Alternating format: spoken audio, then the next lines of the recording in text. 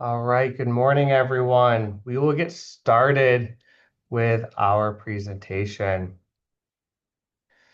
So thank you all for joining us. As I've said before, my name is Dale Stoker. My pronouns are he, him, and his, and I'm the director for new student and transition programs, which includes open house, slow days, and our week of welcome program. So as the director for orientation, I have the great pleasure of being the first to welcome you today. As is our custom, we're going to get started with a land acknowledgement. Kapali sits on the traditional land of the Yaktitu Titu Yaktohini Northern Chumash tribe of San Luis Obispo County and region. The Yaktitu Titu Yaktohini have a documented presence in this area for over 10,000 years. The Tohini people have stewarded their ancestral and unceded homelands, which include all the cities, communities, federal and state open spaces within the San Luis Obispo County region. These homelands extend east into the Carrizo Plains toward Kern County, south to the Santa Maria River, north to Ragged Point, and west beyond the ocean shoreline in an unbroken chain of lineage, kinship, and culture. So this may be many of your first time connecting with Cal Poly since you've accepted your admittance to Cal Poly, and we're so excited to have you join us today. In fact, just getting to slow days is a really big accomplishment. Students, you're going to be part of a class of just over 6,000 incoming new Mustangs from over 83,000 applications. So congratulations. My hope for the new students is over the next few years, you find your second home here at Cal Poly, where you can grow as an individual, connect with and contribute to our Cal Poly and SLO community. And like our motto says, learn by doing. I've been working at Cal Poly for going on 10 years now, and I absolutely love this place that I get to call home because I do continue to learn, I can grow, I feel very connected to our community, and I continue to learn by doing. Now, I remember my first day of orientation. I went to a small school in upstate New York. And I went to the school not knowing anyone else from my area, my high school, my community. Many of you may be feeling very similar coming from a community college or another a university or college and not knowing anyone else here at Cal Poly, and that's okay. So I remember I went to my first orientation lunch and I sat down with another orientation student. Her name's Nicole, and Nicole and I are still friends. Nicole is and was funny, confident, outgoing, and I knew that she was going to make 100 friends by the end of that first day of orientation, but that wasn't going to be me. In fact, I was really having some doubts on how I was going to make some new connections and find these friends in this community that I had chosen to join. And that's okay if you're feeling very similar to that today or coming into week of welcome or starting of your journey. We are here to support you. So I remember during my orientation, I played some pickup sports with some other first year students. I signed up to do a community service project on Saturday with some students from my floor. And then on the first day of class, I went to a club meeting to see what they were talking about. And by the end of my first year, I joined the club. I had tried out for a varsity team. I did almost 200 hours of community service, but most importantly, I had made some friends along the way. I just kept showing up. So actually, by my second year, I signed up to be an orientation leader. I was so excited to move back early, connect with some of my friends, and then welcome in the new class into our community. And by my senior year, I was one of those leaders planning our week of welcome because I found such joy in really being a mentor and ambassador for my community and welcoming in those new classmates and helping them feel connected to the place that I had now called home. This is actually a photo of my orientation my senior year. I don't know if you can find 21-year-old Dale in this photo. No, I'm not in the Cardinal suit. Some people have asked that. I'm up over there. But I graduated almost 20 years ago. But I like to share that two of my best friends that I made, that I have still today, I made during orientation. It's actually my wife, Mary, and my best man, Drew. And here's a photo from our wedding day a number of years ago. And then I'd like to share that my wife and I got to welcome in our daughter, Daphne, just 2 years ago. So you will probably see her at Week of Welcome or sometime around campus this fall. So we're really grateful. But I share this because I had no idea that 20 years ago when I met these two individuals, Mary and Drew, that they would have such a big impact on my life.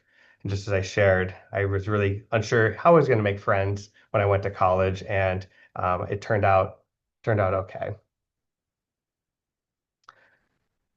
I share a lot of this because there's so many possibilities in front of you, just like there were for me. Just have to keep showing up. And today you've all shown up for slow days because you've chosen to join our Cal Poly community. And that's a responsibility that we don't take lightly. Slow days is going to lay the foundation for your connections here because no one can thrive at Cal Poly by themselves. I guarantee that the faculty and advisors and staff and others, even in this Zoom space, may have an impact on your Cal Poly journey. And those connections will hopefully start today. So over the next few hours, these presentations and activities, they're going to give you your initial direction here for Cal Poly. You're going to receive a lot of information. You're going to hear from a number of our campus partners and resources, but most importantly, hopefully you start to build those connections with Cal Poly and with each other. So I'm going to get to see you around campus at Week of Welcome in September. But again, let me be the first to welcome you and thank you for being here today. So now I'm actually going to turn it over to our Associate Vice President for Student Diversity and Belonging, Dr. Jamie Patton. Good morning and welcome to Cal Poly. I'm Jamie Patton and I serve as Associate Vice President for Student Affairs with a focus on diversity and inclusion. And I'm happy that you've chosen to be a part of the Cal Poly family, the Mustang family. The fact that you've purposefully transferred, are a transfer student and are transferring, that means another culmination of your dreams. You're already coming to Cal Poly with an associate's degree, and we look to continue your journey, your academic journey. This is truly a special time for you, and so glad you're here today to start this new journey. Starting at Cal Poly, you're not just beginning your education. You're stepping into an exciting and unique experience built on a philosophy we hold close to our hearts. Learn by doing. Learn by doing was born here, and it thrives here. It's not just a slogan, it's a way of life. It's how we teach, it's how you learn, it's how you grow. As you begin your Cal Poly journey, you will see that many of your experiences and learning opportunities inside and outside the classroom will offer these hands-on, learn by doing experiences, which will shape your education and overall experience as a Mustang. I can speak to the power of learn by doing because I live it every day. I'm living it. As your associate vice president, I'm advocating for universal student success. I'm growing programs, building centers, and doing different things to ensure that you're able to thrive. So it's all about creating your journey. Now, as you begin this new stage of your life, this is your time to create your own journey. At Cal Poly, we want you to thrive academically, socially, and personally. That means finding your people, places, and passions that matter most to you. Whether it's through building relationships in your residence halls, uh, getting involved in a club, volunteering, or stepping into leadership roles, this is your time to explore, take risks, and define your path. We are deeply committed to helping every student feel a sense of belonging. You are not doing this alone. You're supported by staff, faculty, peers, and mentors who are all here to help you succeed. There are so many ways to get involved, and we encourage you to explore them all. The more you engage, the more meaningful your college experience will become. Sense of belonging starts with your engagement. To help you along the way, we've created a tool that makes it easy to discover all Cal Poly has to offer. Please take out your phones and take us and download our Cal Poly Now app. Cal Poly Now is your go-to guide for events, clubs, and opportunities on campus. Use this app to explore events on campus, follow clubs and organizations, and find workshops, leadership programs, service opportunities, and more. Again, please be sure to download that app now. Whether you already know your interests or you're still figuring it out, uh, this tool can guide you to something that sparks your curiosity and helps you to connect with others of the same interests. As you start to get involved, you begin to find your place, and from that, a deeper sense of belonging. And when you feel connected, you're empowered to do your best work both in and out the classroom. But don't be afraid. Don't be upset if it doesn't happen day one. Continue to engage, continue to connect, and continue to make this place your home. Now, while you're building your journey and engaging with all these exciting opportunities, it's important to know more about the community that you're joining. Being part of our community means upholding the values and the pride of being a Mustang. We call this the Mustang way. It's about how we treat ourselves and one another. It's embracing one another, leading by example, accepting responsibility, and having a positive impact on our community. These aren't just words, they are the values that guide us in creating a safe, inclusive, supportive environment for all. As you begin orientation, you'll start to engage in conversations around these values, and that work continues throughout your time here in your classes, campus events, and beyond. Because ultimately, our goal is to help you leave Cal Poly not only with the degree, but with the tools, awareness, and experiences that prepare you to contribute meaningfully to the world. That's the big picture. That's why we do what we do. So again, welcome to Cal Poly. We're so glad you're here and joining our community. You are now officially a part of the Mustang family, and we can't wait to see all that you'll accomplish. Thank you and enjoy the rest of your orientation. Next, I would like to introduce Amy Saldana.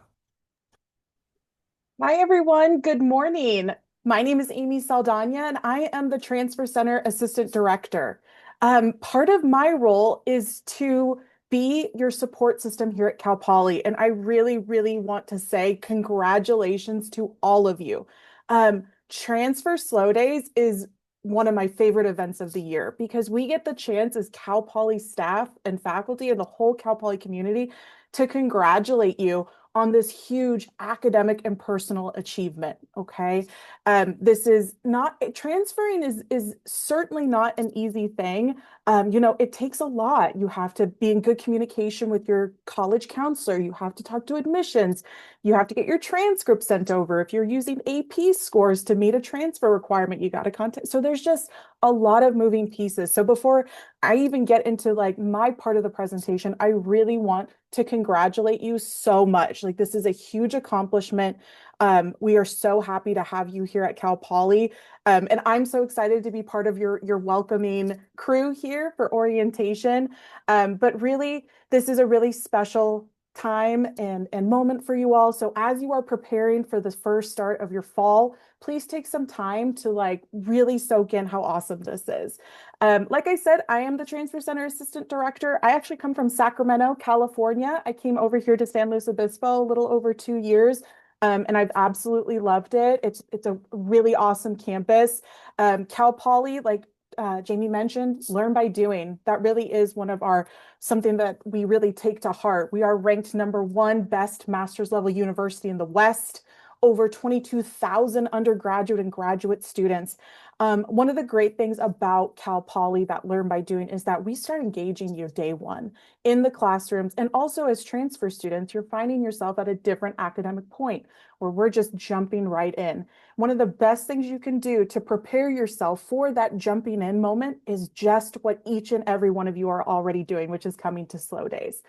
You'll be gaining hands-on experience inside and outside the classroom through class projects, research, fieldwork, internships, and you will also be able to engage in clubs and orgs. Study abroad, I saw that was a question in the Q&A earlier. Study abroad is absolutely an option for you.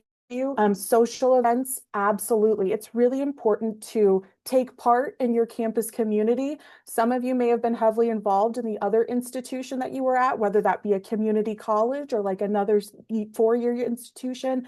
Make sure you continue that over here at Cal Poly. We have a lot of fun things. Most important, this is like such an exciting statistic that I love to share. We received an incredible 11,000 transfer applications for fall 2025. And we are welcoming almost 1,000 of those transfer students to our incoming class. That is a huge accomplishment. And I love sharing out those statistics because Cal Poly is a really difficult campus to transfer into. So once again, I really, really want to celebrate each and every one of you. Academic success, these are some tips, like I mentioned, when we're engaging you in day one. These are some things to keep in mind between now and that day one. We are here to support you in your transition through graduation. That's definitely where we start with SLO days and we continue through your academic time here at Cal Poly. We encourage you to build your academic team. Faculty members will be especially important for you as you continue your classes all the way up to graduation. Advisors, college advisors, what are we taking for classes? What does my transfer credit look like? Program counselors, staff like myself, and also each and every one of you are a huge resource to each other. The transfer community here at Cal Poly is really a small, collaborative, engaging, we're all there for each other. So please make sure to connect with each other. And once again, coming to SLO Days is an amazing opportunity to connect with other transfer students. Make the most of your time here. Transfers are on a different timeline for their time here at Cal Poly. So make sure that you make the most of your time here and we can help you make those connections. A little bit about the Transfer Center itself, and we can go to the next slide. The Transfer Center itself, the vision is to empower and support transfer students to succeed and thrive at Cal Poly while advancing institutional support for transfer students. So the Transfer Center itself is a physical space here on campus, and it's a space just for you. It is a space only for transfer students to build community, connect with each other, have a space that they can call their own. And staff like myself, this is our vision to empower and support you all throughout your time here at Cal Poly. These are the goals. These are the three pillars that the Transfer Center rests on: resources, community, and advocacy. And I definitely want to talk about each one of these three. Resources. This is a big one for the Transfer Center. We are a great first stop if you have questions. If you are here and you're like, oh my gosh, I have this question, I'm just not sure who to ask or who to start asking at Cal Poly. There's a lot of different people. This is very different from my community college. I'm just not sure who to ask. The Transfer Center is an excellent place to start because we can find you those resources and refer you to the correct department. I'm sure all of you as transfer students have experienced maybe being shuffled around your institution or even maybe here at Cal Poly. If you are feeling that, please connect with the Transfer Center first. It's either me who answers it or another staff member, so we'll definitely help you out. Community. This is a really big one for the Transfer Center as well. We are here to foster a sense of belonging and a community for transfer students, and we do that in a few different ways. Number one, the physical Transfer Center itself is a place for students to build that community.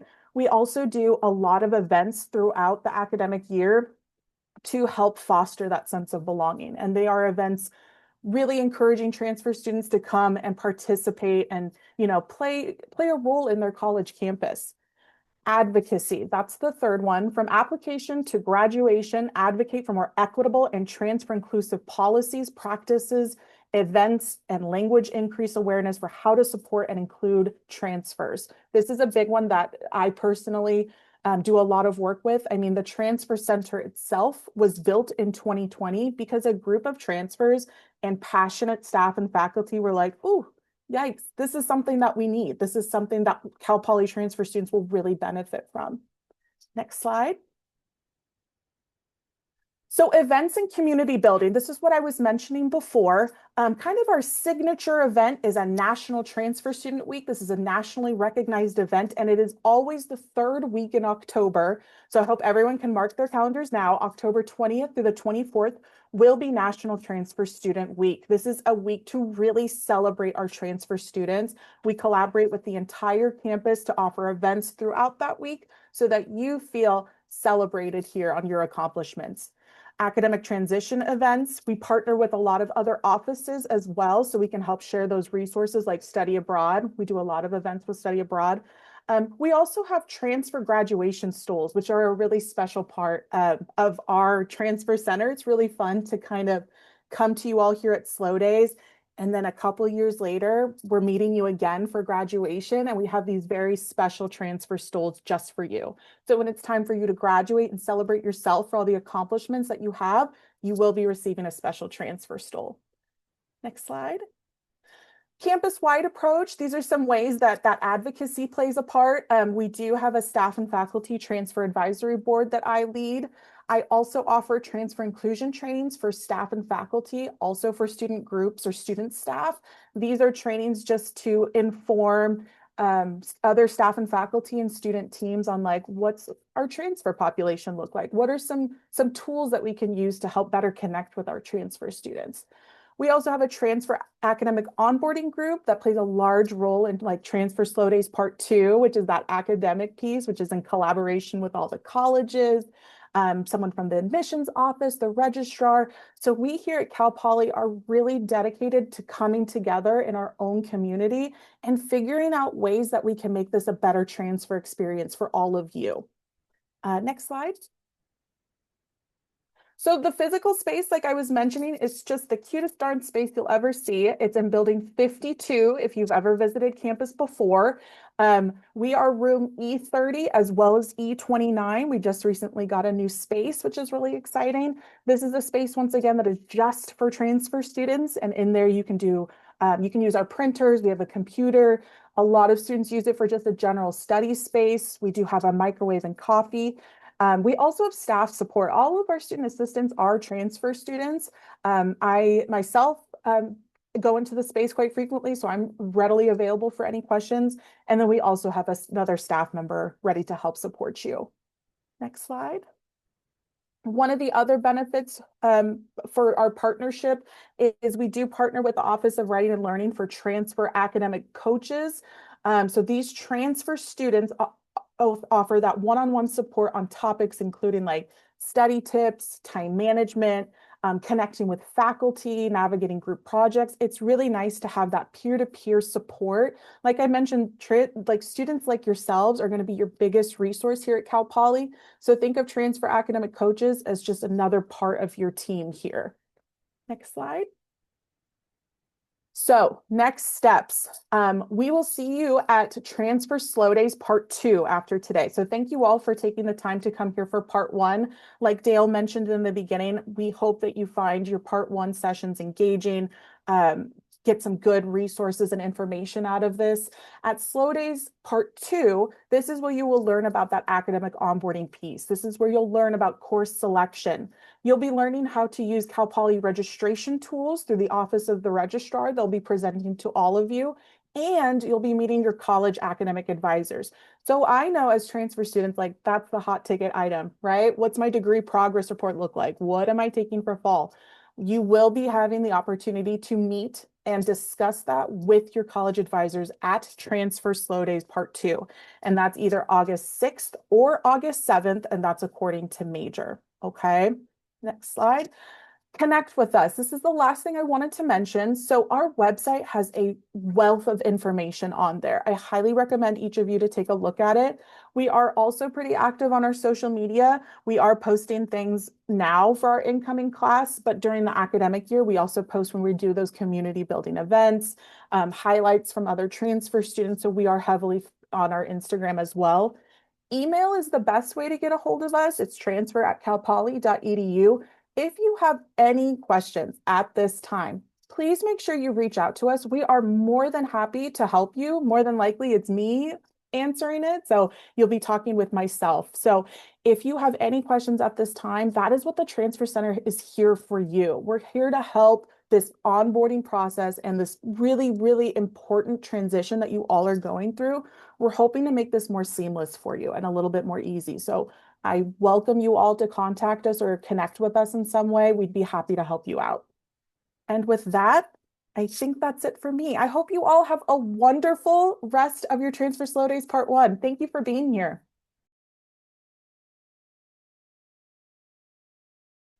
Great. Well, good morning, everybody. My name is Mark Cabaliza, and this year I have the privilege of serving as your ASI president for the upcoming school year.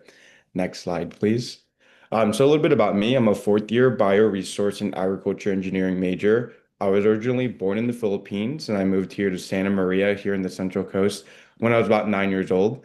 And this year, like I said, I'm serving as the ASI president. So in this role, I was elected by a majority of the students on campus last year. And in this role, I get to serve as the main representative of students to higher administration, and I get to create initiatives that provide more resources for students, make this campus more accessible, and ultimately provide you all with the ultimate college experience. But enough about me. Just like Dale said, just like Amy and Jamie, congratulations to all of you. I know that it's hard to get here to Cal Poly, and especially a little bit harder as a transfer student. So I want you all to be proud of the work that you've done to get here, and congratulations once again.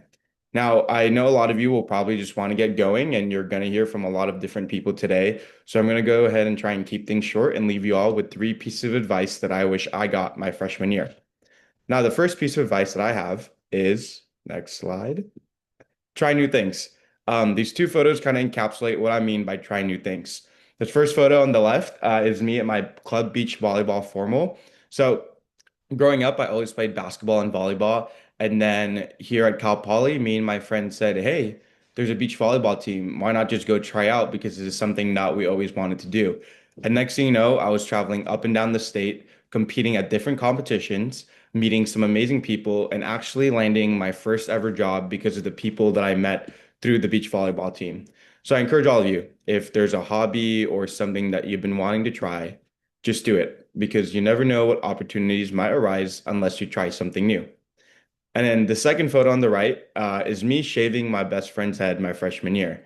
So, to all of you who want to try new things like shave your head or get a new haircut, just do it because you never know how good you're going to look unless you do it. Now, my best friend hated this haircut, but I think this is ultimately a part of a bigger story of here at Cal Poly, you're going to make mistakes and probably do a decision that you might regret, whether it's something that's big or something that's super small. But just know that here at Cal Poly, in the next couple years that you're here to learn and grow. So keep moving forward, keep your head up, and make sure that the mistakes don't hold you down that much because at the end of the day, you're here to learn and grow. Now, my next piece of advice is talk to new people. Now, it was exactly 3 years ago when I showed up at my first slow days. I remember I just met some new people, and next thing you know, we got in and out. And when I was walking back to the dorms to sleep at the dorms, these two people, me and Cole, ran up to me and said, "Hey, where did you get your in and out from?" Now, that conversation that started around 10 p.m. lasted until 3 a.m. that next morning. So I'm proud, I am glad to say that me and Cole are some of my greatest friends today. And I think this goes to show that all of you, if there's someone that, whether it's your future roommate or someone that you meet when you come here in person at Cal Poly, just try and get to talk to them, get to know them. I think we all know that sometimes talking to people can lead to some amazing opportunities. So if there's someone out there that looks like they obviously maybe not talking to anybody, take that step outside your comfort zone and talk to someone new because you never know what opportunities and what connections you're going to make unless you talk to someone new. And then lastly, the last piece of advice that I have is have fun. Here at Cal Poly, there's going to be so many opportunities for you to be able to try something new. And because I tried something new, because I talked to new people, I've experienced some amazing I've experienced so many great things, whether it was sailing for the first time, going on a plane with my friend, going to dance recitals, joining student government. There's so many opportunities, and I hope you know that that you will hopefully find your place here at Cal Poly throughout the clubs and the friendships that you make. I know that it can feel a little intimidating. You're stepping into a new environment where it might seem like everyone already knows where they're going to be. But just know that most people are figuring it out as they go, whether they're a first year or a fourth year like myself. So just know that being transfer student doesn't make you behind. It just makes you someone who's experienced coming into Cal Poly. So be proud of the work that you've done to get here. And now, lastly, the last slide that I have is thank you. If you scan this QR code, this will lead to the ASI President Instagram page. Throughout the year, I'll be posting about events on campus, how you can get involved, and how you can make the most of your college experience. So make sure to follow it. And I'm looking forward to meeting as many of you as possible. And thank you so much. And I hope that you all have an amazing virtual show days.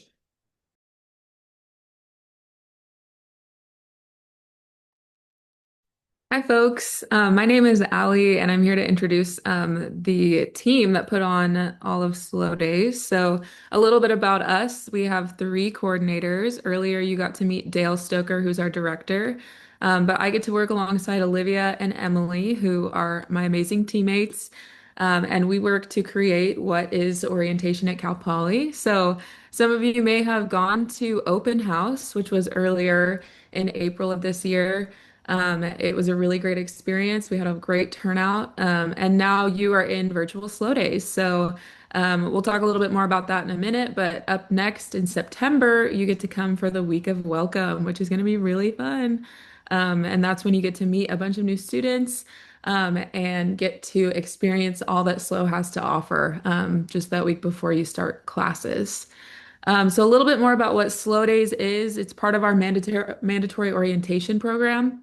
We really hope that this time is a place for you to connect more on what Cal Poly offers, what the values are, that you kind of get an idea of what expectations that we have here at Cal Poly, as well as you get to engage with some of our amazing resources on campus. We have a lot of amazing staff and faculty that are here to help you, and SLO Days is a really great little view into who those people are. So definitely take some notes and write down those names and get to connect with them when you get here in September. A couple of logistical things. If you need any help with, if you have a tech issue, if you accidentally get booted off of the webinar, we have this link here for our virtual SLO Days help desk.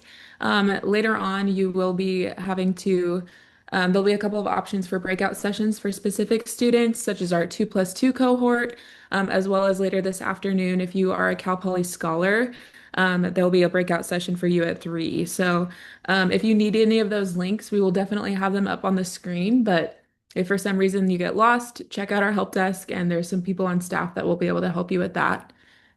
And then just as a reminder, Amy said this already, but we are going to have a Transfer SLO Days Part 2.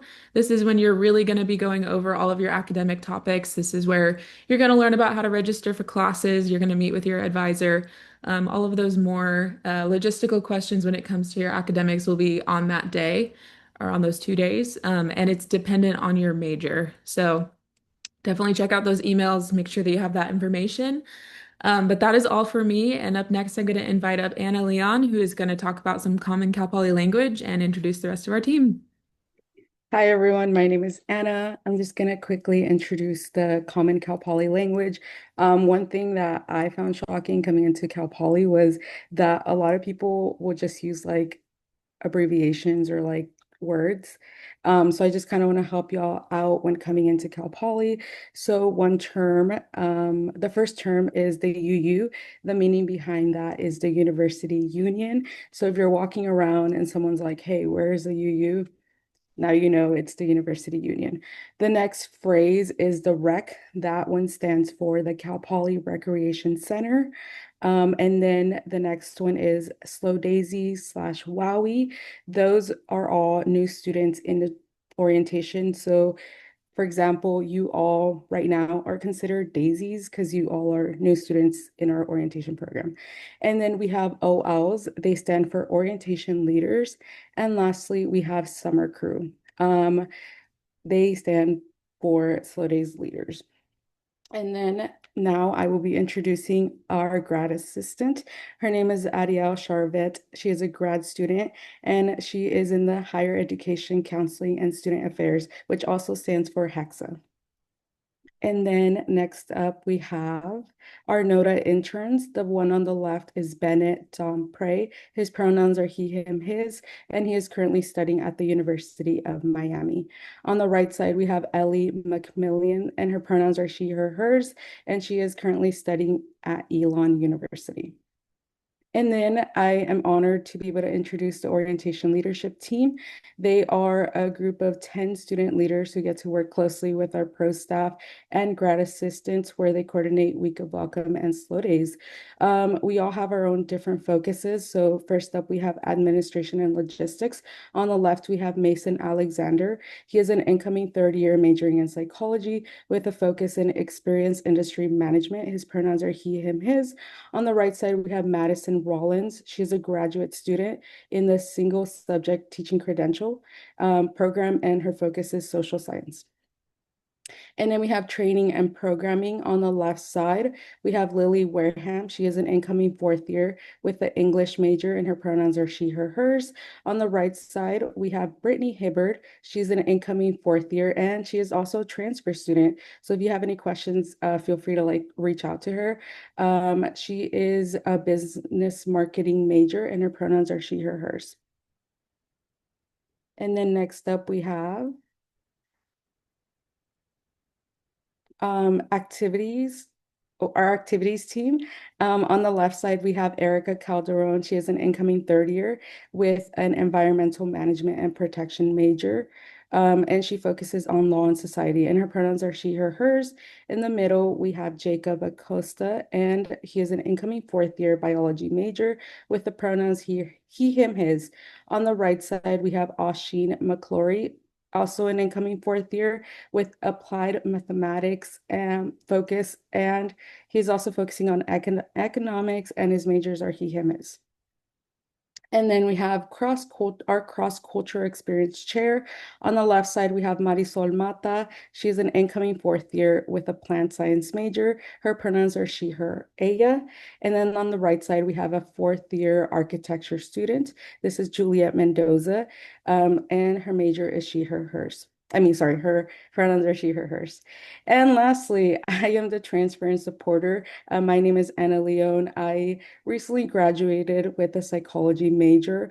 I'm also a transfer student, and my pronouns are she, her, hers, and I'm from Santa Maria, California, so I'm a local.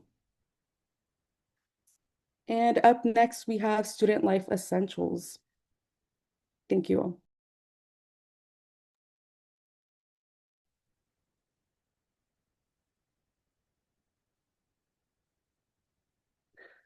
Hello, I'm Joy Peterson. I'm the Dean of Students, and I'm just going to share my screen here in just a moment, and we will get going. I am super excited about Transfer Slow Days because even though I have been at Cal Poly for over 20 years, my dad was a community college professor at Cuesta College for 35 years. And I actually grew up on the community college campus and with a lot of community college students and just so strongly believe in our community college system. So I'm really excited to be here with all of you and congratulations and welcome to Slow Days. All right, let's get started. So as I mentioned, I'm the Dean of Students. My pronouns are she, her, hers. And I'm also a SLOCal. I was born and raised here on the Central Coast, and I went away to a small private liberal arts college in Southern California. And I did all of the things I do not recommend. And I'm actually not here to talk about drugs and alcohol this morning. I brought my car to campus, which we actually don't allow for first year students here at Cal Poly.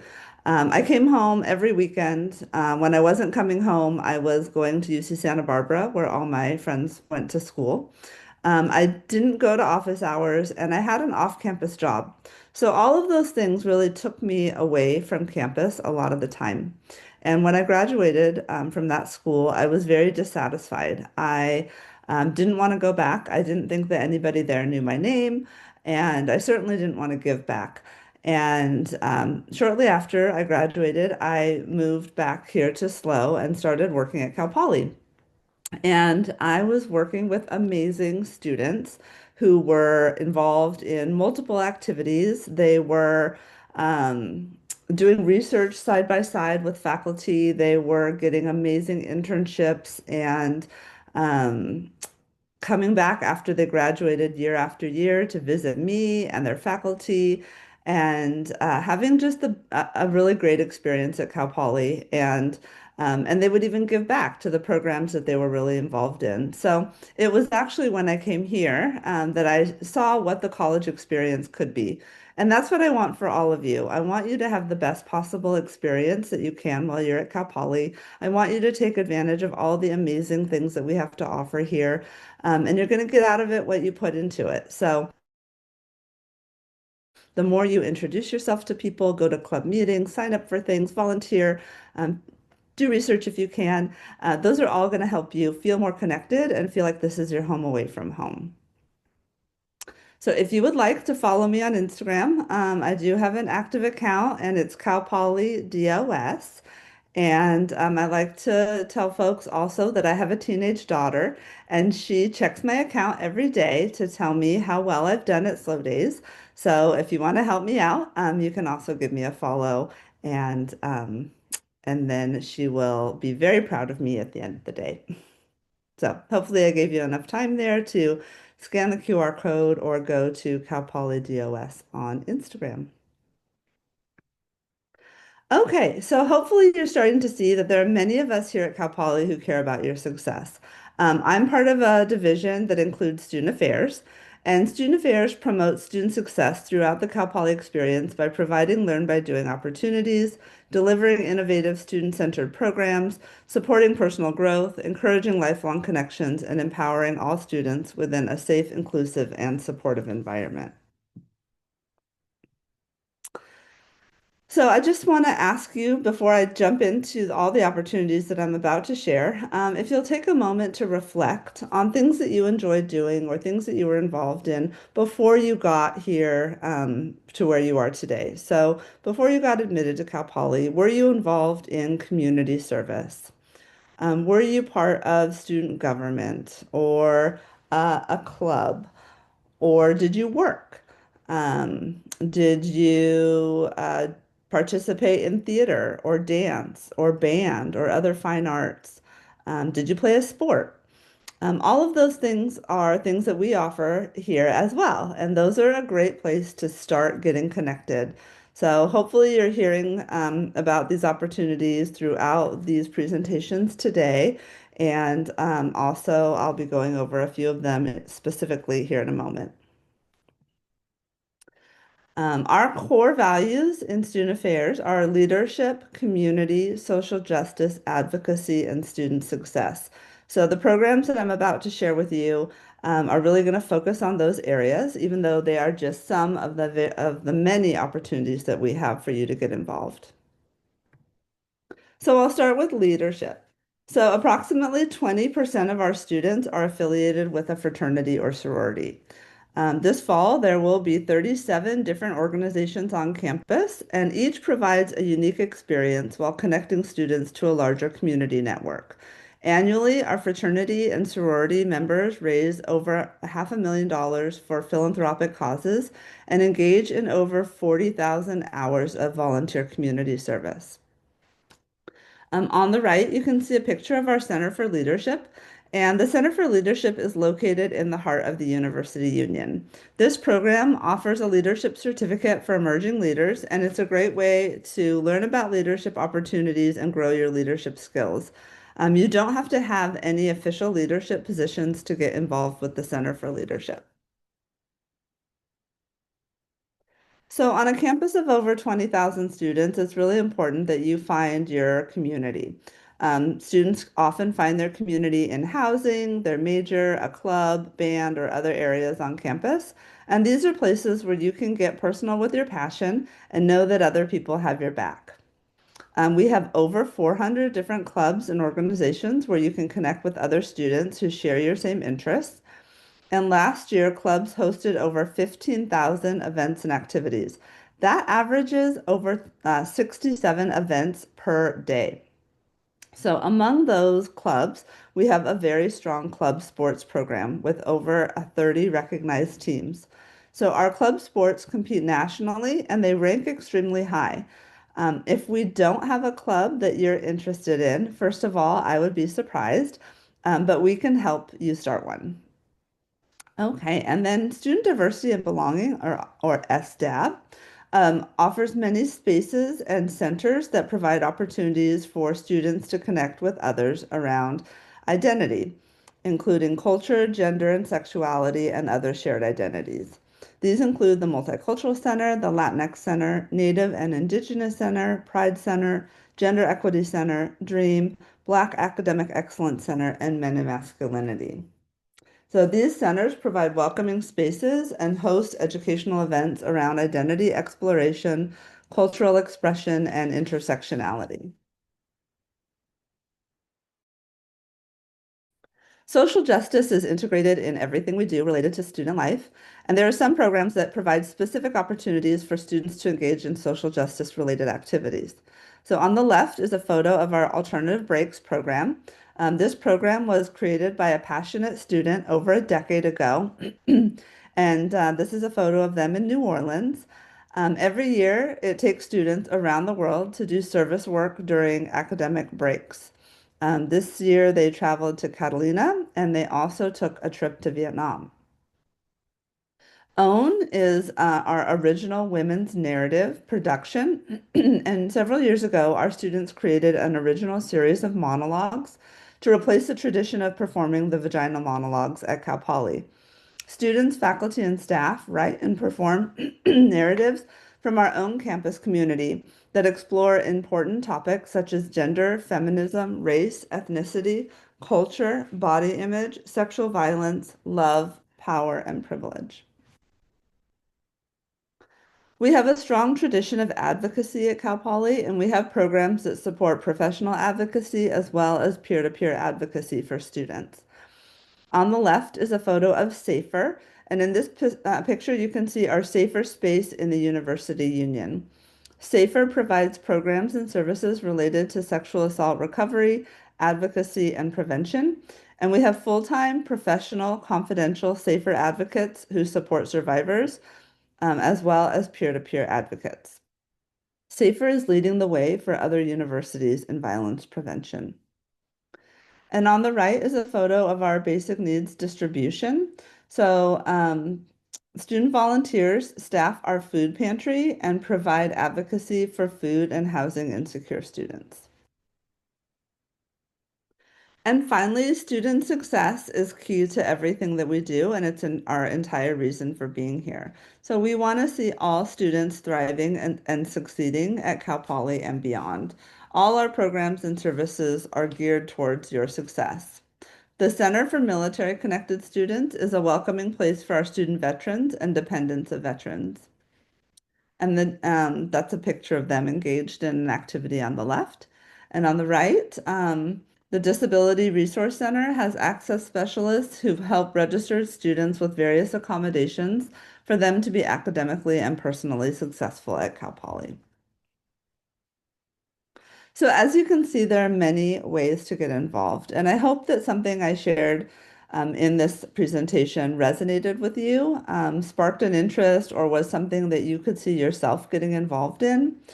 Research shows that students who are engaged have greater rates of satisfaction, success, and graduation. So that's for both personal and academic success. So there are many reasons why we want you to be engaged and find your community and experience a sense of belonging. Our programs and services are award-winning and some of the best in the nation, but more importantly, we want to help connect you and foster a sense of belonging and community. We aim to help you achieve your goals, grow, and be well during your time at Cal Poly.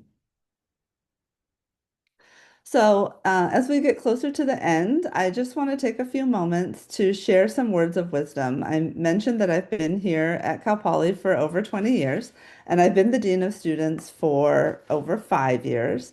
And I've met a lot of students, and I work with the WOW leaders, typically who are coming back for their second year to help with WOW.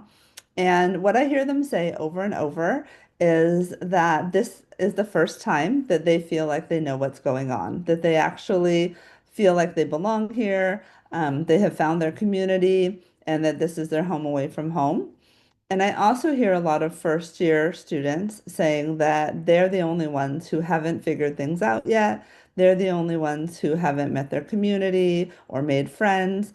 And I have to believe that this is actually a very common experience, and that those students, in fact, are not the only ones who feel like they haven't figured everything out yet. So my advice is to be patient with yourself, to give yourself at least a year to figure everything out. It's going to take probably more time than you think it will or should to feel like you understand this place and belong here.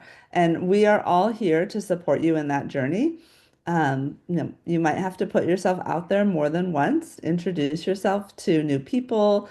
Like I said, attend meetings, try and get an internship, maybe do some research, and really, like I said before, you're going to get out of it what you put into it. So that's my words of advice. Of course, if you're feeling very lonely or isolated, or anxious, please reach out to me in the Office of the Dean of Students or reach out to one of the other resources that you're going to be learning about here this morning because we want you to be successful. We want you to have a great time while you're here and take advantage of everything that Cal Poly has to offer. And before I go, I want to give a shout out to the Cal Poly Now app. So the Cal Poly Now app is the place where you're going to find all the opportunities that I mentioned here this morning and more. So if you didn't get a chance to capture everything that I shared, just go to the Cal Poly Now app, download it, and begin to tailor your college experience. There's also a feature in the app that allows you to search for free food. So check that out if you want to find any pizza, donuts, or whatever is out there. Lots of clubs have meetings and events that include food. So that's kind of a fun feature of the app. So I hope that you enjoyed all the information that I shared this morning. Please follow me on Instagram, reach out if you have questions, and I look forward to seeing you all in the fall.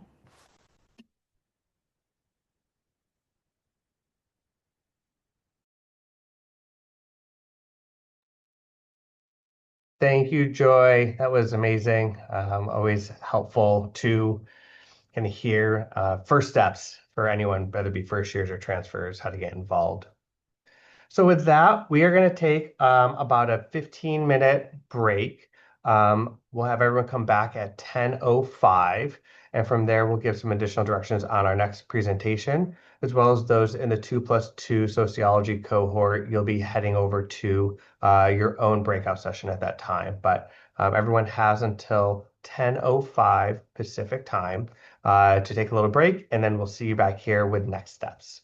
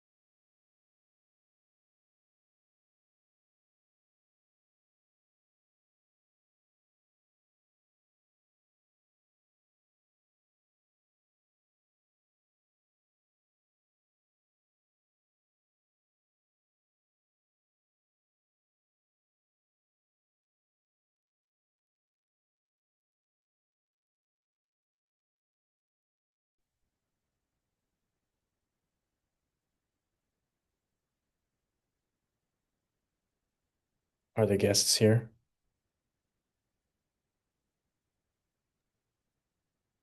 Hi, Takuto. Yes, we have 450 guests who are currently hanging out. Cool. We are I'm going in to the get right started place. at 10:10.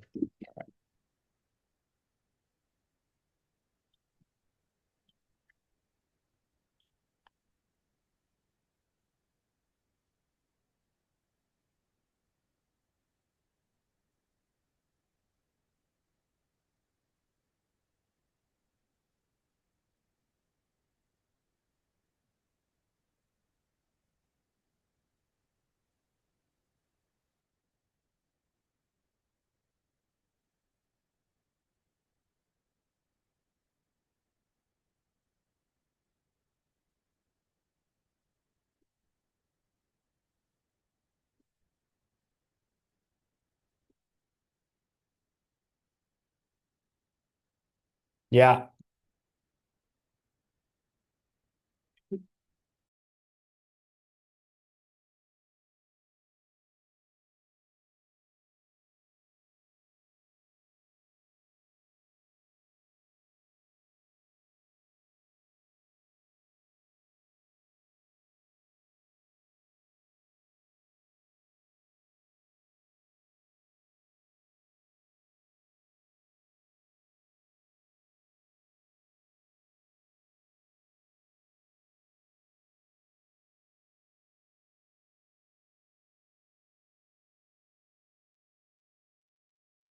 I'm in. Am I doing this right? Hi, Christine. Thanks for joining us. We have you and Takuto here. We're going to get started in 4 minutes. We Great. have 460 of our incoming transfer students who are with us. I told them just to hold tight as we get started at 10:10. Great. And so for our students, we're going to get started in just a couple minutes. Uh, if any students are in the 2+2 sociology cohort, there is a link in the chat. We're going to ask that you leave this webinar and move over into a special breakout session. So these are just about 20 some students who are in the 2+2 sociology cohort. You will be exiting this webinar and meeting up with Amy Saldana in a special breakout session for you, and then you'll be joining us after this session.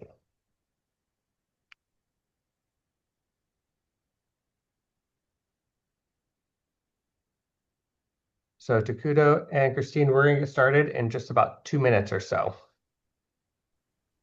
Sounds good.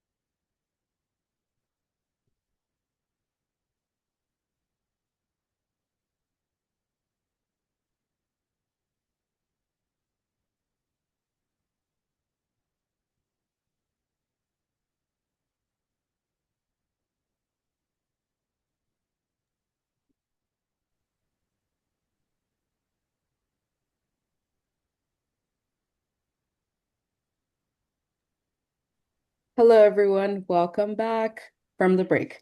So, next up, I am very proud to introduce one community where they will be talking about Cal Poly public safety.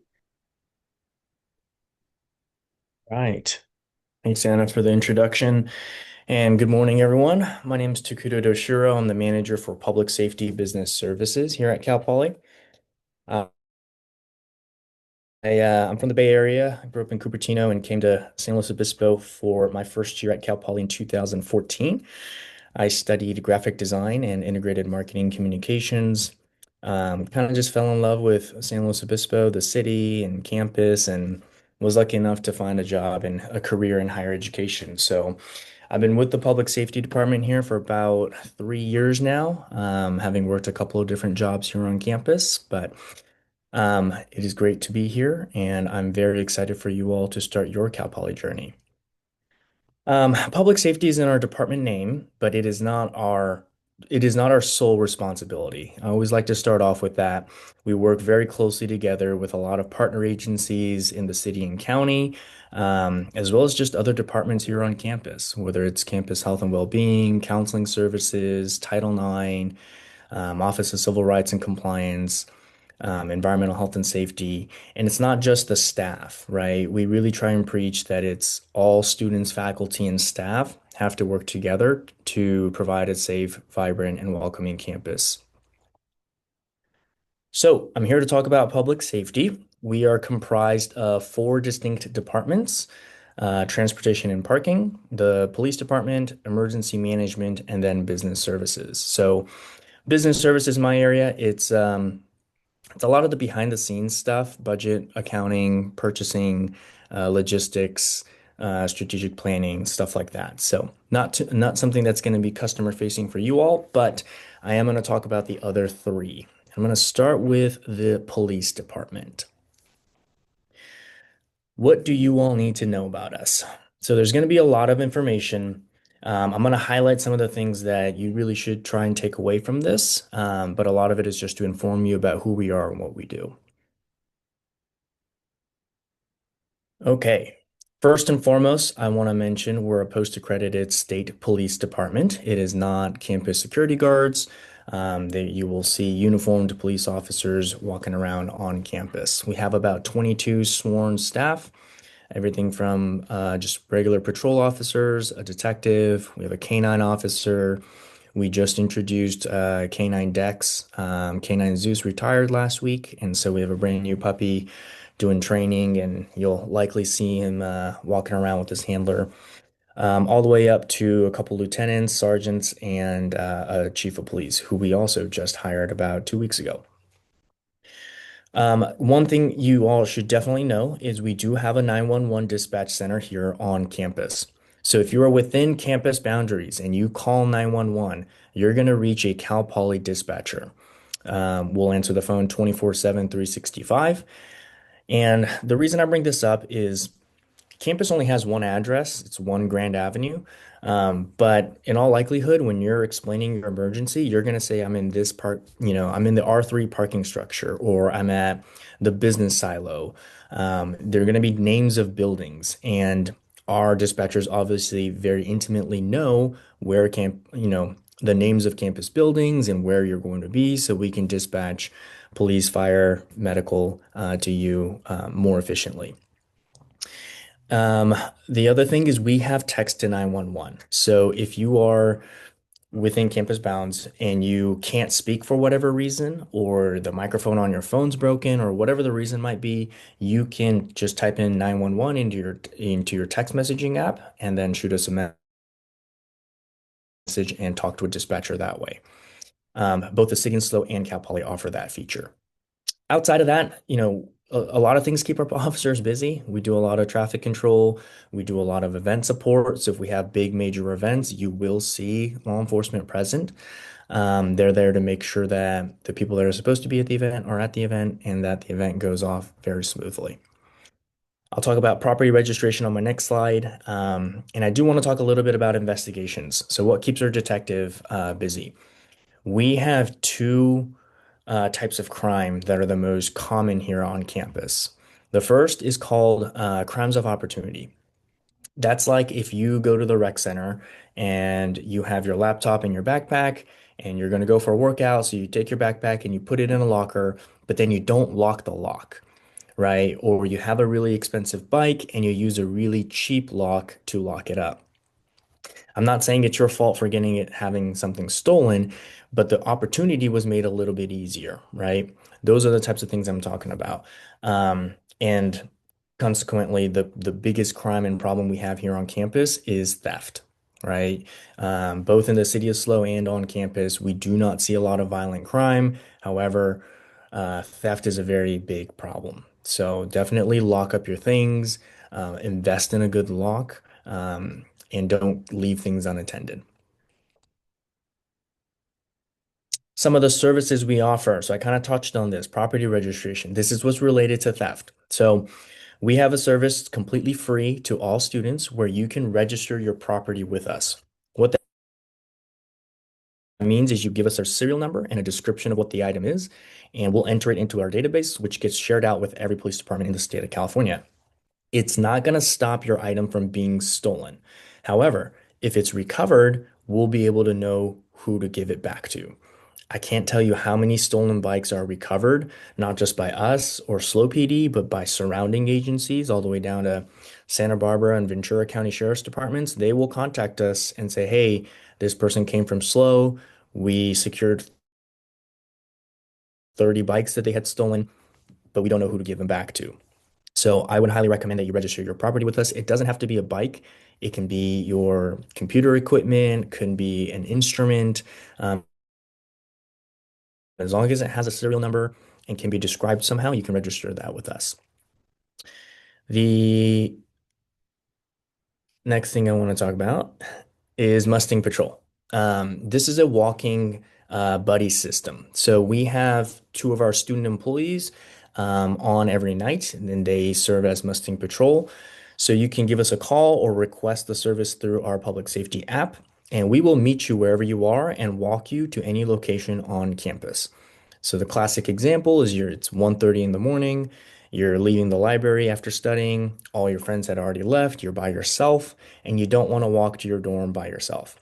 You can give us a call and we'll meet you at the library and then walk you to wherever you need to go. It's an on-campus service only. Um, and we operate till 2 a.m. on Fridays and Saturdays. Every other night it's till midnight. Emergency blue phones. You will see these when you're walking around campus. They're very easy to spot. They're literally blue poles. And what they are, they're 911 poles. That's essentially all they do. There's a big red button on it. If you push it, it dials 911. These are hardlined, and so sometimes we'll have a Verizon outage or an AT&T outage, and maybe your cell phone can't call 911. These are hardlined, so they'll always be able to call.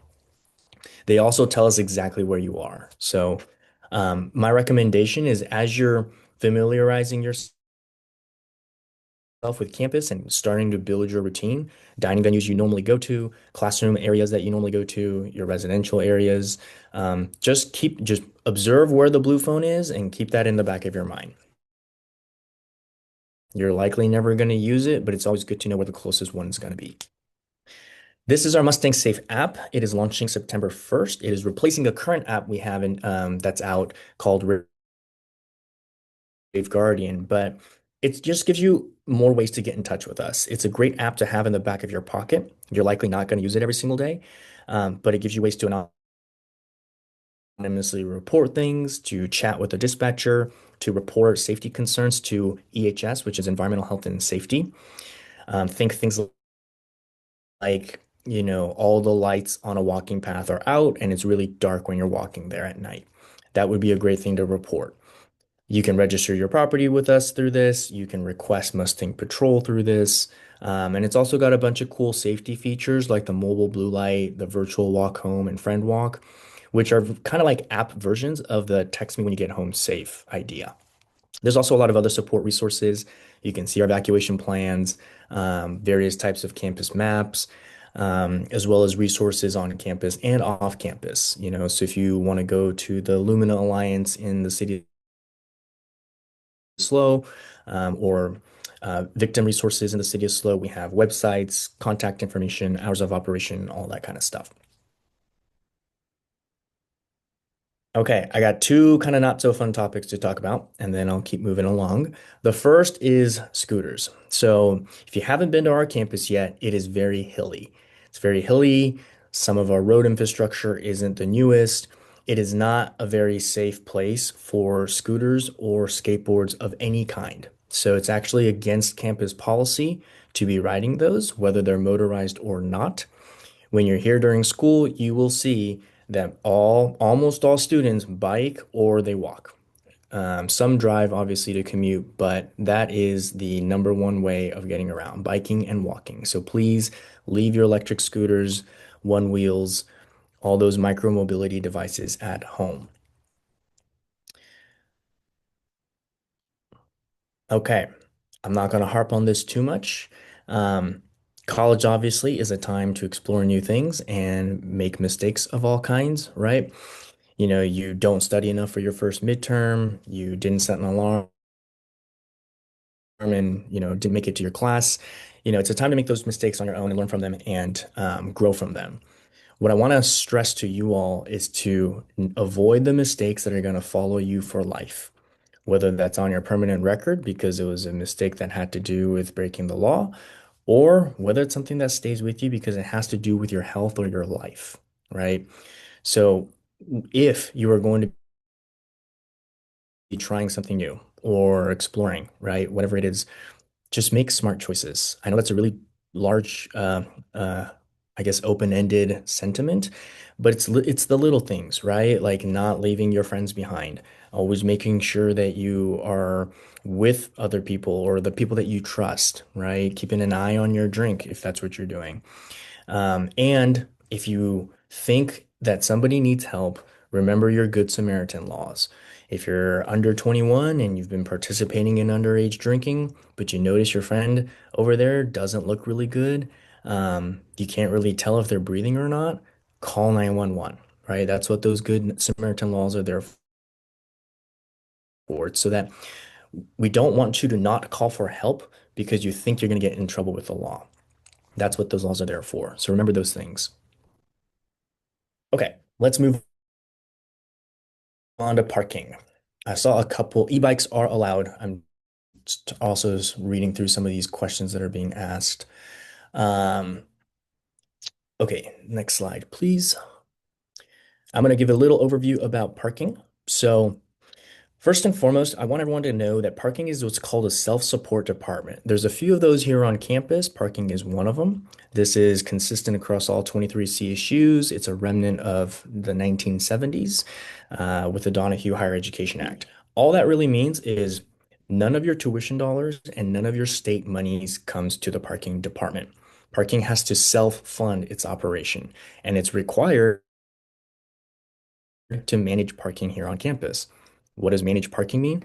That means building and constructing parking lots, parking structures, maintaining them, operating all of our technology, our fleet, paying all of our own staff. It's a very expensive operation. And the reality of parking is that they are very nice places to build new buildings. So we are losing more and more parking spaces every single year. If you're a first year, well, I don't think any of y'all are first year students, but just I want to set the expectation that parking may not be guaranteed. Waitlist information, when those types of things open, how to purchase permits, those will be coming in an email. I think starting next week and then going into the week after that. So you all will see something. Our website is currently updated. So if you go to the parking.calpoly.edu website, you'll see information about waitlists and how all of that works. So first years are not prohibit or are not allowed to bring vehicles here on campus. Takuto, can I just jump in? Because this is all of our transfer students. Okay, So can you great. spend a moment maybe just talking about expectations for parking for transfers, maybe how they get their permit, what the process is like, and expectations around that? Yeah. Okay, I'll give a brief summary. So for transfers, if you're going to be living on, we have two different types of students, right? We have residents and commuters. If you are a resident, you're going to be applying for a resident permit. We tend to not really sell out of those, so you will have to go on the wait list, but in all likelihood, you're going to get a permit. Commuter permits is where we're strapped for inventory. So you're going to go on a wait list. It's not first come, first serve. It'll open on a date and then close in about 2 weeks. So anytime within that 2 weeks, you put yourself on this wait list. And then we do what's called randomized awards. So our system will randomly select, let's say we have 1,000 permits available to sell. We'll randomly select 1,000 people on that list and say, hey, you've been awarded the right to purchase a permit. And you have 3 days to buy the permit. If you don't buy it, you relinquish your right to purchase the permit and it comes back into our inventory. So if 800 out of the 1,000 people bought a permit, then we have 200 permits remaining. We'll randomly award those 200 permits to the remaining people in the wait list and then give them 3 days to purchase. And we continue this cycle. If by the end of this entire process, there are still people on the wait list, we ask that you could basically contact us and see if there's anything we can do or if we're completely sold out. All right, I think we can move on. I'll answer questions by typing them in the chat after I speak. So if you don't have a car, don't plan on bringing a car, you still have plenty of ways to get around. Mustang Express is available to students. We offer basically shuttle routes during the breaks for Thanksgiving, winter, and spring to multiple locations across California. Major cities, cities near airports. There's a full list on our website that you can check. Mustang Shuttle, as you can see in the picture, is our free will get you around from the residential areas to campus core to the recreational areas and all around. We have over 7,000 bike racks, over 250 bike lockers. The difference is that a bike locker is something that's unique to you. Like you pay $90 a year to get a key, and that's only yours to utilize. Whereas for bike racks, obviously it's first come, first serve. Christine from the City of SLO is here, and she'll talk about SLO Transit and RTA. But I do just want to mention that SLO Transit is the city bus that you all can ride for free with your poly card, and RTA is the county bus. So if you're trying to go to the beaches in the neighboring cities, you'll utilize RTA, and we offer discounted permits or passes for that. Zip cars are really cool. So typically, if you're under 25, you can't rent a car, but we have a Zip car here on campus. We have about 15 of them. It's a pool of rentable vehicles. If you're 18 and you have a good driving record, you can make an account and you can just rent one of the cars. You unlock it through your phone. You can pay, I think, by the hour or by half day or full day. I think the hourly rates start as low as $8 an hour, and that includes your gas and your insurance. So if you pile a few people in a car to make a good, quick grocery, store run or spend half a day at the beach, should be cheaper than using an Uber. And then lastly, we do have an Amtrak stop here on campus. So if you're booking trips on the Amtrak's website, search for Cal Poly, because that bus will connect you to the main Amtrak station here in the city if you're connecting to a train ride or something. All right, I think emergency management's next. There's really only one thing you'll need to know about this, so it'll be quick. Emergency management manages things from on our campus that really affect campus as a whole or have really impactful, strong impacts to the campus community. So think class being canceled because of severe weather, COVID. They were the lead department on responding to that. We had some severe flooding here on campus in January of 2023. They facilitated that. Fires, earthquakes, things of that nature. When those things happen, what's called a poly alert. That is our emergency system. So as students, you all are automatically enrolled. You will get a text message if you need to shelter in place, or if you need to evacuate certain parts of campus, or if classes are canceled for whatever reason. We do not send any tests, nor do we send out any advertisements. We truly only use this during an emergency. And the reason we do that is because we want you to look at them and read them and follow the directions if there are any. So Let's see. Next slide, please. Okay, there's one number on here. If you all at home can either take a picture or just program this, it is the non-emergency police dispatch number. It's that 805-756-2281 number. That is staffed by our dispatchers, so it's available 24/7, 365. But if you ever need to get in touch with the police department and it's not an emergency, right? Maybe you're just reporting a safety hazard or concern, or you wanted to report something that you overheard that happened to somebody, or want to speak to an officer, that's the phone number that we would like you to utilize.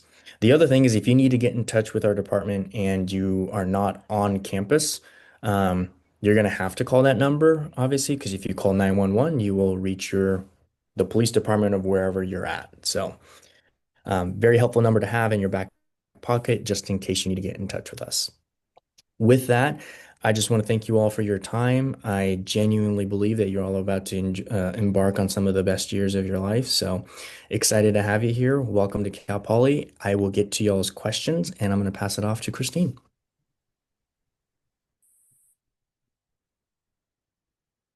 Thanks to Kudo. Hi, everybody. I'm Christine Wallace with San Luis Obispo Police Department. I'm representing the city of San Luis Obispo. We're going to talk about public safety and transit. I see some of the questions that have been asked, and some of the questions will be answered as I share through this presentation.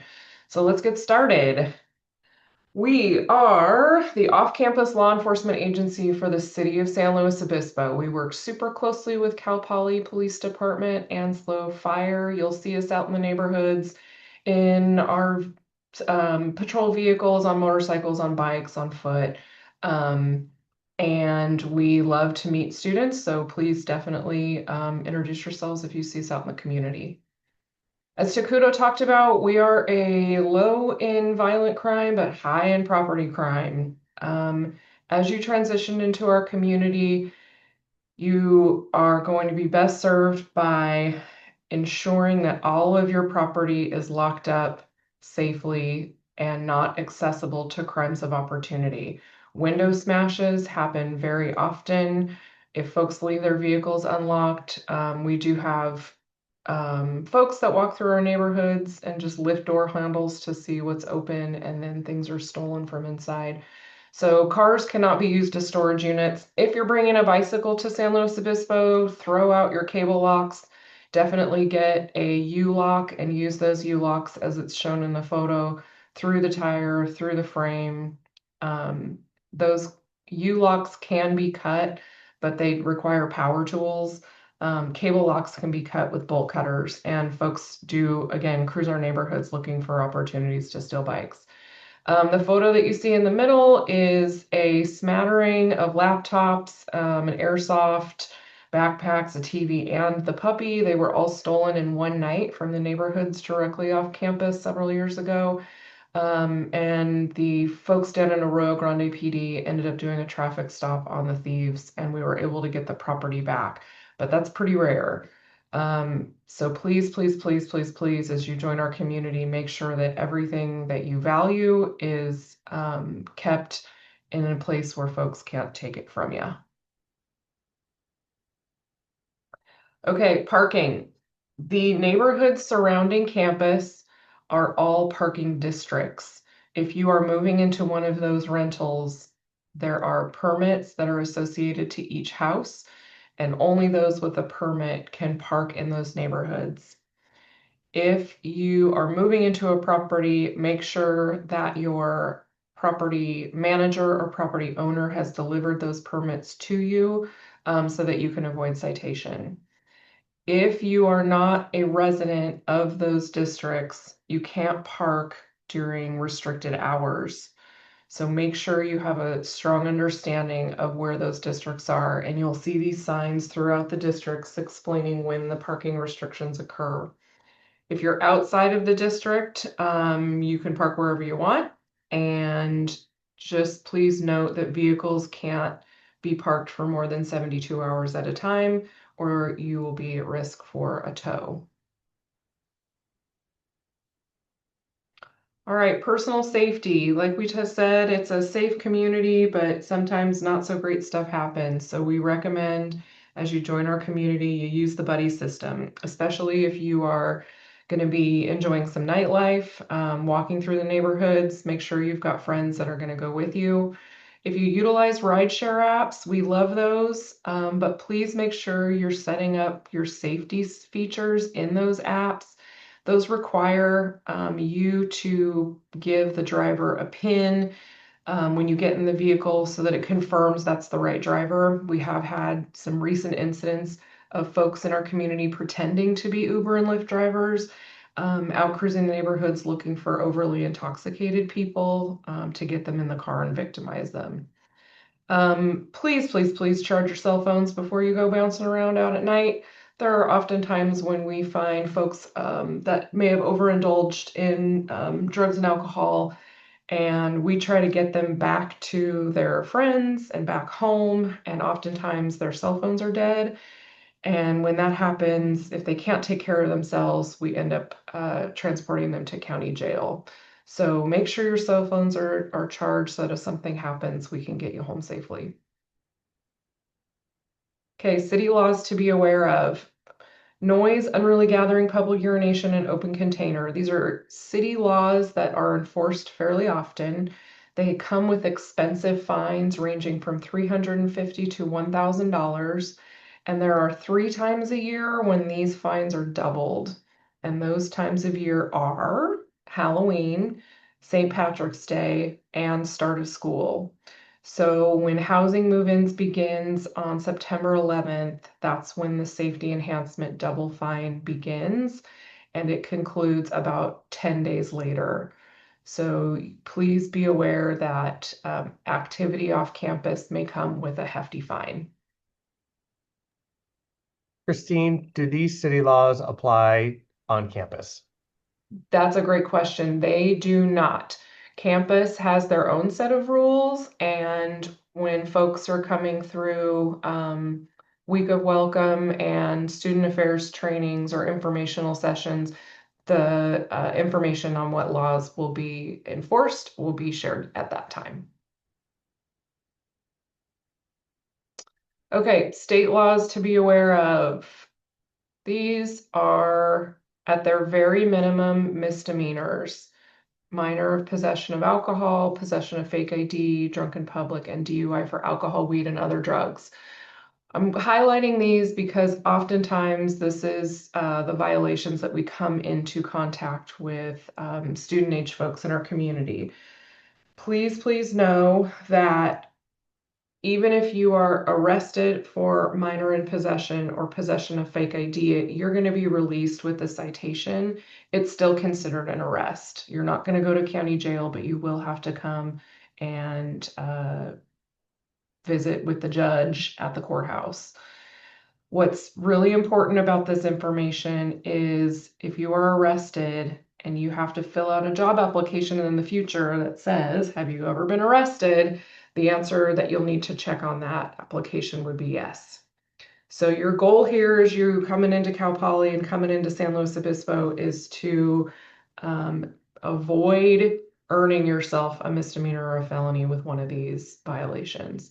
For those that are arrested for minor in possession of alcohol, when convicted, it's an automatic loss of your driver's license for a year. Please also know that the code of conduct for Cal Poly does not just end at the boundaries of the university, it extends into our community. So off-campus actions do have on-campus consequences. Arrest records and citations are reported weekly to Cal Poly Student Affairs, and if you are arrested or found to be in violation, that information will be given to Student Rights and Responsibilities, and you may have code of conduct related consequences from it. Big picture, let's land this plane. We just invite everybody to make good choices. Not everyone's going to rage and party their pants off. For those of you that do want to engage in those activities, please party smart. And if you get to a space where you need help, please, please, please ask for it. There's many resources both on and off campus to help folks navigate difficult situations. We utilize respectslo.com as our webpage to provide information and resources for anybody. So please consider bookmarking that on your browser. Okay, let's transition to fire. Fire department is both the on and off campus fire and emergency medical agency. We have 4 stations in San Luis Obispo. We're getting ready to build a 5th one, so that's great news. You're going to see these big old tiller trucks and ambulances and so forth on campus. On occasion, there are training times when you'll see these folks training on some of the taller buildings, but you'll also see them responding to lots of medical emergencies throughout the year. And if you call 911 for medical, you're going to get to Cal Poly dispatch if you're on campus, but they will get you to SLO Fire. All right, we are surrounded by a big old green belt. It actually is a little golden brown right now, but during rainy season, it turns green. So these are our designated open spaces that surround the city of San Luis Obispo and Cal Poly. We have 50 miles of hiking and mountain biking trails. There are lots of awesome opportunities to enjoy these spaces, but we invite you to utilize safe practices. Please, please, please stay on the trail. Take friends with you, use the buddy system, and always take water and a charged mobile phone. We have lots of poison oak. We have lots of critters, everything from rattlesnakes to California brown bears. So please, please, please be aware that staying on the trail and not hiking illegally at night is your best bet for safety. Okay, fire safety. Like I said, we're surrounded by 400 acres of open space, and we know that our state and nearby states have been ravaged by wildfire in recent years, and we really, really want to be protective of our community and our open space. Fireworks are absolutely not tolerated. If you smoke cigarettes or vape, please, please, please put cigarettes out completely. Do not engage in smoking or smoking weed in the open space with open flame. Be extra cautious with candles. A lot of our off-campus rentals are fairly old buildings and may not have all of the safety features that some of the new builds have. So please, please, please call 911 immediately if you see or smell smoke in a neighborhood or in the open space. Help us preserve our community with safe fire practices. All right, trains and bikes. We have a active train system here in San Luis Obispo. There is a track that borders Cal Poly, and we ask that you always respect the railroad crossing. We have had instances of people that have lost their lives because they have not respected the railroad crossing and walked directly through it and in front of a train. For bicycles, you may see in the community these things we call ghost bikes, which are memorials for folks that have lost their lives on our roadways. Please, even if you're over the age of 18, please consider putting a helmet on your head. Lots of people can preserve their lives in accidents by simply wearing a helmet. Use those bike lanes. And state of California requires bike lights at night. So you need a bright white light on the front and a flashing red or a red reflector on the back. All right, let's land this real plane here with bikes, buses, and downtown parking. So SLO Transit is our local citywide bus system. The buses are gold and blue. Can I get the next slide, Dell? Thank you. And we utilize an app called SLO Transit. It is free on Google Play and the Apple App Store. It is an excellent tool for folks that want to ride the bus. And it is in real time, so you can see when the bus is going to arrive at each specific stop. We also have bike racks on all of our buses so that if you want to use multimodal transportation, ride halfway, take the bus halfway, you have those opportunities. You also ride SLO Transit for free with your Poly card, which is incredible, especially since there's not a lot of parking on campus. And then the RTA system is the countywide system, which you will have the opportunity to ride at a discounted rate. And the RTA system gets you to the beaches, to North County, and to South County. Christine, there's been a lot of questions about e-bikes and such on campus, which I know we do allow. What is the policy with e-bikes and transit and buses? Yeah, great question. So the e-bikes can be placed on the buses if they fit in the existing racks. So some of the folks I know with the e-bikes with the big fatty tires, those aren't going to fit. So before you make that attempt, get in touch with Slow Transit. Their information is on slowcity.org to make sure that the specs of your bike can fit on to the bus.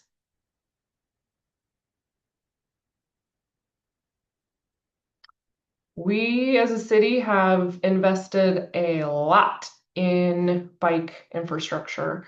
Downtown, we have protected bike lanes.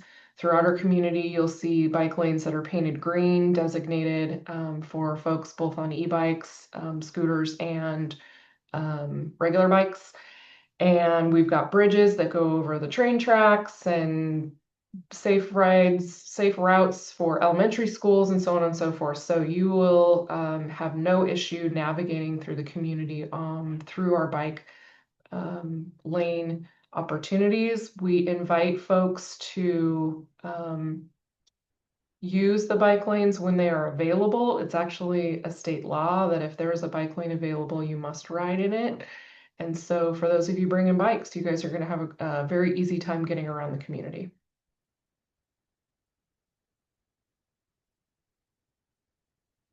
Lastly, downtown parking, please be aware we have several parking garages that we suggest folks use instead of trying to find street parking because it's real hard. The first hour in those garages is free, and they are on the east and west side of Higuera Street and Marsh, so easily accessible in downtown. If you are so lucky to find a spot on the street, please utilize the Pay by Phone app or these fancy green kiosks that you'll see along the road. When friends and family come visit, or when folks come visit, definitely utilize those parking garages. It's the best way to get your vehicle in and out of downtown quickly. Lastly, we have some phone numbers for y'all. Please, if you're living off campus, this off-campus non-emergency number should definitely be programmed into your cell phones. If something occurs where you need to get in touch with the police department that is non-emergent, like say your bike got stolen or you've had a window smash of your car because you left your backpack in there and now it's gone, you're going to want to call that number. In SLO County, we also can receive texts for 911, both on and off campus. We cannot receive photographs or images or GIFs or things like that or emojis, but you can definitely text us if you need. And then we invite everybody to consider following us on some social platforms. We utilize these to reach community members about important information. And so if you want to know what's going on in the community and be connected, please give us a follow. I'll get to answering some of these questions now as well. So thank you so much for your time. Wonderful. Thank you so much, Christine and Takuto. A lot of info to cover there, but I think it's always great for new members of our community to understand how we are best supporting them, keeping them safe, and how we are working together as one community. So with that, we have a short break. Our next presentation is going to be at 11:10. So we have a little bit of time. Obviously, there's some questions coming into the Q&A. We have Takuto and Christine and our team answering those. So if there's any questions that you have regarding this presentation, anything else we've already covered, we're happy to address those. There are some questions about attendance today. Let's just say I want to just put out there that Zoom has checked you in. So there's nothing you need to comment on, no QR code to scan. We end up pulling lists throughout the day from Zoom to see who is here in attendance. Although we ask that you just update your name so we can pull the accurate information and cross-reference it against our records. So thanks for being here. We have covered this on the back end. We just need to make sure that your name is accurately reflected when you check or when you logged in today, or you can update it now. So with that, we're going to give you all about 15 minutes to reset. We'll ask you to come back at 11:05 as we get ready for our next presentation. Again, Q&A is available. There's also the help desk if there's any questions you need to talk to someone about. But thanks so much for being here.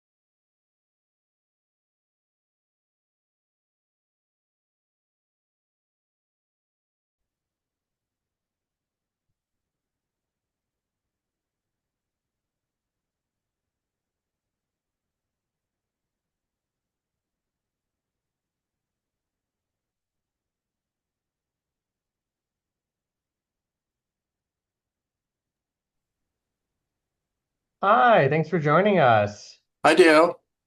Hi, everybody. We are on break until 11:10. So we have about, was it 8 or 9 more minutes? So everyone will be back at their computers ready to go. We'll have one of our team members do a quick introduction at 11:10. So yeah, thanks for being here. I will stop sharing screen so you all can share your screen for today's presentation. Sound good? Sounds good. Great.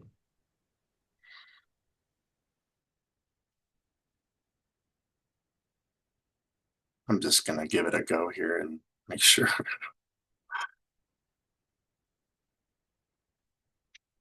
Let's see here.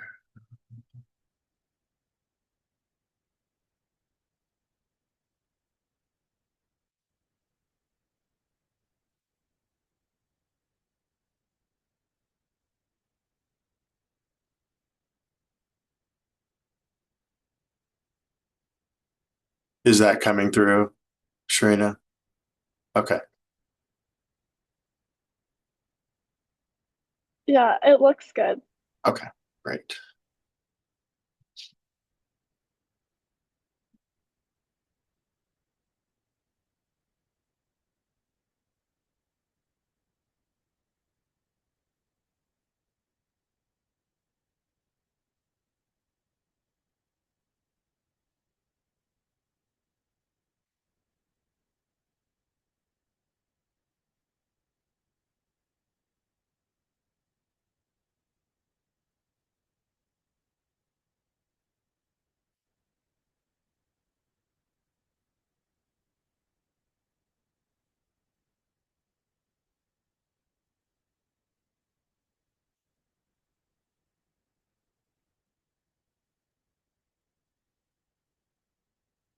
Is it toggling between the slides?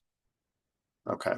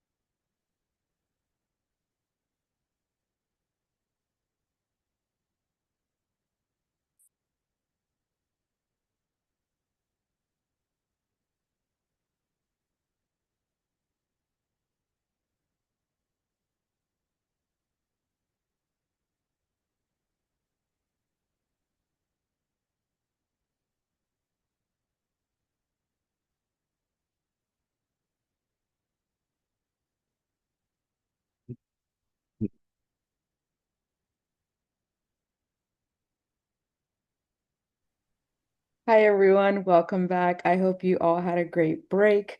Next up, I'm going to be presenting our campus health and well-being, where they will be talking about mental health. All right. Well, hello, everyone. I want to start by welcoming you to campus. My name is Nathaniel. I use he, him pronouns, and I'm glad to be here with you today. I remember very well when I came to Cal Poly, finding new places, meeting new people, learning about this university. There's so much to navigate, and we are here to help each of you. And with me today, I have a representative from Wellbeing Services. Hey everyone, my name is Sharita Martin. I use she, her pronouns, and I am one of the student leads for our collegiate recovery program here on campus, which is also a program of campus health and well-being. It's also known as Mustangs for Recovery. And Nathaniel and I are super excited to welcome you to your new home here at at Cal Poly. All right. So, our goal today is to share that mental health is important for all of us, whether you're experiencing a mental health concern or not. It's important to invest in your mental health and well being. Now, this isn't often discussed, and it is still surrounded by stigma and shame for many people in many communities. And our hope is that by talking about mental health more openly, we can connect with this aspect of our humanity, acknowledge that we all struggle at times, and that by learning about mental health, we can be more prepared to address it for ourselves and others. And we hope that you also hear today that your experience matters. It's okay if you have a strong response to something difficult or painful in your life. That's being human. There's more to college than academics, and yet it can be hard to balance academics with everything else. We care about you, and we'll be here to help you if you need it. So let's talk about mental health. Mental health encompasses a lot. The dictionary definition states that it's a person's condition with regard to their psychological and emotional well being. Well, that's a good start, but there's more to it than just that. At Campus Health and Wellbeing, we think of mental health as a broad domain of our health that impacts all the other parts of our health and well-being. Mental health is informed by our environments, our biology, what we are exposed to or ingest, the coping mechanisms we learned, our habits and our tendencies, and our life experiences and identities. Mental health can be supported by noticing and responding to your needs, which we'll talk about in a moment. Building supportive communities, utilizing medication, and reaching out to a variety of resources. And at the same time, there are a number of things that can cause us to experience emotional distress as well. As Nathaniel said, there is many things that may cause us to experience emotional distress, and stress is a normal part of life. It isn't always bad. In fact, sometimes stress can be the motivating factor to help you do the things that maybe you don't want to do, but you need to get done. In fact, there is stress surrounding certain experiences, and however, we may expect certain events to cause stress, such as registering for classes, midterms, finals, or just adjusting to college life. In total, we also want to note that microaggression, sexism, and racism can also cause deeper levels of stress. All of these stressful factors over time can compound to move our typical stress levels to distress. Distress is essentially when stress is no longer a motivating factor, instead, it becomes debilitating. When in distress, you may feel overwhelmed, miserable, and likely to rely on others for support. Coming to Cal Poly can be really exciting, but it can also be really stressful. So if you get to campus and you start to feel anxious, stressed, or overwhelmed, please know that you're not alone. You're just adjusting to this new place to call home. One of the best things that you can do for yourself during this time is to choose positive self-talk, whether that be reaching out to your friends and also navigating support if you feel like you need it. We have great counseling resources here on campus, along with other on-campus organizations that can help you adjust. We understand that it can be difficult to navigate seeking support if you've never done so before. So on the next slide, we're gonna kind of get into the physical and mental signs of stress and distress. Yeah. And so here are some of the physical signs along with emotional and cognitive signs, or the things you might feel or think when distress is taking over. Now, stress affects us all differently. In general, when we are experiencing stress, our bodies release chemicals to help us deal with perceived threats, leading to that fight, flight, freeze response. You may feel fatigued or worried, or you might not be able to focus or remember things as well as you used to. You may feel alone or nauseous. Now, these are your body's warning signs or cues to be curious about what's going on for you. The first step in managing our stress is to recognize when we are stressed. Now, this can be challenging for us because we don't always pay attention until our bodies send us significant signals. So, for example, if you see a bear while hiking, your body's going to prepare you to try to survive that encounter by increasing your heart rate and breathing and tightening your muscles. However, our bodies can often misinterpret things or have an outsized response for the stressor we're actually encountering. For example, during finals week, your body may respond as if you were seeing a grizzly bear all week long. So, when we notice these symptoms, what will we do? Will we judge ourselves and push ourselves even harder, or will we respond with self compassion? As a recent student myself here at Cal Poly, I've tried many different strategies to help me effectively manage my stress. And over time, I've essentially learned what works best for me in aspects of self-care when I may be experiencing physical and or emotional signs of stress. When figuring out where you may need support and nourishment in your life, there are many different forms of self-care that you can explore. I'm going to share a few of them with y'all today. The first is physical care. Physical care is a great way to manage stress because we all have physical needs as humans, such as sleep, nutrition, and movement. For example, I know myself during midterm, sleep is one of the first things I used to cut down on, which technically led to me pulling all-nighters trying to cram in extra material before exams. However, what I did not know at the time is that research actually shows that sleeping instead of studying throughout the night could help me perform better academically. So, if you're worried about exams, as I once was, please just take a moment to remember that the time to support your physical needs, such as sleep, can really help you perform better academically in the end. Another form of self care is emotional care. Emotional care is taking the time to check in and ask yourself how you're feeling. Is it new than typical for me? And how do I feel about myself? The self care is designed to be fun, and emotional care can be an activity for you that makes you feel good inside. It doesn't necessarily have to be everybody's judge. Next is cognitive and intellectual care. This is about your thought patterns and how you can direct them to be more supportive for yourself. So, for example, if you're having a thought pattern such as, I'm going to fail this test right before an exam, you can ultimately set yourself up to do so. However, shifting your negative thoughts to be more optimistic, such as, I've studied for this test or I've done like the best I can and putting my best foot forward, can really impact your performance in a positive way. And one way that I really like to care for myself cognitively is through journaling. When I'm journaling, I'm able to take the time to reflect on my current state, my goals, or maybe just what's been going on in my life. I also like to take the time to jot down some things I'm grateful for. It really just helps me like check in with myself and what I need in this moment. Next is relational care. Relational care is kind of what it sounds like. It's talking about relationships, whether it be family, friends, and or on-campus communities. It's then taking the time to ask yourself, do I feel heard? Am I feeling validated? And if you're having thoughts and feelings about not feeling seen for who you are, there are resources shared about therapy on campus as well as other listening spaces for you to navigate these relationships. Lastly is spiritual care. Spiritual care is about what gives you the connection to life having its purpose.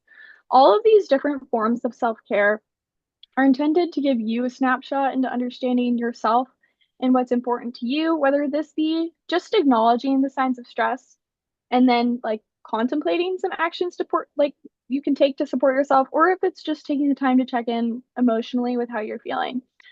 Well, as we have shared many different forms of self-care, it can be evident that Some may feel more relevant for you than others, just as cognitive care with journaling is the most important to me.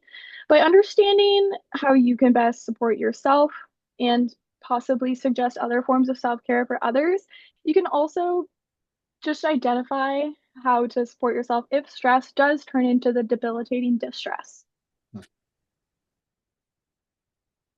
It can be hard to be a human and a student. It may feel difficult to appreciate our limits and needs because a lot of us have this belief that we are supposed to be superhuman to be successful. This belief can make it hard to take the time to tend to our needs. What we often hear from students is that when they come to Cal Poly, they stop the behaviors or practices that helped them be successful in the past because the pressure of not having enough time becomes too much. We encourage you to think about what those things have been for you and find ways to incorporate them in your Cal Poly experience. The hardest thing about investing in ourselves is allowing yourself to believe that it is okay to take breaks and to give yourself time to notice and respond to your needs. Rest and reflection allow us to come back stronger than if we just continued along on an empty tank. And there will be times where you need guidance, when you feel stuck or overwhelmed, or when you've been doing a bunch of healthy behaviors, but still things aren't feeling right. So if you're struggling with something, you're not alone. We are here to help.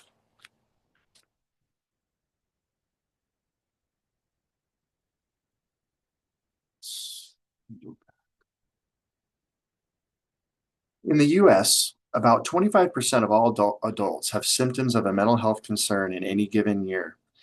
Now, take a moment to think about that. 1 in 4.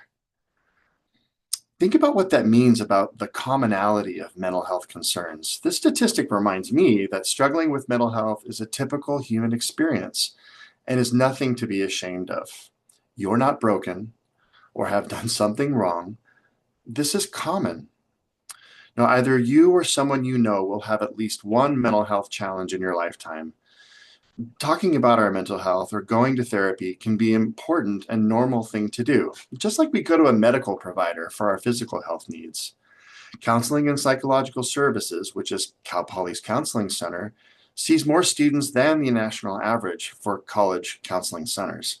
And this is because Cal Poly students before you advocated diligently to have more access to these therapeutic resources on campus to make sure they have a place to invest in their mental health.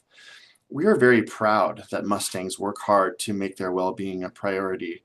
And you'll find many people on campus are ready to talk with you about mental health as a normal part of life and your academic experience. Anxiety and depression, they're the most common concerns that we see on campus. Often people can feel nervous talking to their friends about their experiences, believing that they are the only ones going through this. But more often than not, when people start talking about their experiences, they find others who have or are going through something similar. Okay, so let's just take a minute and imagine that you noticed a friend has been experiencing some swift behavior changes. Maybe they're distracted, constantly tired, and have stopped accompanying you to eat meals together. How would you let them know that they're not alone? In the video on the next slide, fingers crossed it ends up playing, there are some ideas about how to start the conversation and some like steps that you can take to help support somebody you notice who is struggling. However, before the video does begin, I do want to give a content warning. The video contains language surrounding suicide along with other mental health concerns. Please feel free to take a moment if you need and just like mute us or something and come back in 4 minutes.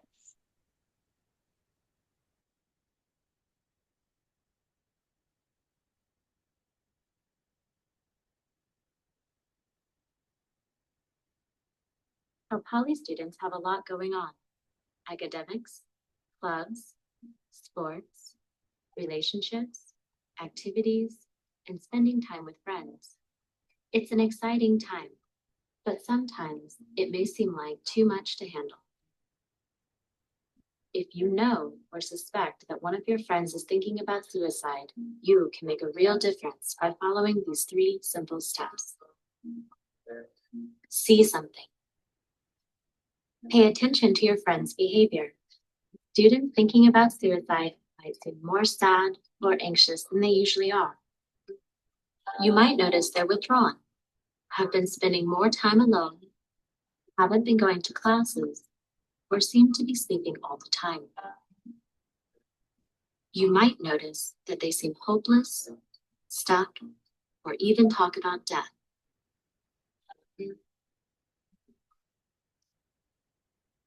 Whatever you've seen, it is important to respond to their emotional distress or noticeable changes.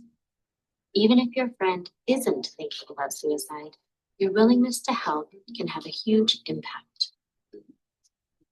Say something. When you notice the signs of emotional distress, don't ignore them.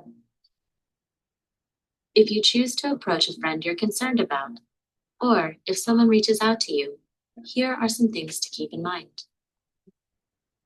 Offer your support by asking if your friend would like to talk. It's usually best to have these conversations in private, unless it's uncomfortable for you or your friend. Talk about what you have observed and your perception of the situation. Be direct and honest.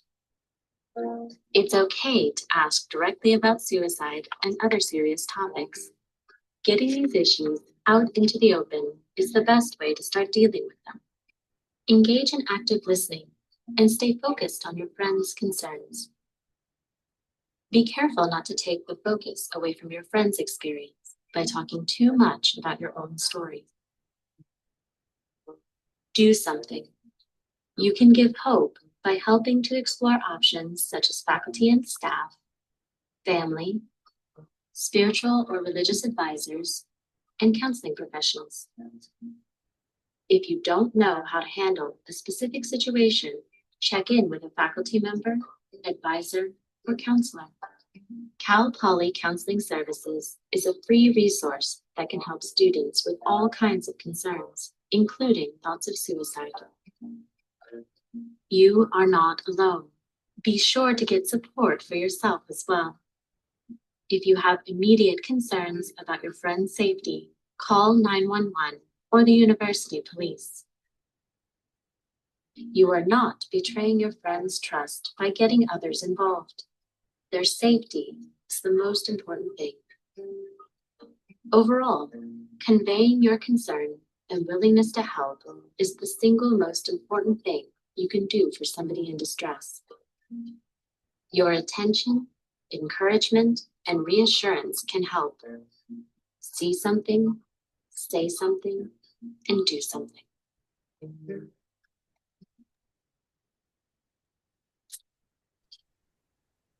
Okay. Just as the video said, see something, say something, do something. All of these steps are about you showing that you care and you're ready to support somebody. Mental health concerns don't have to include thoughts of suicide in order to deserve attention. People should not have to reach a breaking point before they are receiving care. So if you notice that somebody is struggling, it's worth trying to start the conversation early. It may feel awkward at first, but approaching this conversation with empathy, without judgment, and without an intention to fix anything, you can really make a meaningful difference in the conversation and in somebody's life. So if you see something, please say something and do something. In the video, they mentioned talking to a counselor. The counselors at Counseling and Psychological Services care about you, Cal Poly students, and we want to help you be successful and to live your life in a way that feels meaningful to you. All of our therapy services are free, are just for students, and are confidential and private. Now, Counseling and Psychological Services has a variety of services to fit your needs, and we work hard to collaborate with you to come up with a plan of treatment just for you. Though we don't have session limits, we focus mostly on providing short-term therapy. So if you're interested in longer-term treatment or ongoing therapy through your time at Cal Poly, we'll talk through the best options, given your resources, insurance, family support, transportation, etc., to meet your needs, whether that's here or somewhere else. We'll be by your side through the whole process, and you're always welcome to come back if the plan didn't work out as expected, or if you need something different later on. If there are specific questions about our services, I would be happy to answer them for you at the end of our presentation. or you can email us at counseling@calpoly.edu. All right. Well, this is our team, our growing team. Have another member probably being added shortly. So very, very excited, each and every one of us, to help you on your mental health journey at Cal Poly. And this is Mabel, the first K-9 member of our animal assisted therapy program. And we should this year be having another addition to this program we're super duper excited about. All right, so there are 3 ways to connect with counseling services. Now, the first is through our drop-in services, and these include some group experiences like yoga, meditation, and first-year support spaces. It also includes our weekly drop-in Let's Talk program, which is an informal and confidential one-on-one with a counselor. Now, this is a space for students who are not quite sure about therapy, or who maybe have a general mental health question, or who have a problem they would just like to talk through. On top of our general Let's Talks, we also have Let's Talks specifically created for students whose identities have been marginalized, and for students who utilize the Dream Center. You can find all of our drop-in services on our website or on Cal Poly Now. The next way is to call and ask for an appointment. Now, this first 15-minute overview appointment can typically be scheduled same or the next day, and this appointment will ask some questions related to what's bringing you into therapy, your goals, and then we'll make recommendations based off of your presenting concerns. And together we'll make a plan of action, get you moving forward, accomplishing those goals. And lastly, we are here for you 24/7. So you can call our phone number and either talk with a therapist right away through our crisis line, or during business hours, you can schedule a same-day appointment for your urgent needs. If you are at all questioning if you should call or not, please call.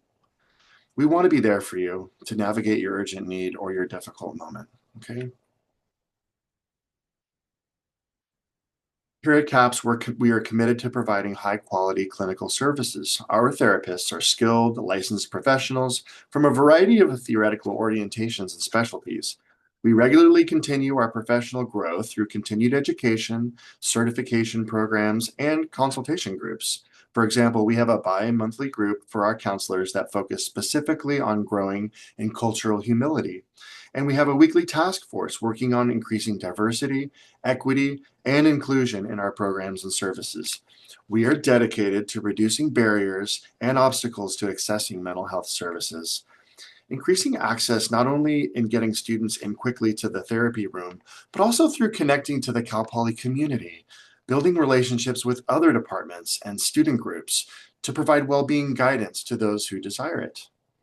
We strive to be a safe place, where each student can be their own unique selves and feel supported in what they're experiencing. And so we appreciate our students' feedback too on how we can do better. And so please let us know how we're doing. Well-being, counseling, and psychological services are all a part of the larger Campus Health and Wellbeing Department, also known as CH&W for short. The Health Center, it's comprised of doctors, PAs, NPs, nurses, safer advocates, food pantry fellows, and many other qualified individuals who are allocated to different programs. In addition to our medical and counseling care in the health center, we also have an on-site pharmacy and a food pantry. Our building is located next to the gym's climbing wall. So if you were, I'm trying to think of how to describe it from where we are all on Zoom. Um, but if you were in the middle of campus and you were to be walking to the rec, it's on the right-hand side of the climbing wall. And it is the red brick building, number 27. But if you want to know more about campus health and well-being, there will also be some breakout sessions, I believe, for in-depth information. So please go to those.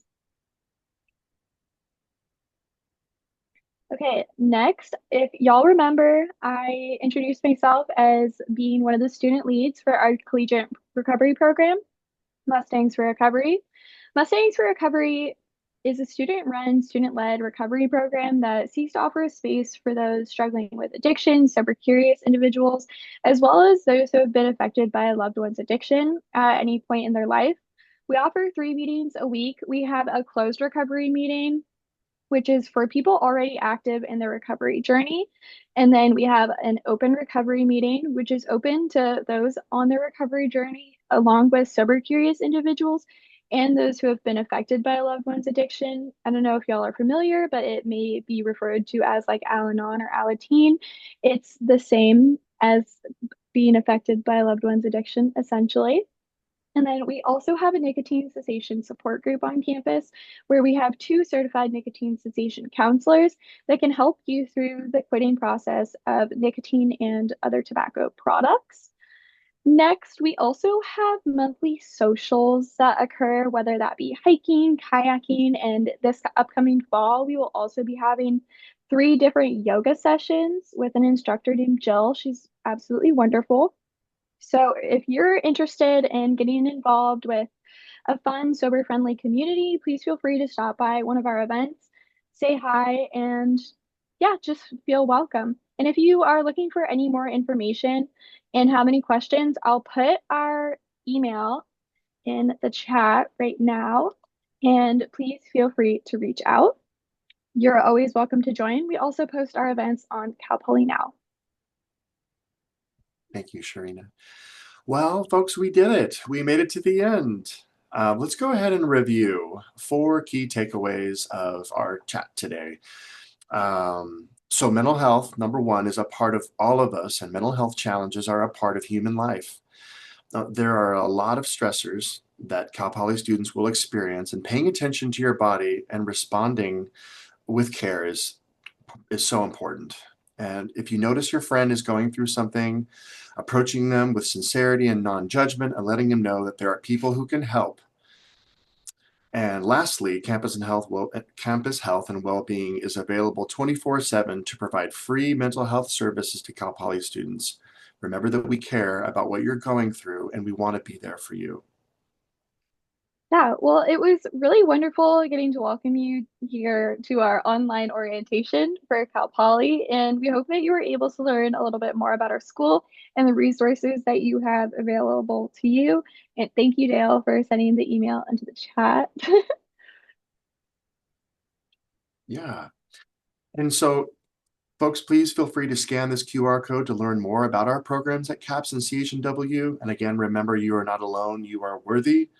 And you're part of this big, amazing Mustang family now. It was great meeting you, and thank you for being here today. Yeah. Your Slow Days director will take it from here to help you transition to the next activity. Yeah. Okay. One more thing before we leave, Nathaniel. I don't know if you saw it in the chat, but there's some Q&A questions about counseling, and I think you might be better equipped to answer. So just know your questions aren't going unanswered. We will get to them shortly. And thank you.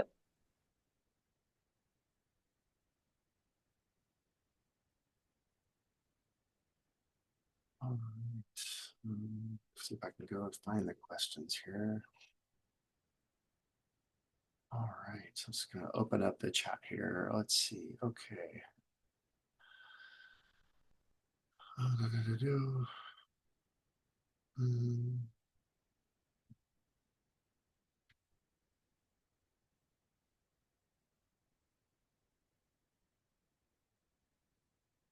Okay, so I see here there's a question.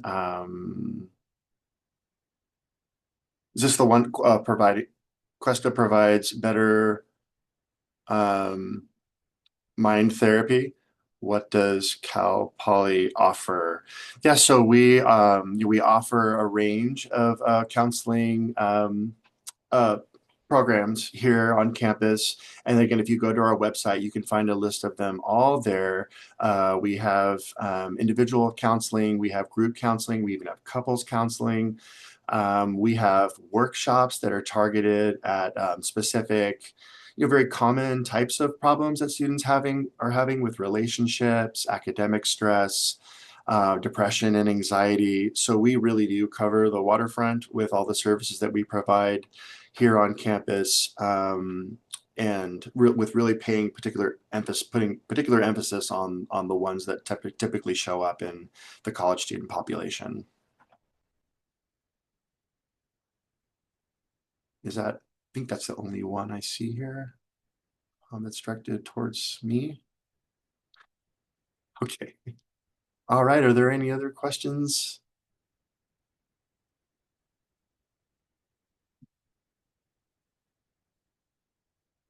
No?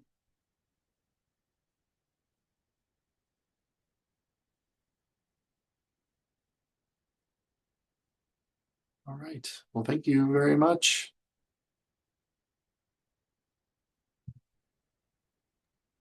Thank you. Take care. Bye.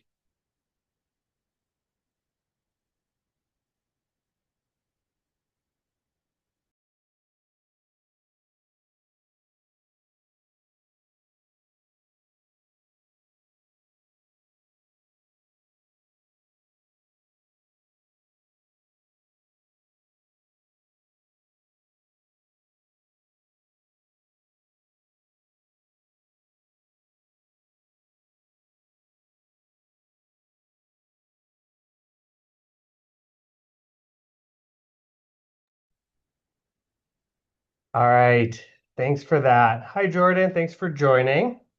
So we're going to move on to our next presentation, which is about career services. Jordan, are you able to share your screen today? Yes. There we go. Okay. We will turn it over to Jordan. All right. Can you see that okay?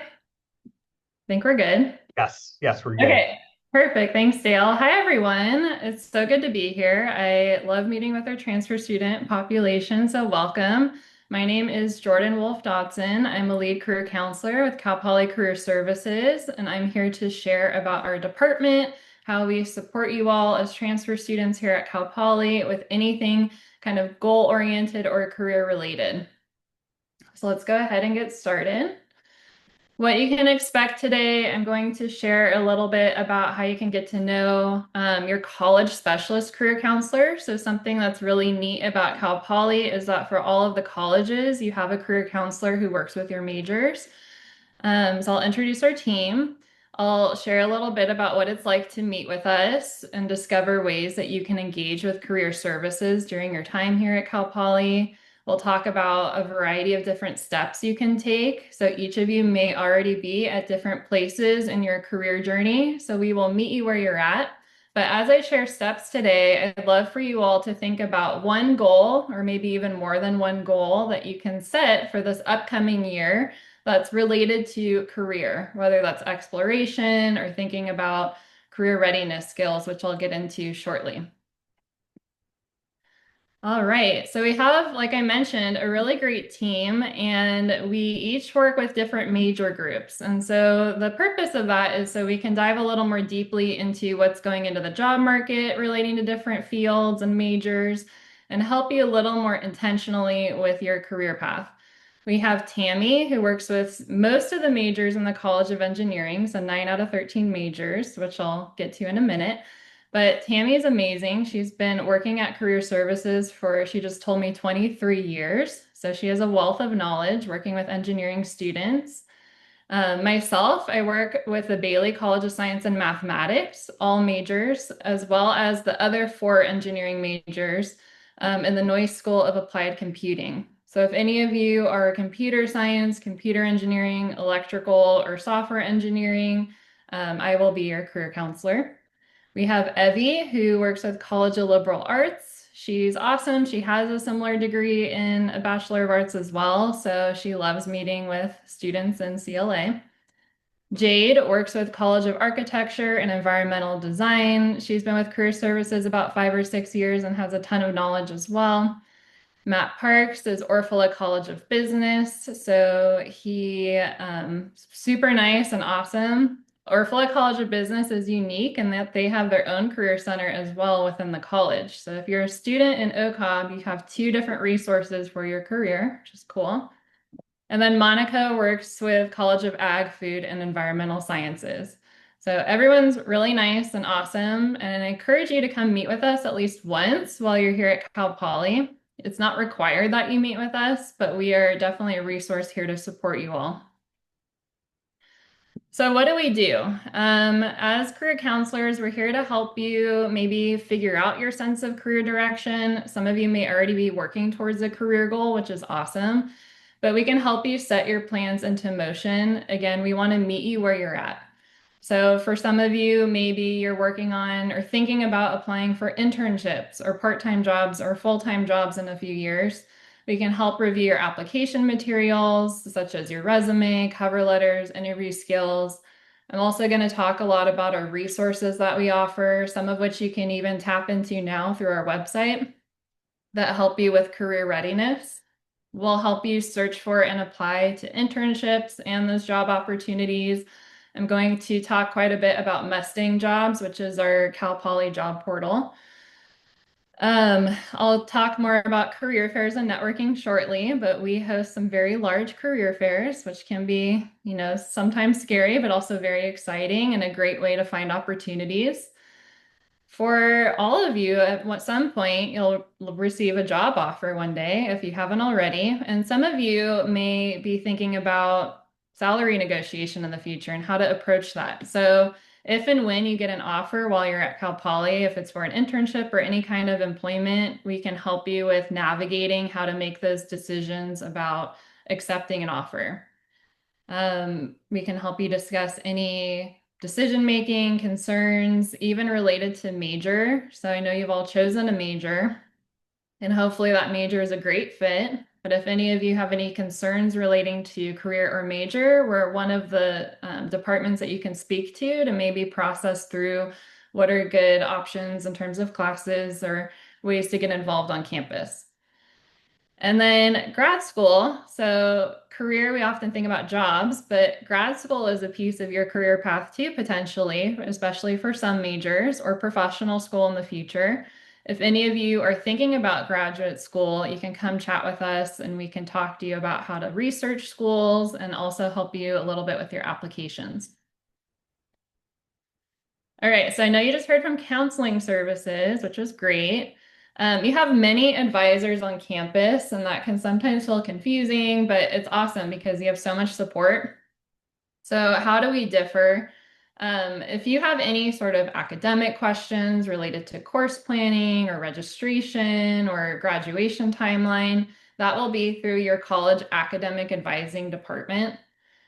And as you just heard from Campus Health and Wellbeing, if you need extra support in terms of mental health or wellness, they are the ones to meet with for that. Career counseling, I kind of think about that kind of nebulous idea of what, you're getting this degree for a purpose, right? And that's an accomplishment in and of itself. But many of you may start to think about, okay, what's after this degree? Or why am I getting this degree? So sometimes it's hard to think about, or it's easy to kind of push it into the future. But we're here to help you break that big idea down into more tangible steps so it doesn't feel quite as overwhelming of what's next. So that's what we're here for. And if you come meet with us and you have other types of questions that for some reason we can't answer, we'll point you in the right direction to who can help you. Okay, so I mentioned I'm going to cover a variety of different steps today about things that you can do in your first year here at Cal Poly to feel even more career ready. And so I'd love for all of you to, as I'm speaking and talking through all these steps, if you can either have a piece of paper or your phone, if that's not distracting, and maybe write down something that you want to either try or check out, maybe a resource or something you want to challenge yourself to do in your first year. So I think having some sort of next step can be really helpful. And you all have a lot going on as you're probably thinking of starting at Cal Poly with courses and being on campus. So again, career is this extra thing to think about, and we want to make it a little easier to think about it. All right. So number one, some of you may have already started to do this, but it's really important to reflect upon who we are and what motivates us as a career. I know that's a little bit vague, but kind of a term or an acronym that we use in career services is called your VIPs, which are your values. And now we have two I's: interest and identity, personality, and strengths. So these are really like the core central piece of what makes us unique and kind of what leads us to a certain career path.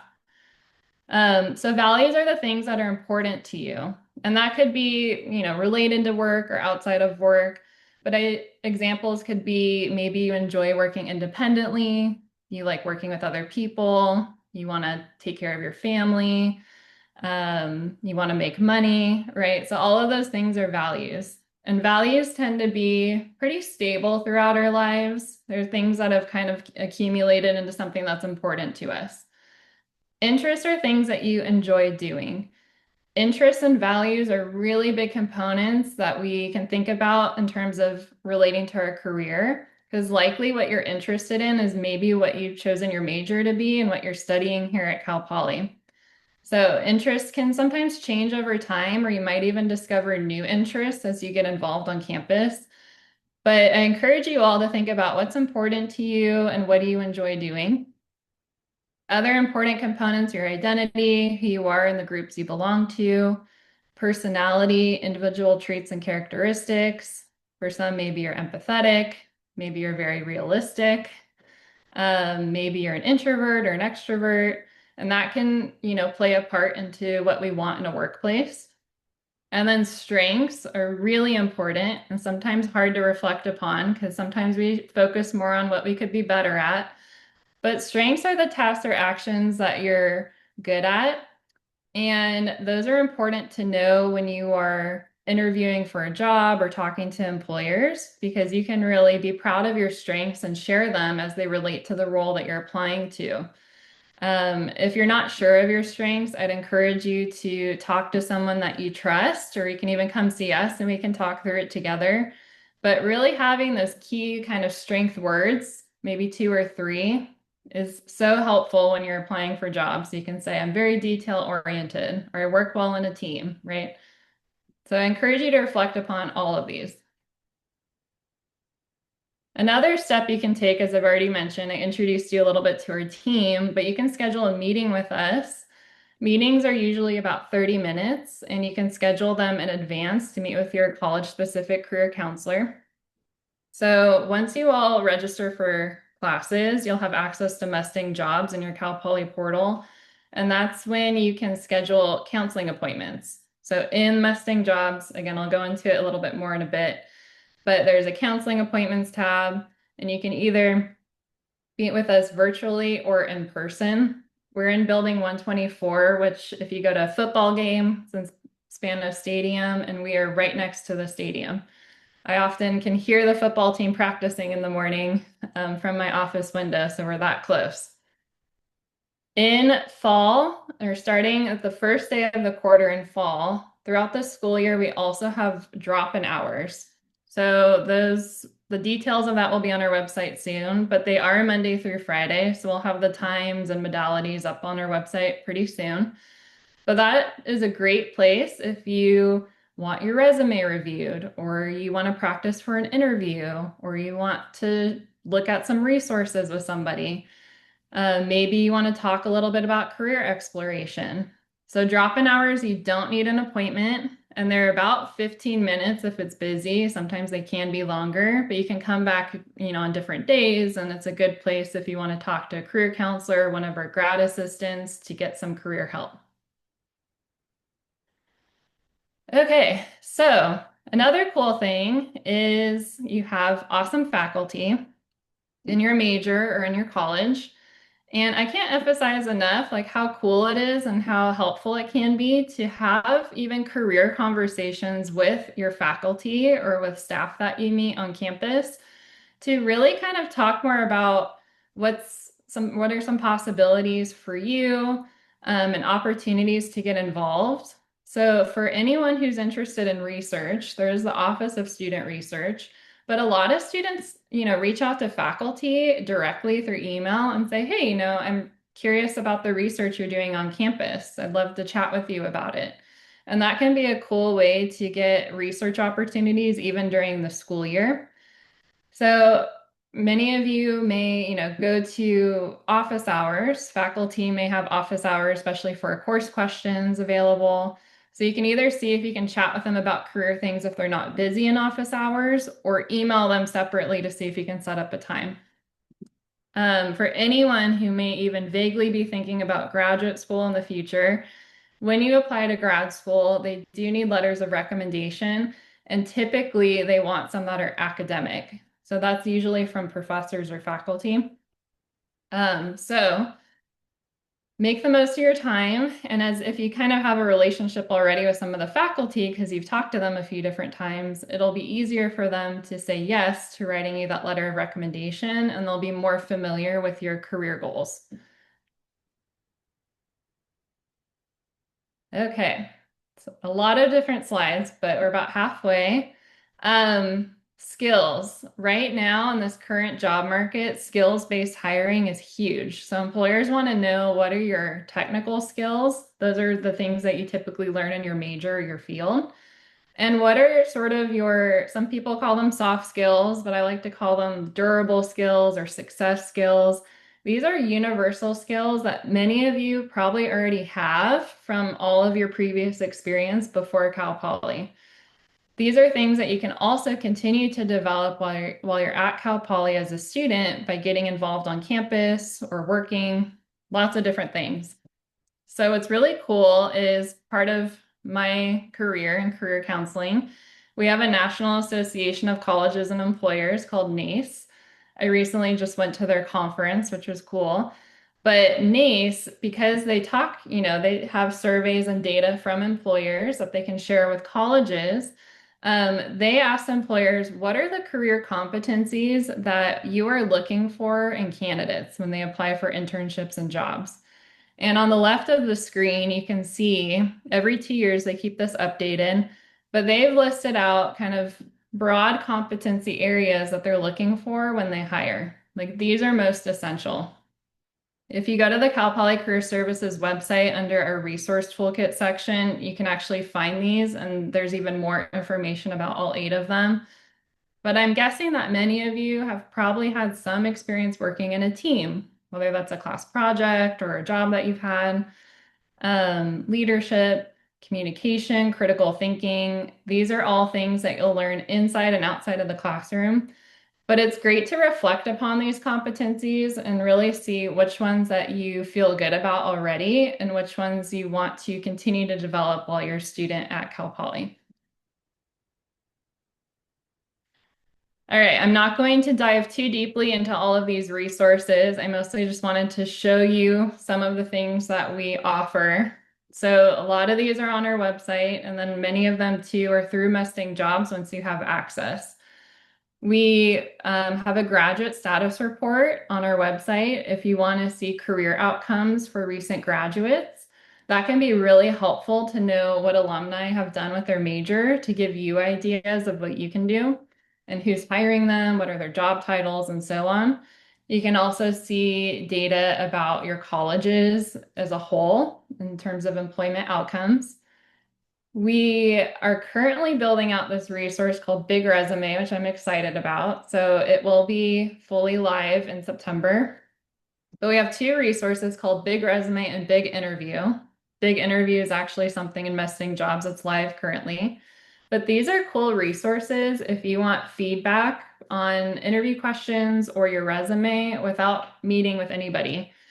So they do use a bit of AI to help you sort of screen your resume. We're creating some scoring guides that you can compare your resume to that would give you our feedback if you had met with us, as well as you can upload your resume compared to a job description and see how well it's lining up with what that employer is looking for. Big Interview, you can practice interview questions and watch your videos back and sort of practice speaking out loud some of your answers, which can be helpful. Mustang Jobs, I'm going to dive into on the next slide. And then on our website, we have sample resumes, cover letters. We have a resource simply called What Can I Do with This Major? That's under a career exploration page where you can click on your major and see different industry areas related to your field. All of those values and interests and skills or strengths and personality I mentioned earlier, the VIPs, if you would like some more kind of guidance with that or have an assessment to take that will help you reflect on those, in Mustang Jobs, we have a resource called Pathway U. where you can take some small assessments on those topics, and then it will align them with some different career areas that might be a good fit for you based on your results. And that's something you can also meet with us to review or to talk about. And then for some people, especially lately, I've been talking to a lot of students interested in working abroad. We have a resource called Going Global, where you can explore internships and jobs abroad. So it's a lot of information, but I just kind of wanted to give you an overview of all the different varieties of resources we have that you can access as a student. Okay, Mustang jobs. Again, it'll be in your portal once you're registered. I highly encourage you check out Mustang Jobs. It's sort of a branch of our department. So we have our website and this site. But on Mustang Jobs, there's different tabs. I already mentioned you can make counseling appointments here, but you can also find jobs and internships locally, nationally, on campus, all over. So there's lots of filters you can use to break it down based on what you're looking for. And you can even set up job alerts when you kind of put all your criteria in there. You'll be alerted via email anytime something meets what you're looking for. We also have events. So I think my next slide is more about career fairs, but you can see employers who are registered for our career fairs. You can find information sessions. So employers often come to campus and they have their own information sessions that are usually an hour long, where you can interact with their recruiters and learn about their hiring process. And then as career counselors, we have so many workshops that we host. So we have things on resumes, interviews, all of the things, anything that's career readiness, negotiating an offer. So if you want to come with a friend and check out a workshop to feel even more career ready, that's another option. And then I already covered a lot of our resources, but those are found on Mustang Jobs as well. Okay. We talked about chatting with faculty, but this idea of building your network, I can't stress enough, is so important, especially in this current job market. You can, cold apply online, but a lot of times it's about kind of who you know and the connections you're making. Cal Poly is a great way for you to expand your network. So again, faculty, staff, other colleagues. Another great thing to think about is connecting with alumni, as I said, because they have already graduated from Cal Poly and are off doing something cool. We have a campus-wide platform called Career Connections, which you can connect with alumni who have opted into the platform because they would like to meet with students to talk about career. So sometimes if it feels scary to reach out to someone you don't know, this might feel a little bit easier because you know that person has chosen to be on the platform to connect. So super easy to reach out. There's really not a limit on how often you can reach out. It even gives you templates if you're not sure what to say to somebody. But you can set up brief meetings, which we call informational interviews, which are usually about 20 or 30 minutes, where you can ask a professional, like, hey, what does your day-to-day look like?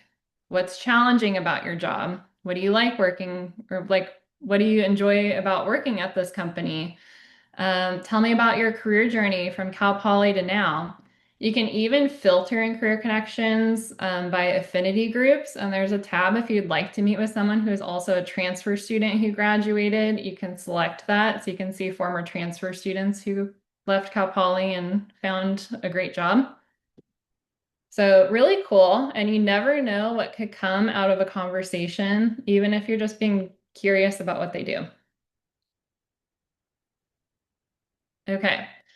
Many of you might have a resume or be thinking like, hey, I really need to update my resume, or I'd like to once I take some more classes. So keeping your resume updated is a great idea. I would say every quarter, maybe set a reminder at the end of every quarter to think about what you did and then add it to your resume as it makes sense.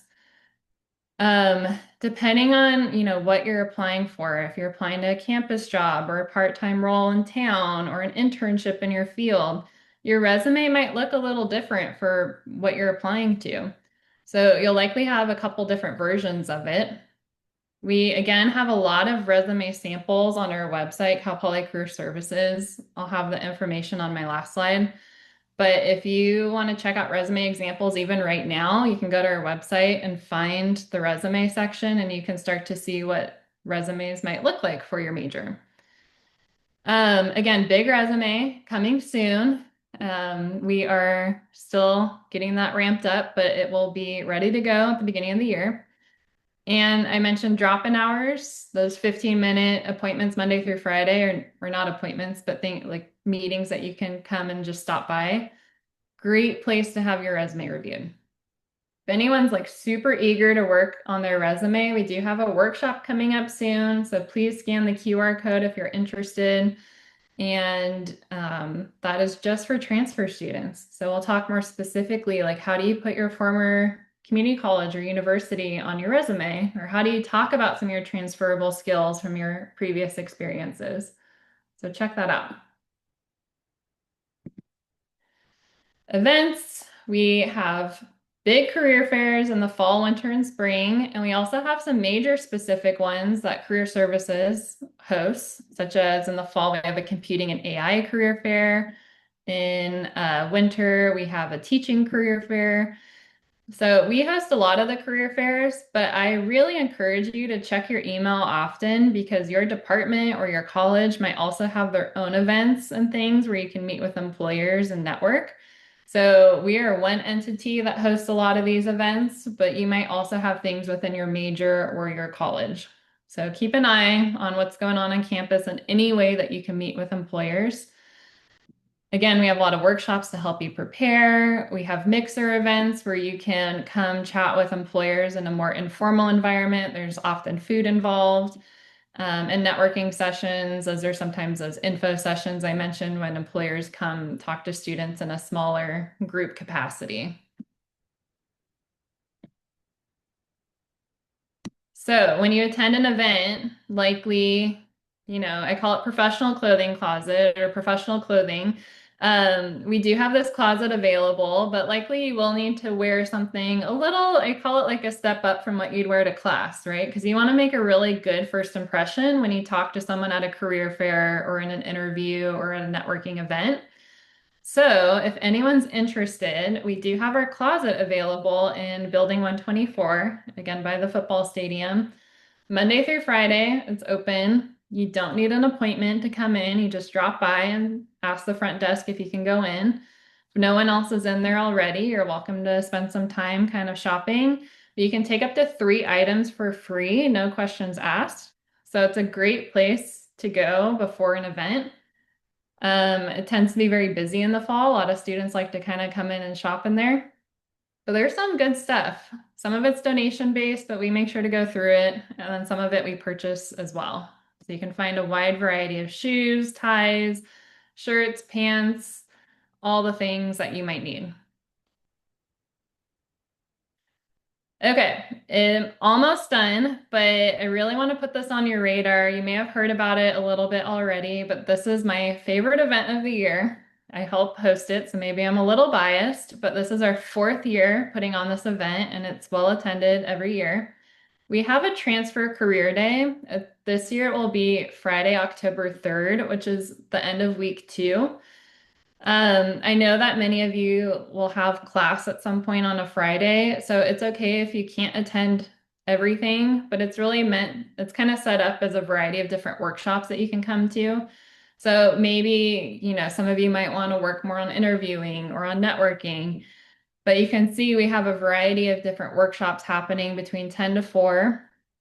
A really fun event at the end is we have a mixer and resource fair this year. So there will be a lot of different departments there to share about what they can offer for you, as well as other students, alumni, staff, and faculty who are transfer students or former transfer students or allies of transfer students there to mix and mingle. There's food throughout the entire day. In the morning, we have coffee and donuts, we have snacks, we have lunch. And then we also have prizes, which is really fun. So if any of you want to come, this is a great opportunity to also meet other transfer students within your major and outside of your major if you're looking to build a sense of community and meet other people. I can't emphasize like how fun it is and how cool it is where you can meet so many new friends and colleagues.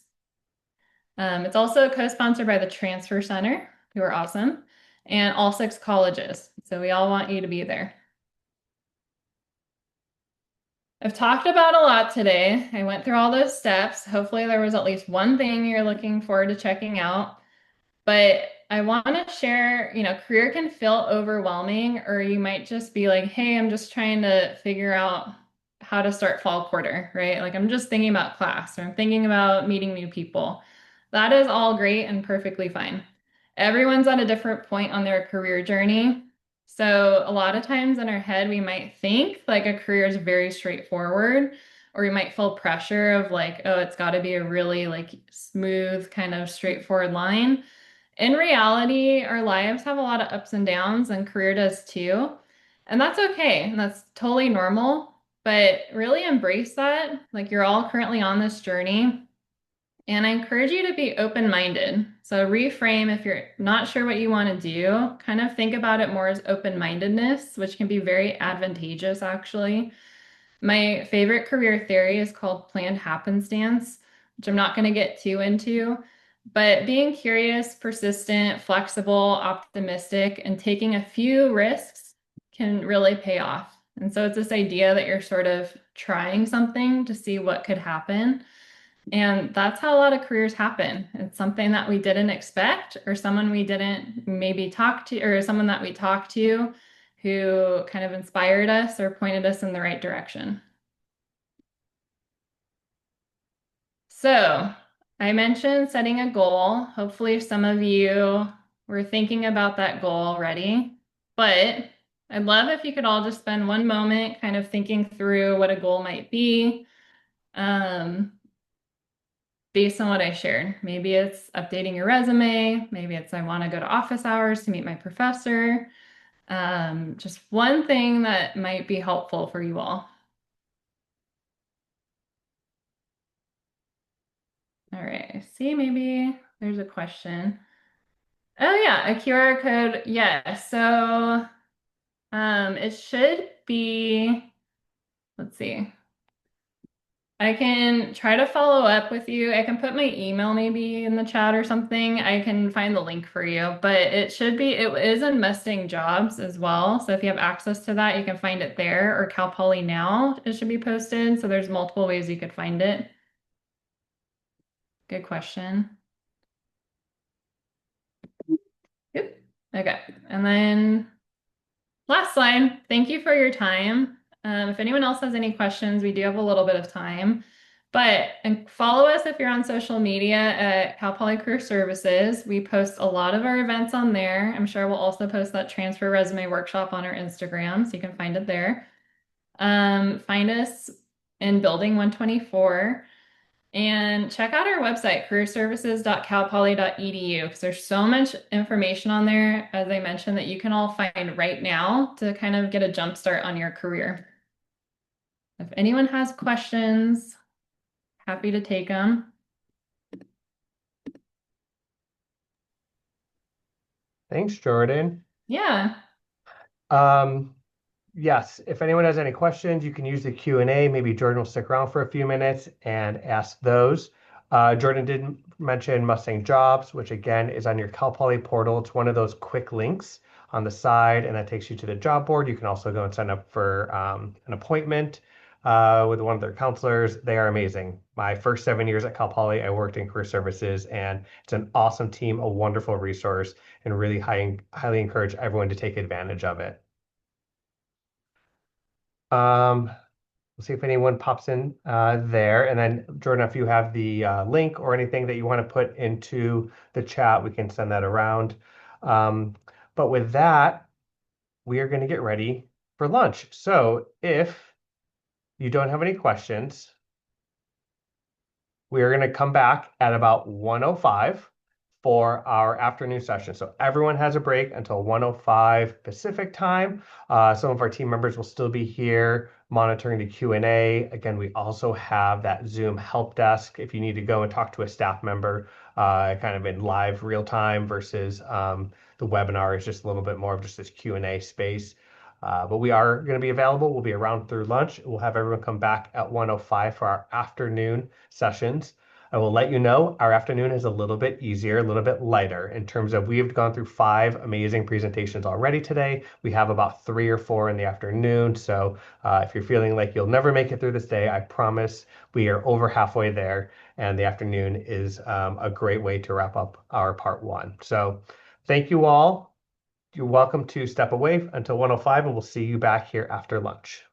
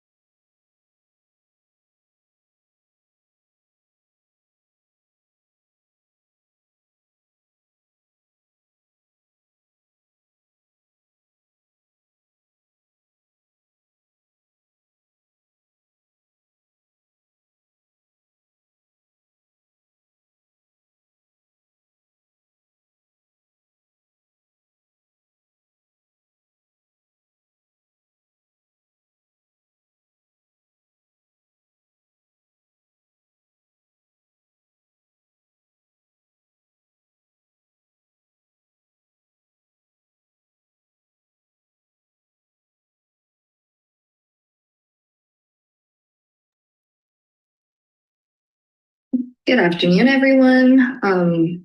Thank you for attending this presentation. So this presentation is from Student Diversity and Belonging. It is called Mustangs for Inclusive Excellence. My name is Joanna Sohn. I am a program coordinator with Student Diversity and Belonging. Specifically, I am the PETA coordinator, which is Asian Pacific Islander Desi American. My pronouns, I am pronoun indifferent. Now, before we begin this presentation, I'd like to start off with a line acknowledgement. So Cal Poly sits on the traditional lands of the Yaqui Tutu, Yakatihini, Northern Chumash tribe of San Luis Obispo County and region. The Yaqui Tutu, Yakatihini have a documented presence in this area for over 10,000 years. The Tahini people have stewarded their ancestral and unceded homelands, which include all of the cities, communities, federal and state open spaces within the San Luis Obispo County region. These homelands extend east into the Carrizo Plains towards Kern County, south to the Santa Maria River, north to the Ragged Point, and west beyond the ocean's shoreline in an unbroken chain of lineage, kinship, and culture. Now, before we begin, we're going to level set with some community agreements. And the first one is we strive for intellectual, cultural humility. So be open to challenging ideas. Reflect on how your identity informs your perspective. Whenever you think, I already know something, ask yourself, how can I take this further? Or how am I putting into practice what I already know? And lastly, there are no bad questions. Just be conspicuous and hold on to your questions so you can bring them up during processing sessions after the presentation with your orientation leaders. So just please keep these in mind as we move forward. So an overview for today, the story of our community starts with you. The goal of this presentation is to inspire you with opportunities to connect and build community on campus and to allow you to think critically about your role in cultivating inclusivity here at Cal Poly. So today we will start with a view of DEI terminology, how we know who we are, implicit bias and microaggressions, equitable inclusion at Cal Poly, student diversity and belonging, and building the community that you want to see. So you may or may not have heard the term DEI in higher education. This term is used to discuss efforts by the university to develop and implement what the acronym stands for: diversity, equity, and inclusion. So what do we mean when we talk about diversity, equity, and inclusion? Well, diversity is how we differ, the recognition and acceptance of the differences between people's social identities, which can include race, ethnicity, gender identity, sexual orientation, ability, economic class, religion, nationality, among many others, and their intersections. Equity recognizes historical and systemic oppression and acknowledges that different communities require different levels of support to succeed. Achieving equity may require an unequal distribution of resources to address historical disparities and achieve equal outcomes. For example, if I gave everyone in this session right now $10 to help buy a $20 book, I would have treated all of you equally. But since some of you may have already started with a few quarters and some of you might have hundreds of dollars in your back pocket, we would not be able to achieve an equitable result. Some of you would be able to buy the book and have tons of money left over, while others would still not be able to afford the book. Inclusion is more than simply diversity and numerical representation. Inclusion involves an authentic and empowered participation, a true sense of belonging within a group or structure. Inclusion cannot happen without equity. Now, how do we know who we are? Well, social identity is an individual's concept of self based on a broad sense of perceived group membership. Social identity is often not entirely chosen by the individual, but organized based on social systems and expectations. Now, it's important to talk about our social identities because it influences how we see ourselves, it informs the way we see the world, It influences how we experience the world, and it affects our relationship with others around us. Now, on the screen, you see an image of a sun with rays emerging from it. In this illustration, the circle of the sun is you, and your rays are all the different social identities you carry.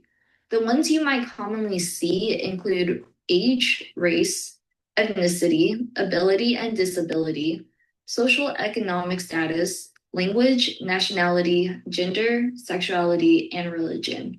I encourage you to reflect on your own social identities. Which ones do you think about a lot, and which ones do you barely think about at all? How might this shape the way you connect with others? Now, again, when I'm thinking about identities, like I often have to ask myself which ones are most and least salient to me and why. So the ones that is most salient would be my race. When I walk into a space, people see me as a Chinese woman, but the least salient, what people don't see is like my sexuality. I am a queer woman, but people don't see the queerness and automatically assume that I'm straight. Now, it's things like this where we have to consider that there's more to a person than what we can present. Like, for example, the culture and the family that I grew up with affected how I assumed what was normal or expected when I interacted with the rest of the world. The perspectives would be very different for others who do not share my background, experiences, and identities. So as you come onto the campus, you're going to notice that your experiences are very different from your peers and your friends. So please be cautious of these things as we continue to move forward. Now, next thing we're going to talk about is microaggression. Microaggression is brief and commonplace indignities, whether intentional or unintentional, that communicate hostility or negative slights and insults that potentially have harmful or unpleasant psychological impact. It takes work for us to be more aware of how our behaviors, actions, and verbal remarks can potentially impact or harm someone. So here's an example of how unconscious bias and microaggression connect. Let's say you're waiting in a doctor's office for the first time. A woman walks in. Many people might assume that she is the nurse and not the doctor. That is unconscious bias at work. And if she is the doctor and you ask her, when will I see the doctor? That's a microaggression.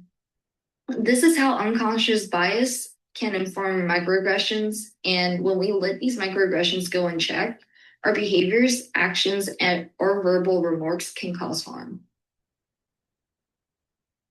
So we are actually not going to be watching this video, but moving forward, I think going over like a brief overview of what we just talked about microaggression, unconscious biases and social identities. So here's a few things. Social identity is who we are as individuals, the collection of our experiences, ancestry, and environments we have been a part of. Then we have microaggression. Again, microaggression often stems from implicit biases. Microaggressions can be seen as the way we are inconsiderate to others and cause harm based on assumptions. And moving forward, we're going to go over equitable inclusions at Cal Poly. So diversity and belonging are a response to pervasive issues like microaggressions in higher education. We are reframing and understanding cultural diversity as a benefit to our campus community like other universities. We need to continuously work to deconstruct and reconcile our histories of exclusion. Campus departments like us are working to elevate the voices of students, which can inform institutional responses that uplift historical underrepresented students. We want to create a stronger campus community through radical care, overcoming shared challenges, and collective growth. So, what does building an inclusive campus look like? Well, it starts with you. There is no Cal Poly without our students. You make this campus what it is, and you have a lot of capacity to make waves during your time here, whether it's for one person or 100. How you choose to conduct yourself this time will change you and the people around you. And engaging with an intersection framework. So barriers to resources, microaggressions, and discrimination happen on campus like they do out in the real world. Our responsibility as individuals is to learn as we go and apply our new knowledge to support our peers and community. Another way to build an inclusive campus is holding yourself and others accountable. When you witness discrimination in action like microaggressions or catch yourself acting on implicit biases, take the time to reflect on your actions and take accountability for your impact through appropriate avenues, such as apologizing for the harm caused. And importantly, continue on your self education. This will help prevent similar incidents from occurring in the future. Again, prevention is key. If you find yourself on the receiving end of a microaggression or harmful behavior, it's crucial to connect with your support systems. The Ombud staff offers a safe place to go for assistance in resolving any university-related issue, concern, conflict, or complaint.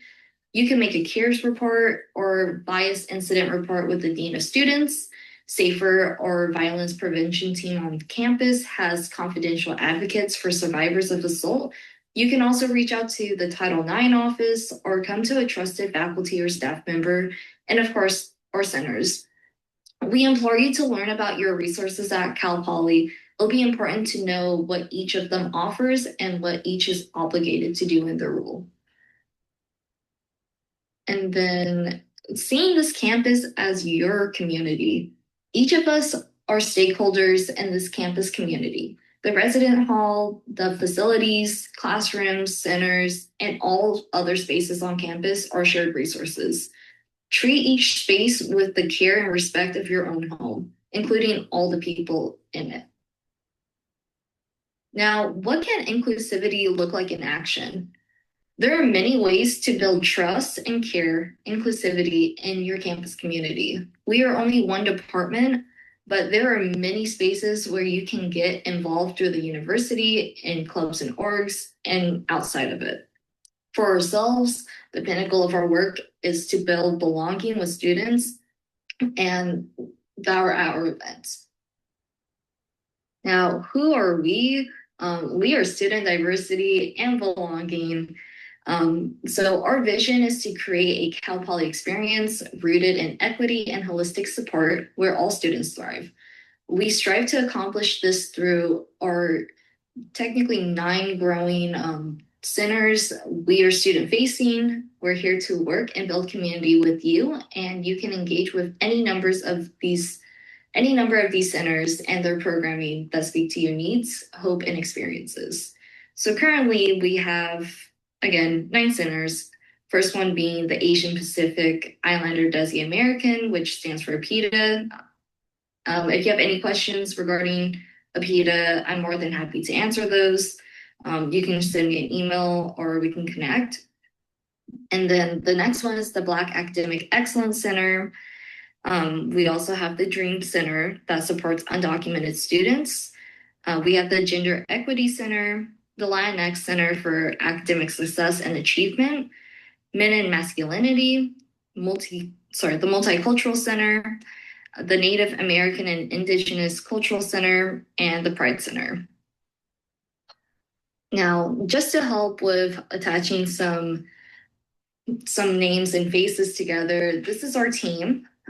Here consisting of our director, our coordinators, and we also have student assistants who aren't on the slides, but they are there too. So we are all accessible for questions, one-on-ones, and usually out working on our programs. Each of our center have unique program goals, support systems, and values to meet our students. And the following slides, you'll also learn more about our centers. So to start off, we have Tanisha Coleman, who is the director. We have David Guriel, who is the Men and Masculinity Program Coordinator. We have Angel who is the Pride coordinator, Jeremiah Hernandez, who is the La Casa coordinator, Jose Guevara, who is the Dream coordinator, and then myself as the PETA coordinator. We also have Tasneem, who is the Multicultural Center coordinator, Kyle, who is the Black Academic Excellence Center coordinator, Cassidy, who is the Native American Indigenous the center coordinator. Now, for first one, the PETA initiatives, we are located in the UU first floor. We're open Monday through Friday from 9 a.m. to 5 p.m. Currently, we are sharing space with the Multicultural Center. So if there's a little confusion, just know that there are two cultural centers located in the same space. The vision of the Asian Pacific Islander Desi American Initiative is to support and empower students within the PETA diaspora through intentional programming that focuses on holistic development. So our signature events consists of Lunar New Year, State of a PETA, and a PETA Heritage Month. And the center resources that are offered is the kitchen, fridge, snacks, computer, desk, couches, and school supplies such as Scantrons, Blue Books, etc. Sorry. And just before we keep going over all the centers, I just wanted to share that all students are welcome at all the spaces. So even if you don't resonate with a certain identity or hold those identities, that does not mean that you cannot be at those spaces. You are more than welcome to come into those spaces. My apologies.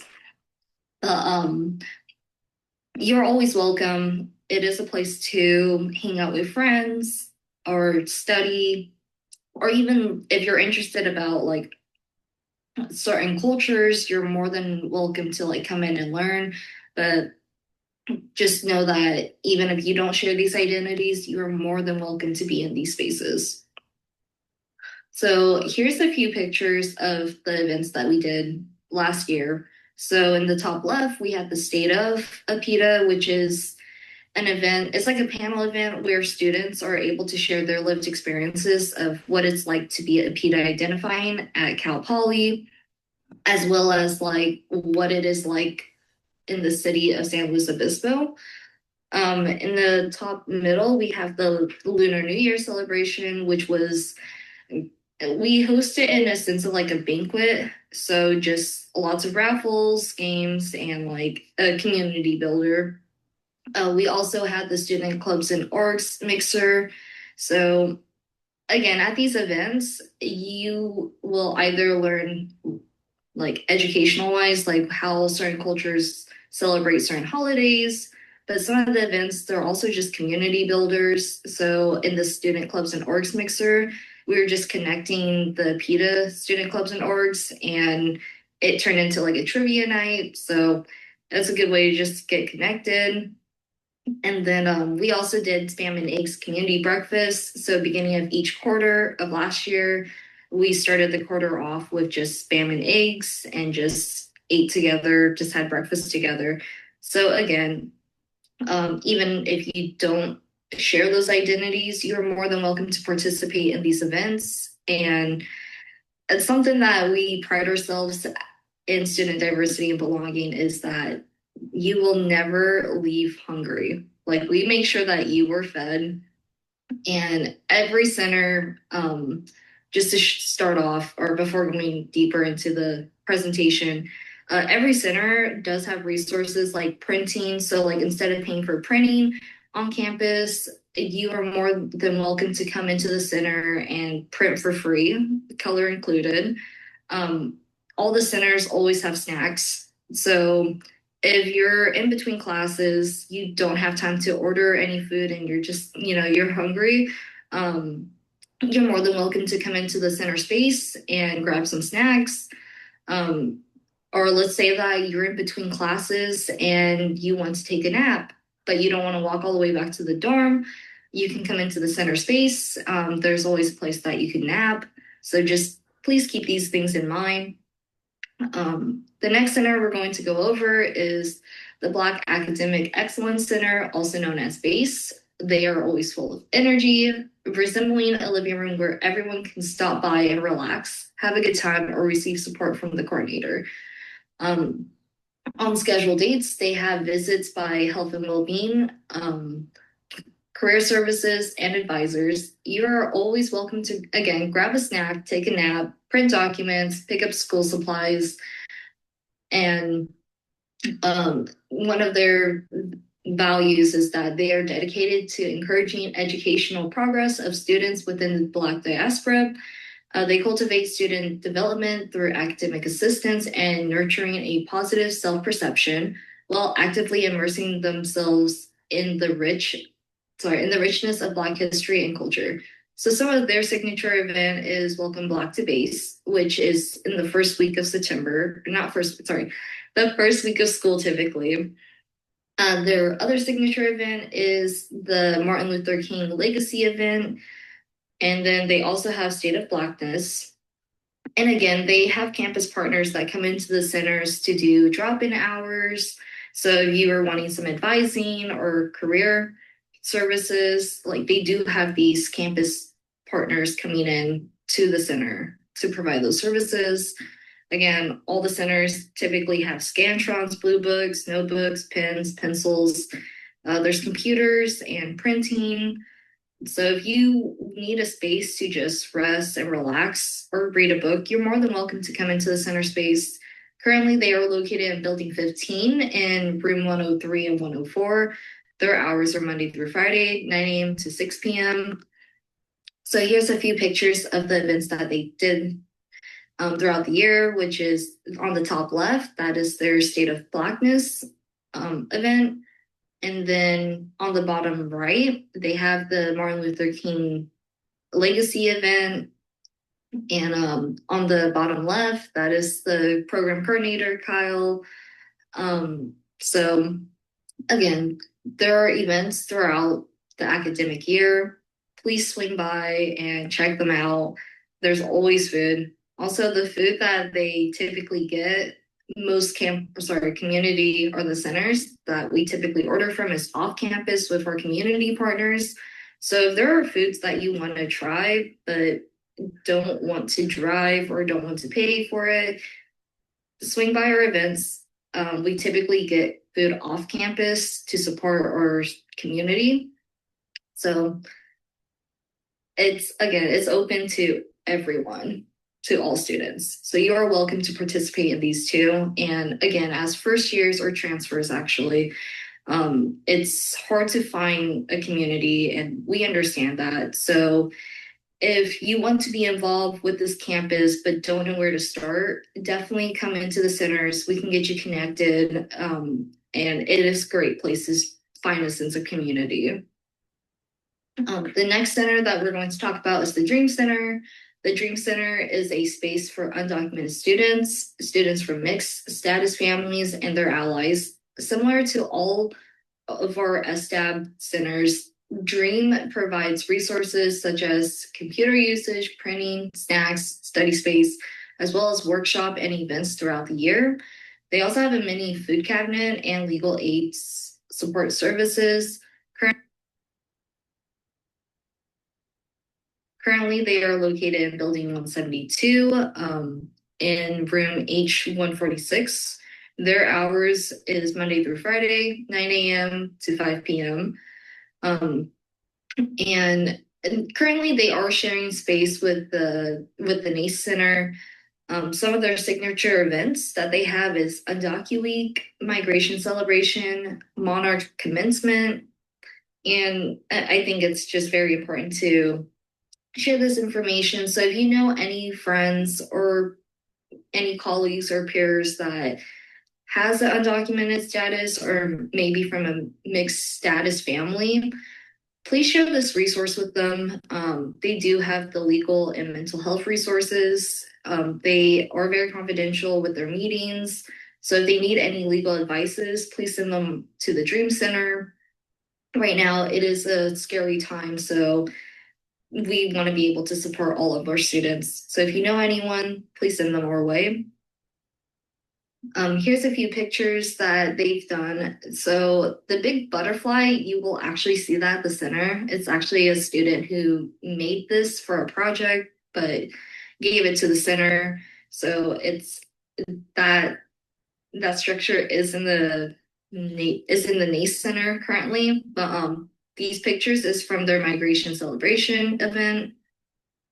Um, and the next center that we'll talk about is the Gender Equity Center. The Gender Equity Center is located in the University Union. So in the UU, room 217, their hours is Monday through Friday, 9 to 5.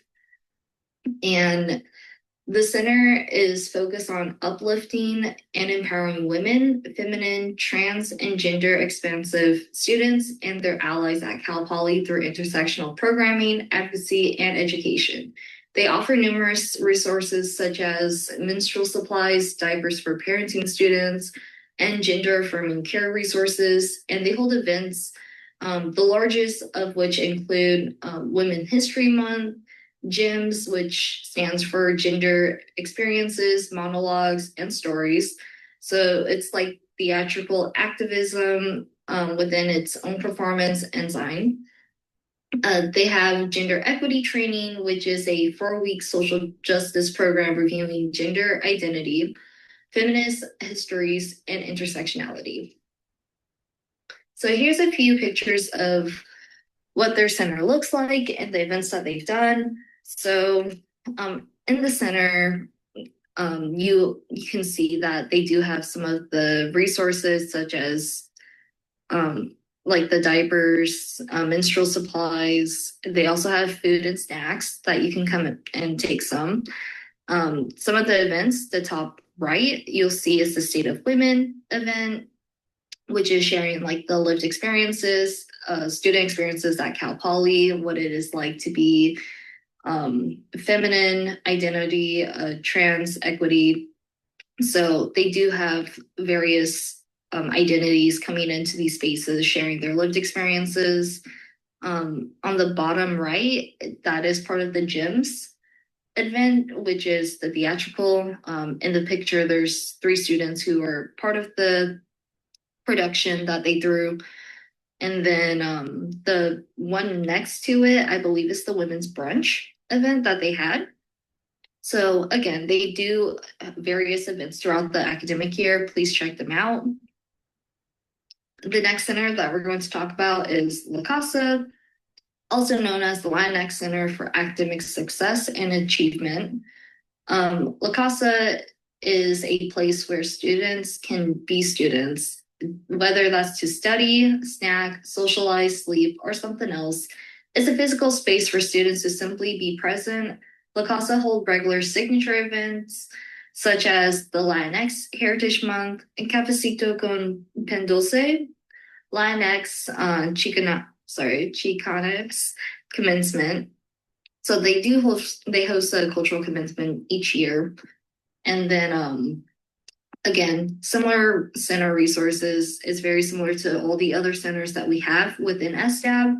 So like there's computers, printing, test supplies, and they also support the Latinx student clubs and orgs. They have informal drop-in, advising, career services, and other campus community partners. And here's a few pictures of their events throughout the academic year. So top left is like their mariachi band, I believe. And then the top center, it was when the La Casa Center had opened. And it was like a picture of the opening of the center. If you look at the bottom right, that is their cultural commencement. So when it is your time and you're approaching graduation, you're more than welcome to apply to be a part of the cultural commencement. So like the stoles that you see, the very colorful ones, those are their cultural commencement stoles. That is something that you can have as well when you get to that part of your journey. The next center that we will talk about is the Men and Masculinity Center. So they focus on creating spaces to process and develop collective understanding and diverse expressions of masculinity. So some of the signature events that they host is Movember, which takes place in November. They focus on the men's mental health, testicular and prostate cancer awareness month. And they also have book clubs and state of masculinity. Again, center resources are very similar to the other center resources. So here's a few events that they hosted throughout the academic years. So they had a movie night where they watched Barbie and analyzed the patriarchy themes within the movie. They also had state of masculinity on the bottom left. And then they had a conversation regarding like unraveling toxic masculinity and patriarchy within the PETA cultures. So there's a lot of intersectionality that happens with these programs. And then the next center we're talking about is the Multicultural Center, which is a vibrant space where students can build community, explore identity, engage in dialogue, and develop as leaders. They offer workshops, forums, and leadership opportunities that uplift underrepresented voices and foster solidarity. So some of their signature events is Fall Welcome. Again, typically takes place in like the first week of school. They have Culture Fest, which gathers all of the cultural student clubs and orgs. So if you want to be involved within the Cal Poly culture, but not sure where to start, this is a great place to start. They also have the Soul Summit, Polycultural Weekend, State of Swana, and State of Mixedness. A few pictures that happened throughout the academic year. So they had like a line team dance happening at one of, I believe that's Culture Fest. And then in the bottom center, you can see a group of people. Typically, I want to say that is the U Plaza. So people typically gather and dance together. And then I want to say the bottom left is Culture Fest as well. So like Culture Fest is like a bunch of student clubs and orgs that came together, and it's a great way to be involved with the campus and other students. They also have like different types of food and just bringing parts of like their culture into the environment. So if you're interested in learning and trying new things out, it's a great way to be involved. The next center we have is the Native American and Indigenous Cultural Center. They are located in Building 172 in room H146. Their hours is Monday through Friday, 9 to 5. So they focus on restoratively healing Native and Indigenous students through decolonial practices and Native knowledge. Some of their signature events is Indigenous Peoples Day, Native American Heritage Month, Indigenous Kitchen. And again, resources are very similar to the previous centers that were mentioned. And here's a few pictures of their events. So on the bottom right, they had the state of indigeneity. They also had I want to say in the top left, they had they have their cultural commencement. And then again, the center left is their Indigenous Kitchen event. So please come by to their center and show some support. And then we also have the Pride Center, which is located in building 65, which is the UU in room 217. Their hours is Monday through Friday, 9 to 5. The Pride Center's collective mission is to support and empower people of sexual orientation, gender identities, and expressions to strengthen and unite the community. So some of their signature events is Coming Out Week, Pride Ballroom, Pride Prom, and again, similar center resources as the other centers. So a few pictures from their events. So on the bottom left, you'll see like they hiked up to the Poly P and they painted the P during Pride Month. The top left is their ballroom event. Same with the top right. So they had a ballroom event, and then they also did a Trans Remembrance Day. So on the bottom center, I want to believe that's the event that they did.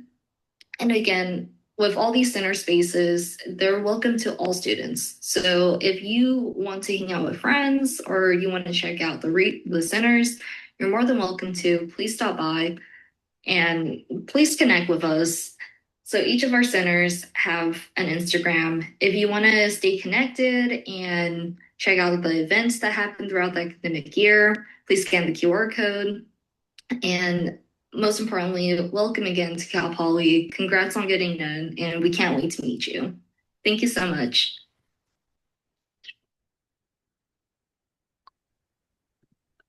Alrighty, everyone. That was a great presentation.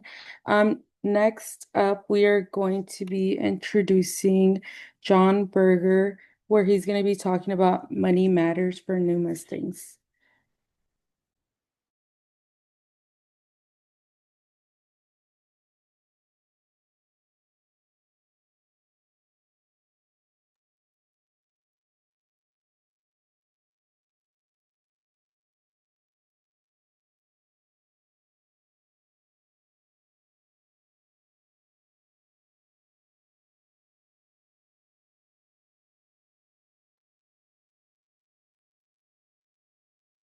Well, while we wait for John, I just wanted to say that I hope you all have been having a great transfer virtual slow days. I know got to do this 2 years ago. I was sitting right in the computer and going through the presentations as well. I definitely feel like I took a lot out took a lot out of it, so I truly hope you all are as well. Yeah, definitely check out the transfer center. Um, take advantage of your resources. And yeah, if you have any questions regarding anything, like I'm a person that you can go to, just because I'm also a transfer student.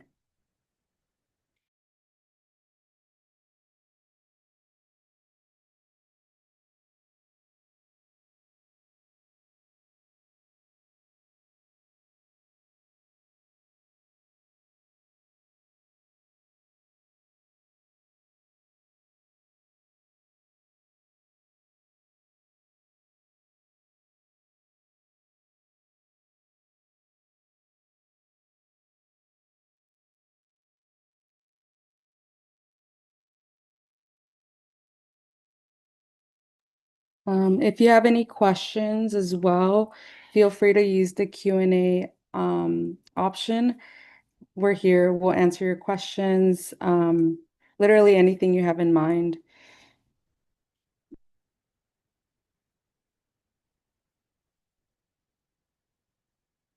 Um, Oh, what's the now you're a Mustang part? That's going to be at the very end where we will kind of just be doing some last minute closings and just some pretty important information. Um, it's just some wrap up things. And in the scholar breakout, it will be for students who have already been admitted into the program. So those students would have already received an email letting them know that they were offered a scholarship that they have to accept. And yeah, that will be open to students who are in the program.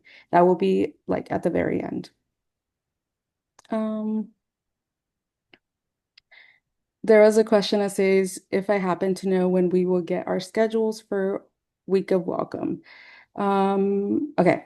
So typically when you come in, you'll be checking in and then you'll kind of have half of the day to kind of just get your like shirt and things like that.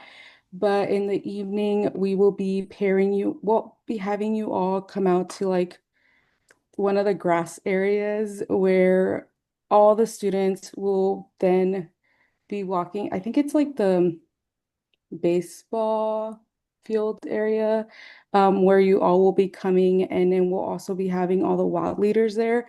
In there, we'll be like placing you all in your groups. You'll be meeting like your wild leaders for that week. And then in regards to schedule, everyone's schedule will be kind of different just because each WOW leader has activities that they have planned out, but just know that in that week, you'll also be going through presentations. Those are required. But yeah, in regards of schedules, I think it just really varies just because each WOW leader has a different activity planned out for each group. I hope that made sense. But yeah, if you all have any other questions, feel free to throw them in the chat. We have some time to answer them.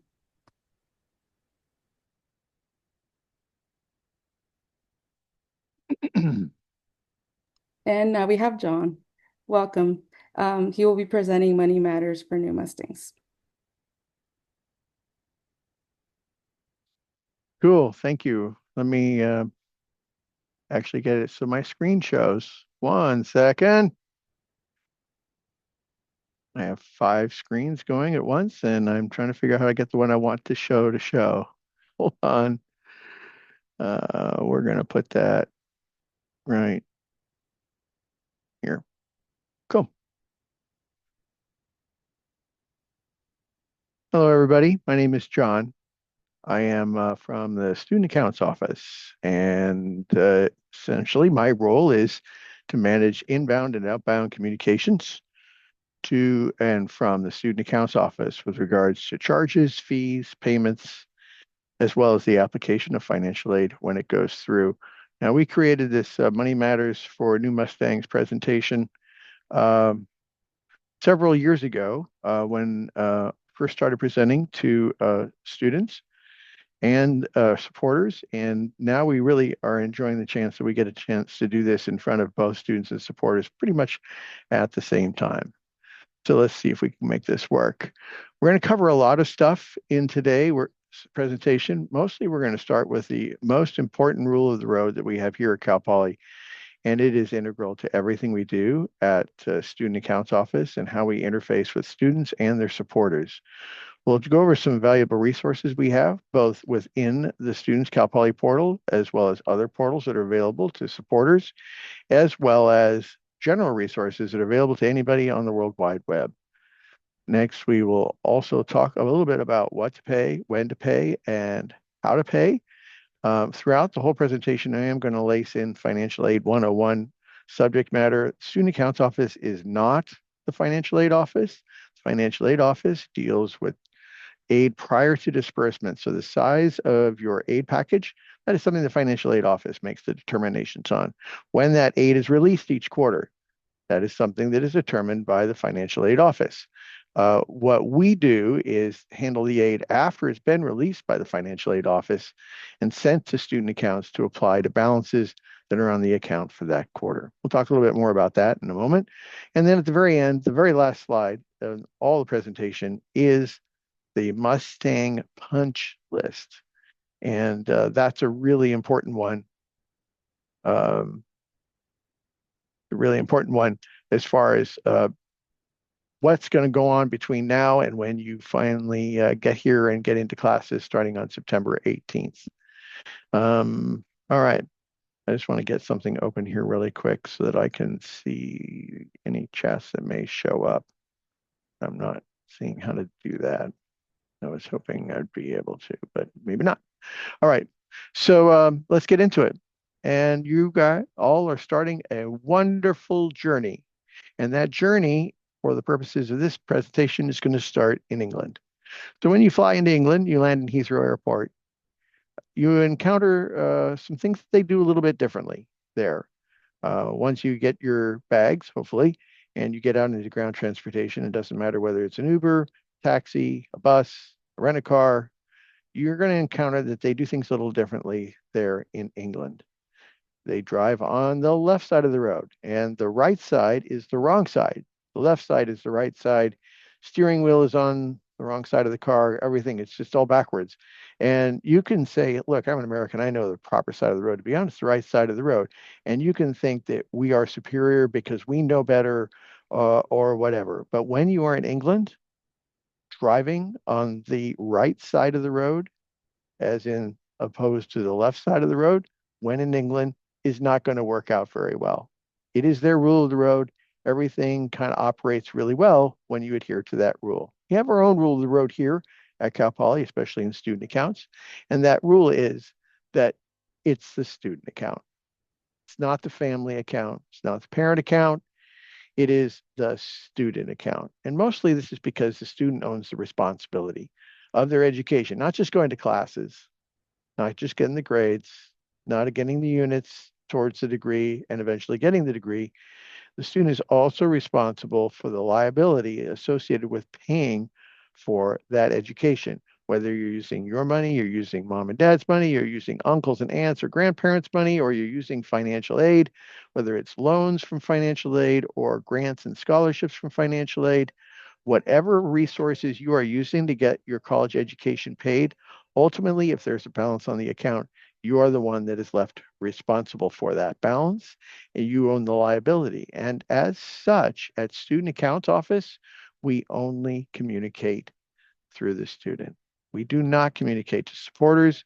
We do not communicate to anybody but you, the student, mostly through email, but also done through Money Matters in your Cal Poly portal. This is really important.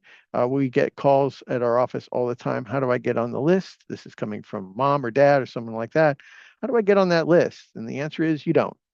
Students, we're going to communicate with you. If you want somebody to get that email telling them that something is posted and needs to be paid, you're going to need to send it along because we will not send it for you.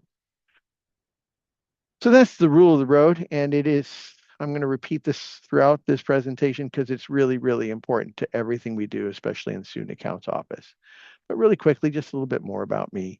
I have been at Cal Poly in the Student Accounts Office in my current role, which is Solutions Support Facilitator, since January of 2017. That's 8.5 years. This is my 9th year of doing these presentations to students and supporters with regards to paying for college. I have answered over 30,000 phone calls in the Student Accounts Office. My job is essentially to manage inbound and outbound communications out of our office. I answer a lot of the calls that come in, not all of them. We also have some incredible student assistants who help me out. In fact, they're probably as good, if not better than I am at answering the phone calls and getting you to solutions to your issues. But between all of us, this time of year, we are doing about 200 phone calls a day. So we're pretty busy in the office. That is why a person who's been here 8.5 years can log out 30,000 phone calls. I've also been where a lot of supporters are right now. I've had 2 kids go to college. My 2 are now age 30 and 32 as of next week for my son. And I've been in the place where you are just getting going with students going to college, trying to learn how to navigate this huge, expensive proposition, having the giddy glee of knowing that your kid's going to some place that's absolutely special, and they're going to get a great education, and they're going to get a life of experiences in just a few years. And it's really wonderful, but it is expensive. It is a huge financial proposition. And then we just lay the extra heavy on you that it is all being done and managed and facilitated by the student. And we as supporters are going to have to figure out how to support our students through this process. But that is a transition in and of itself. And look, in the end, this is what we know. This is a huge transition of responsibility from supporters who've been doing this all the life of the student to a student who's 18 years old and may not quite fully be able to wrap their head around the size of this financial obligation. But I will say this, in my 8.5 years here at Cal Poly, I've watched close to 100,000 students go through the system, and I can tell you, the students have no problem. They do great. Supporters releasing that responsibility, it's a little tougher, but in the end, they do fine too. So, and that's really a lot of what we're trying to do here and be here for our students as well as supporters is to help with the transition of responsibility. And our goal is student success with the financial aspect of their education. That's what we do here in this office. So let's get into some resources. We have lots of resources. Some are publicly available, some are privately available through portals. The first and bestest resource from a general standpoint is our website. That is sa.calpoly.edu. And when you go to that, you plug that into the address bar in your browser, S short for student, A for accounts, .calpoly.edu, it will reload to a page that looks kind of like this. It's the student accounts main web page. And across the top, we've got upcoming due dates for fall quarter. Deeper into the website, we have upcoming due dates for the next several quarters. We have all kinds of calculators on our website in a couple of different places. So please look for those if you're trying to get a true nailed down to the dollar cost for housing or dining or registration tuition. Those are available through calculators on our website. And then, most important, we have video guides. We've been working on these video guides for years, and essentially there's two sections. There's a video guide section for supporters, which is basically a rehash of this presentation. And then there is video guides for students. Now, these tend to be very short, task-oriented, 2.5 to 3 minutes long each. There are about 15 of them. And when you go to the video guides webpage and you look under video guides for students, you will find step-by-step instructions, including screenshots for doing all the things that many of which we're going to talk about in this presentation that students need to do, especially to keep their supporters in the loop. And so this is an incredible resource. It is there for you. I know I talk fast, especially when I'm on the phone, but even when I'm doing presentations, probably faster than a lot of folks can digest when I'm spitting out. And the whole idea is those video guides are there so you can digest them at your own pace. Do check them out. That's at sa.calpoly.edu.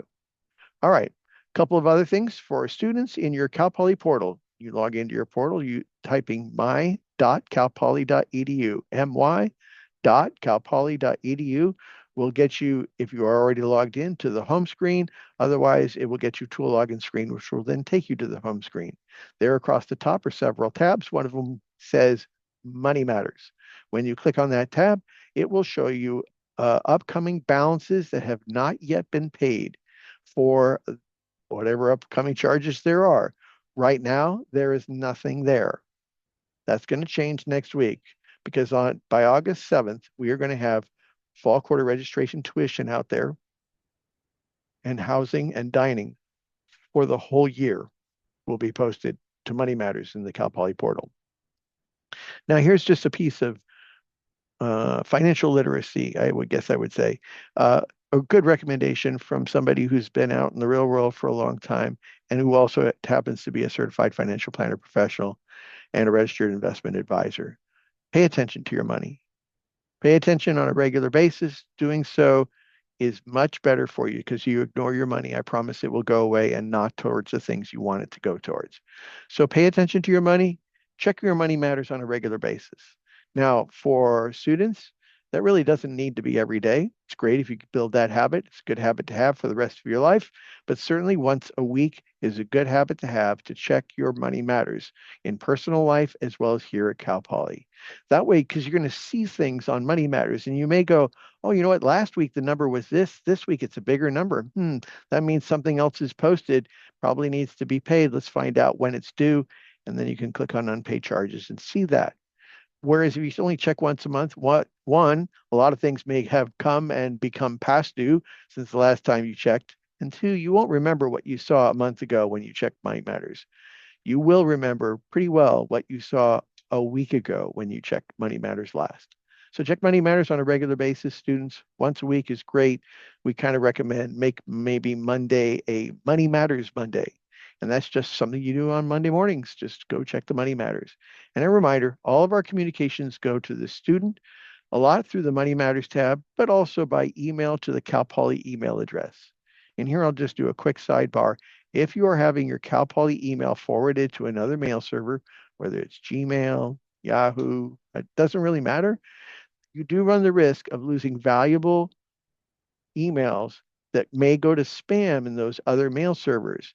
When they are in Microsoft 365, which is provided to you free of charge as a Cal Poly student, when you look at it in your Cal Poly portal, emails from everybody important on campus, that's not just student accounts or financial aid, it's your professors trying to communicate with you. They're going to send information to your Cal Poly email address. You want to be able to get that information, and it will always be there in the Microsoft 365, but you run the risk of having to check spam all the time when you are using an outside mail service. So we do recommend check Microsoft 365. If you are forwarding emails, make sure they leave a copy in Microsoft 365 so you're sure you get everything that is being sent to you.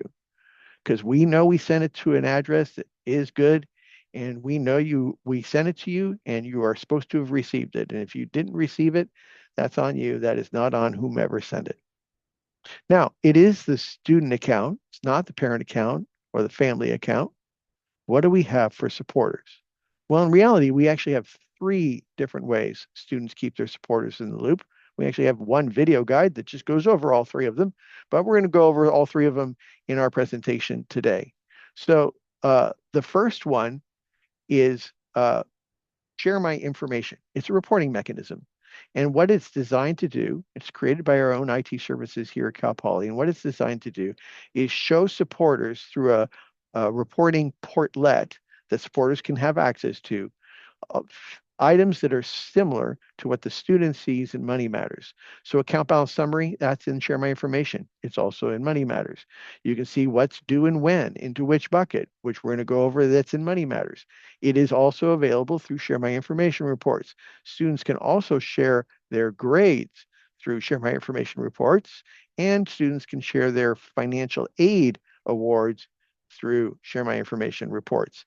Now, of the three ways I'm talking about that we can share or keep supporters in the loop, the payment portal, which we'll talk about in a minute, does not show any pending financial aid. It does not show financial aid deferral. If you have financial aid students, we do strongly recommend that you do set up Share My Information reports for your supporters so they can see your pending financial aid. As we go through the financial aid primer throughout this presentation, it becomes important for the supporters also to understand that there is aid coming. It may not have been delivered yet, and it will affect the balances, but it is not affecting them and what the person sees in the payment portal at this time. Share My Information reports are super easy to set up. We do have a video guide on how to do that. Students, you're going to go into Money Matters in your Cal Poly portal, scroll to the very bottom on a regular computer screen. There's a box there. It says Share My Info. And in that box, there's a link that says Create New Report. When you click on that Create New Report link, it opens up a whole bunch of options. You can check the boxes of the items you want in the report, uncheck the boxes things you don't want in the report, and the student can always go back at any time and change those options for those reports at any time in real time. So if you're sharing grades and all of a sudden somebody is saying things to you about your grades that you didn't really want them to say, students can turn that off if you want to. It's instantly updated, and the reports would no longer show any items that the student has decided no longer to share. And it does allow for supporters to see information very similar to what's in Money Matters, including financial aid. So these are the general resources we have for you. Student accounts, Money Matters is available. It's got some really great information. It's how we transmit the dollars and cents that are due and when they are due. Student accounts also can get that same information from Share My Information reports. They can also get financial aid on either Money Matters for the students or Share My Information reports for the supporters. If you still have general questions, you're welcome to call our office. Student accounts is here 8 to 5, Monday through Friday. That's our phone number. And you can also send an email to us at studentaccounts@calpoly.edu. Let's move on. Yes, the next way for supporters to stay in the loop. And this one is federal law. It's the Family Education Rights and Privacy Act, otherwise known as FERPA. That's the acronym for Family Education Rights and Privacy Act. And what that act basically says, and it is federal law, is it says that the student's information is the student's information.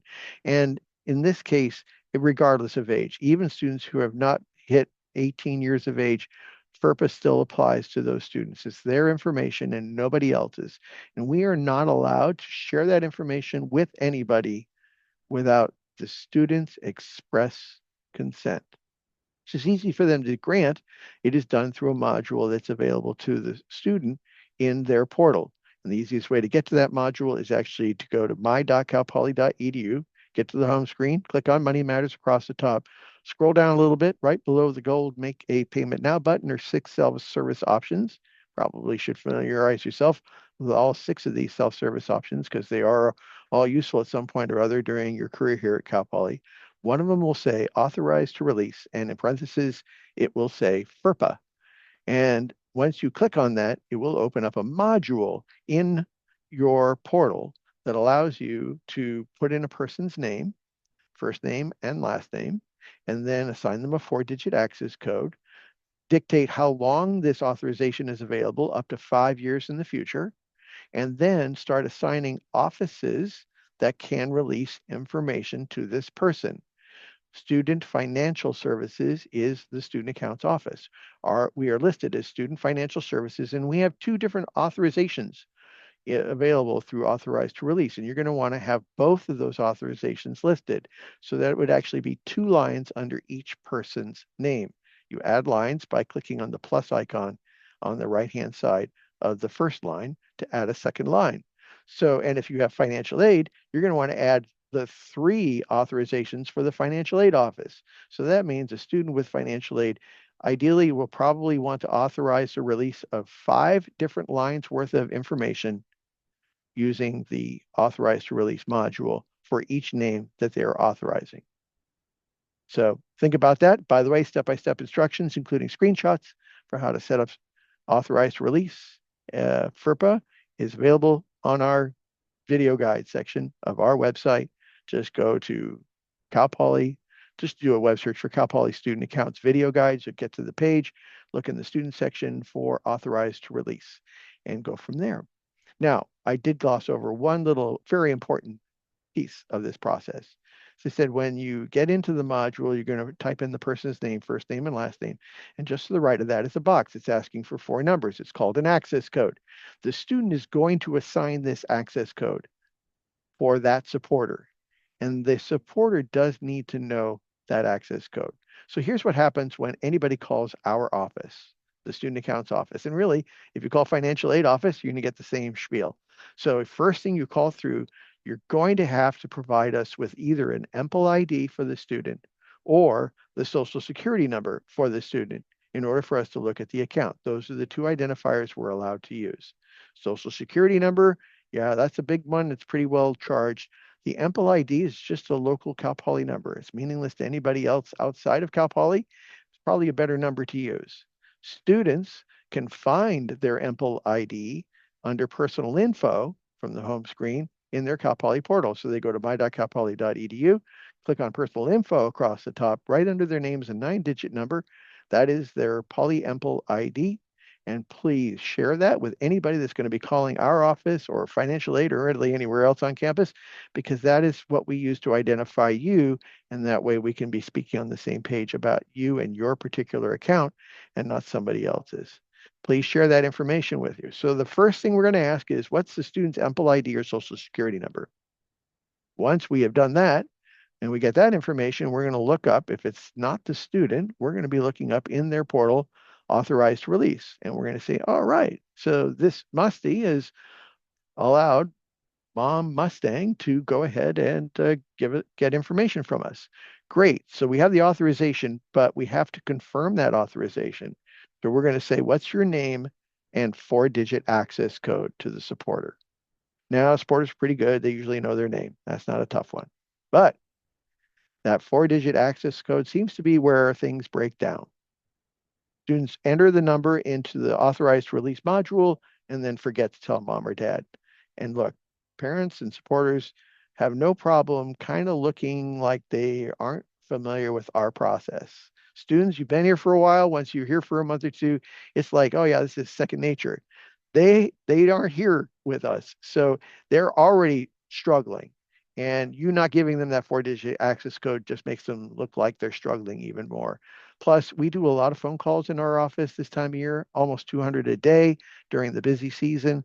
If we're spending a whole bunch of time playing the guessing game of what is that 4-digit access code, well, maybe it was 1963. Nope, that wasn't it. Maybe it was 0105.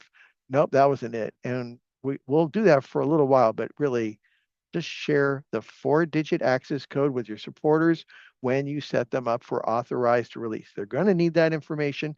And while you're sharing that, make sure you share your EMPL ID with them so they don't have to dig up your social security number and toss that around or call you and send you a text. What's your EMPL ID? I need to know, and I'm on the phone with student accounts. We don't want to spend time doing things that aren't helping people by looking up numbers that they should already have. It takes us away from spending time doing what we really want to do, which is helping students and supporters have the greatest success in paying for college while they're here. So that's it on FERPA, and make sure you share that 4-digit access code. Let's get into what to pay, when to pay, and how to pay. This is going to be pretty quick, and this is going to be like you're going to see some granular numbers, and please don't freak out. We're going to walk through this process. Fees are going to post on August 7th. You'll get a chance to see the real numbers for you and your student. It's going to happen. Um, this is just to start exposing you to our process and the way things look here at Cal Poly. It's just a taste. And don't get overwhelmed by the granularity of it all. It is not a simple system. We understand that. There's a lot of complexities, not always as intuitive as we would like. We keep working on it. We're making improvements all the time. But in essence, we want to keep this at a 30,000 foot view for today. So our charges are broken down into 3 buckets. Those 3 buckets are registration and other fees, which is managed by the state. So your tuition, your education, those mandatory base fees, all of your education costs are managed by the state of California. And that is in the registration and other fees bucket. Plus anything we can't put in any of the other buckets, we're going to put in the registration and other fees. Some miscellaneous fees will pop up from time to time in registration and other fees. Housing is managed by University Housing. They are different from the state. They're a part of the state, but it's a different part on campus. And then dining is managed by the Cal Poly Partners Corporation. That is a nonprofit, not even really associated with the state of California. We post charges, collect payments for all 3 of these different entities on campus. And as such, when you make a payment of $500 towards dining, we're going to take that payment, say thank you very much, and we're going to send it to dining because that's what you told us to do. And then if you come back to us and say, oh, I really meant to pay housing with that $500, then we have to go to dining and say, can you give us back the $500? They didn't really mean to pay you that. And then we have to move it over and get it to housing. It's a really manual process. It takes several days to go through, and it could all be saved. A lot of effort that is really not accomplishing anything could all be saved if you just make sure that you are paying the bucket you intend to pay when you make that payment. These buckets are non-fungible. Paying registration and other fees will not help cover a past due balance that's in housing or dining. It just will sit there and apply towards balances in registration and other fees and stay there. Remember, we do only communicate with the student when charges post to the account, mostly by email, but also through Money Matters. The one time we do not send an email to the student is when they are enrolled in classes and they are and fees post, because they're constantly rolling and changing classes here at Cal Poly, and as such, their fees may be being adjusted. And if we send an email every time somebody changed their enrollment and we changed their charges, we'd be sending so many emails, they'd all be ignored. Emails are not the most often looked at, even though it is the primary mode of communication. So we do try to limit the amount that we are sending out. Miscellaneous fees will post, and we will send an email when we do that. But registration tuition, when it changes, fees may not be communicated by email, but they will be adjusted and viewable in Money Matters with a refresh. So that's really one reason why we say, hey, keep an eye on Money Matters on a regular basis. That way you can see those changes and adjust your payments towards that. And here's what Money Matters is going to look like, sort of. This is a screenshot from 2 years ago. We have registration and other fees for fall quarter.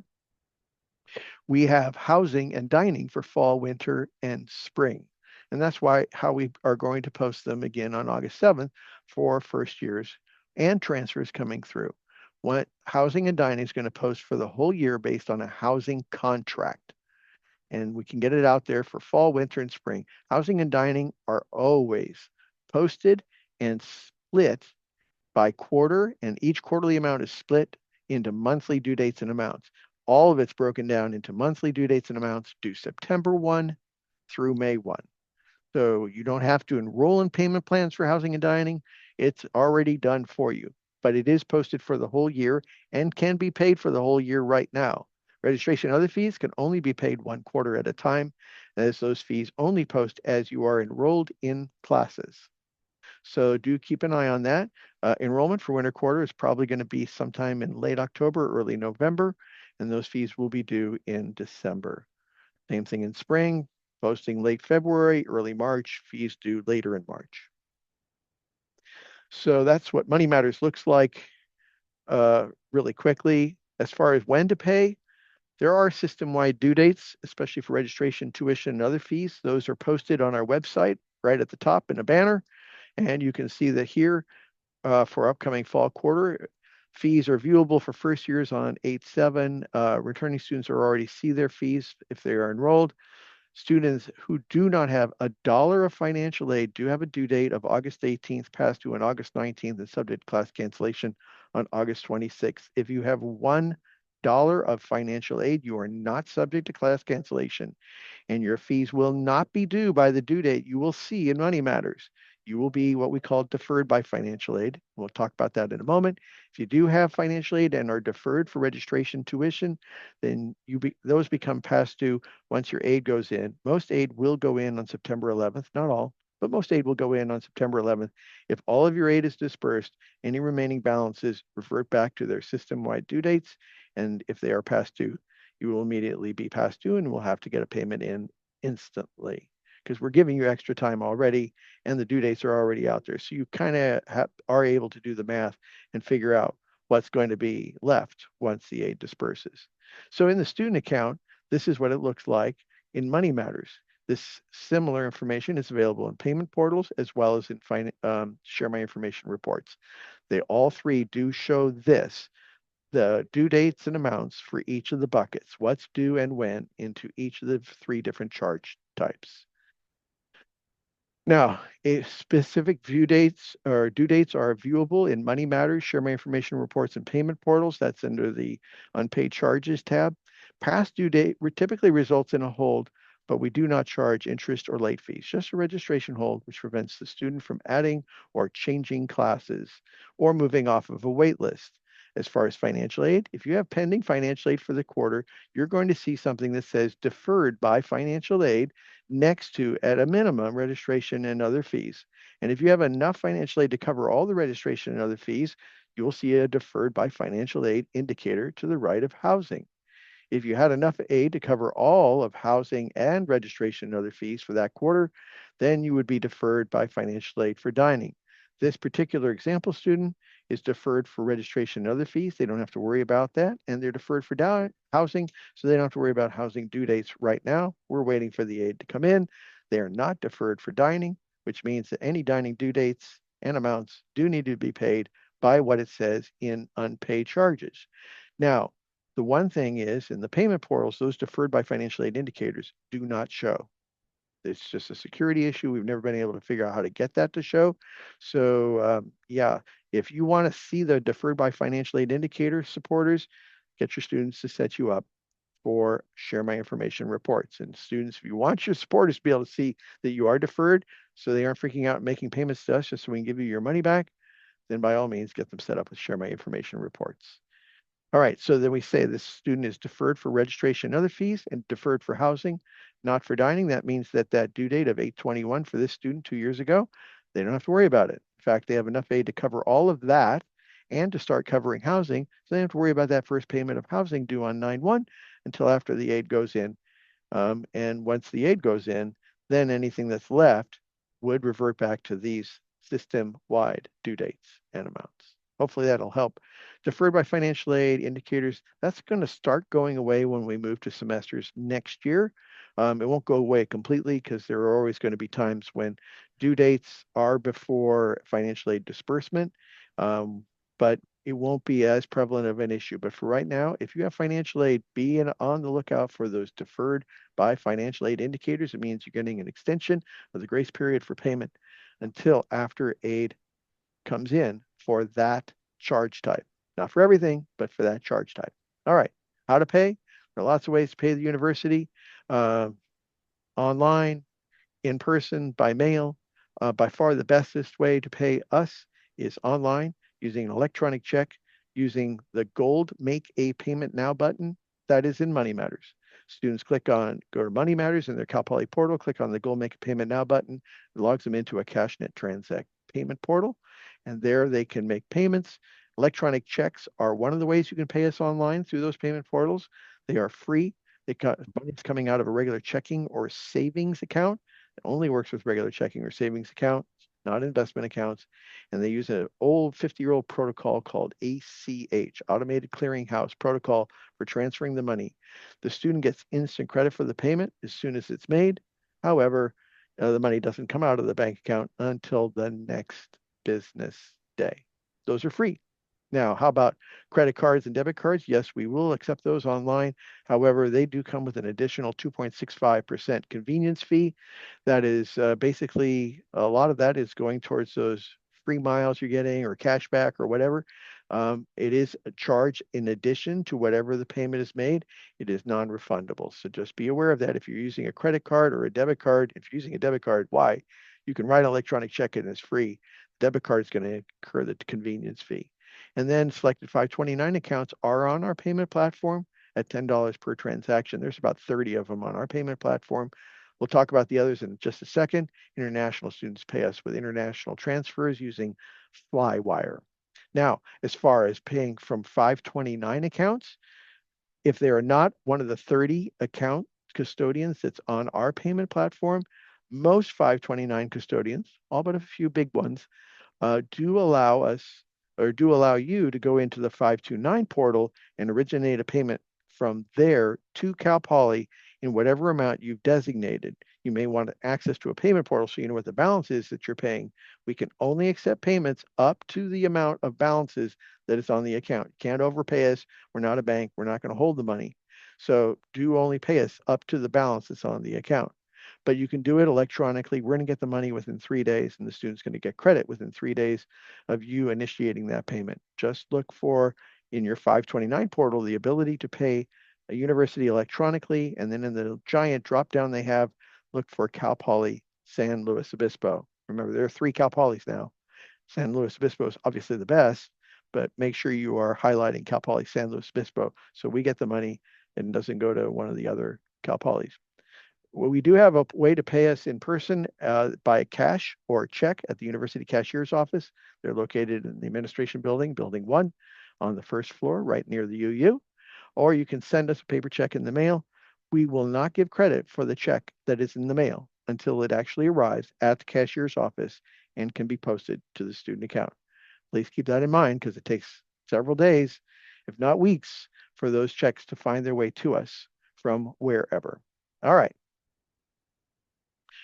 Students pay online using the gold Make a Payment Now button in Money Matters, but for supporters, we do have a way for you to have a supporter payment portal, and that is done.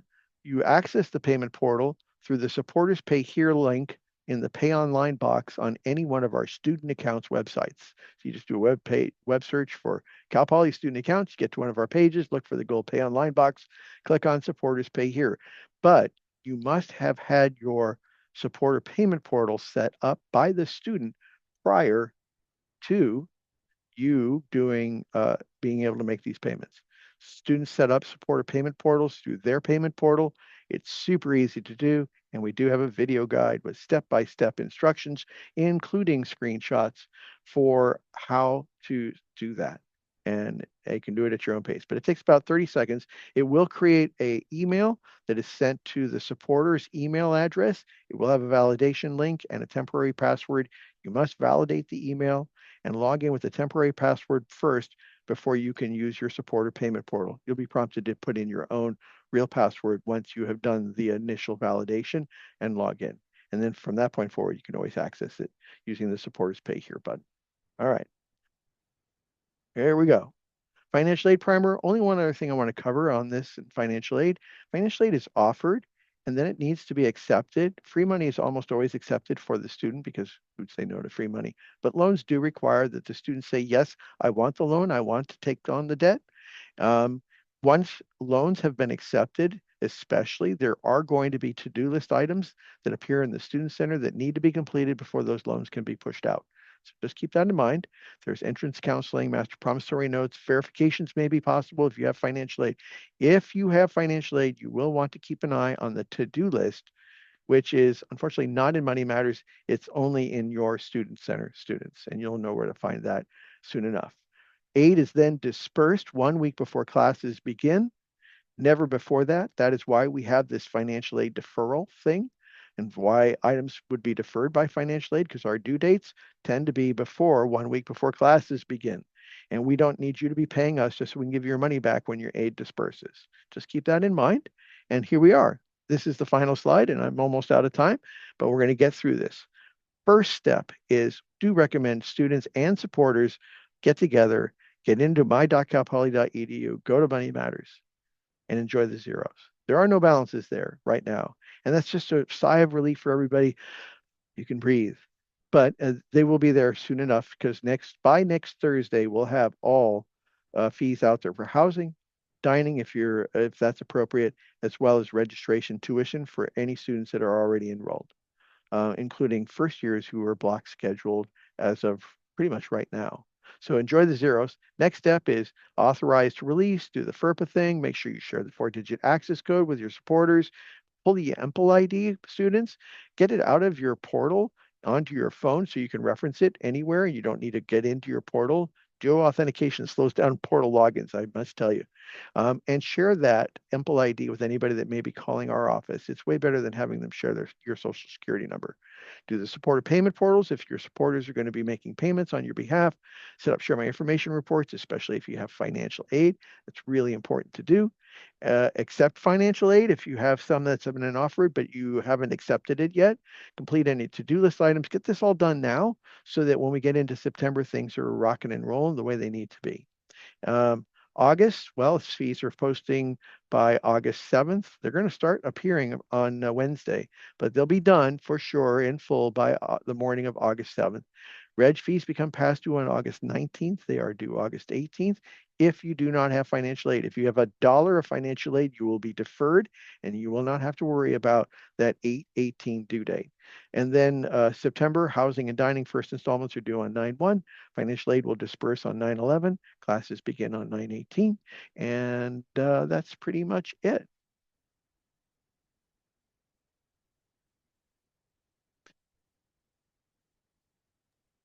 I think I'm done. So thank you so much for your time and energy. If there are any questions, I'm going to stick around in the Q&A and answer those questions in the chat. But for now, we're done and getting ready to send it on over to the next one. Thank you so much for your time. We do look forward to being here and serving you and helping you have great success with the paying for college aspect of being at Cal Poly. Awesome. Thank you so much for that, John. I did too. We had a few questions, so thank you so much for sticking by to answer those. Next up, we are going to be hearing from Dr. Jamie S. Patton, where he will be covering Now You're a Mustang.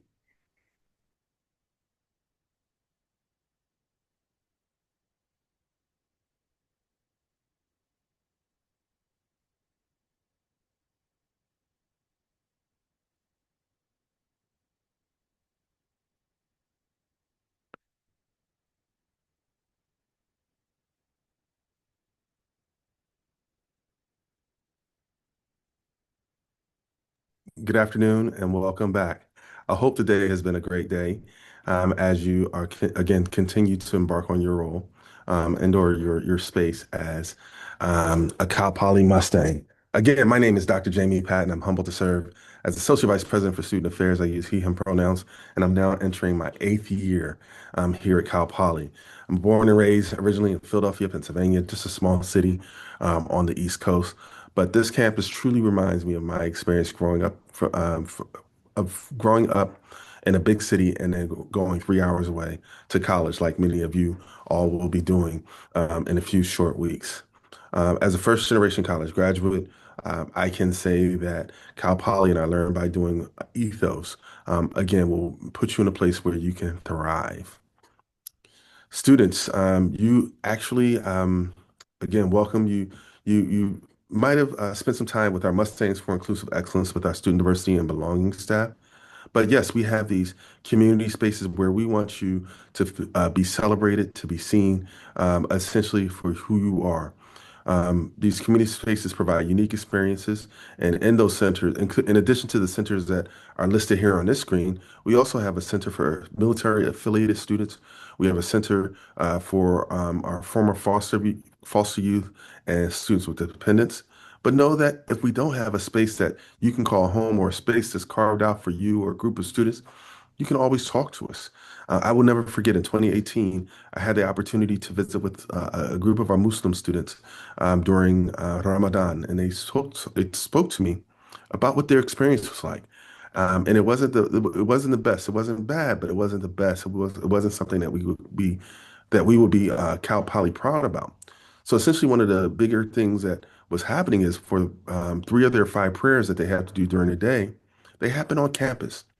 And we did not have a proper space for them to pray. And so they had to cleanse themselves in a public restroom. And then they would go find just random hallways in the around campus where they can complete their prayers. Now, we couldn't do anything that day, but we heard them and we got a chance to, over the pandemic, identify a space and transform it. So it's not just a space for our Muslim students who need that prayer. It's now an interfaith prayer room where anyone of faith or anyone looking for personal meaning making space that they have the opportunity to do that. So again, if there's not a space or a community or a community that you feel is not being supported in a way to make them thrive, please reach out and let's talk about it. Why? Because you belong here. And when we talk about belonging, we want you to know that we want you to know that we're going to affirm you. You are seen. We're going to celebrate you, and you are a valued member of our community, flaws and all. No one is perfect. And when we talk about belonging, I have to be clear, and I have to make this clear.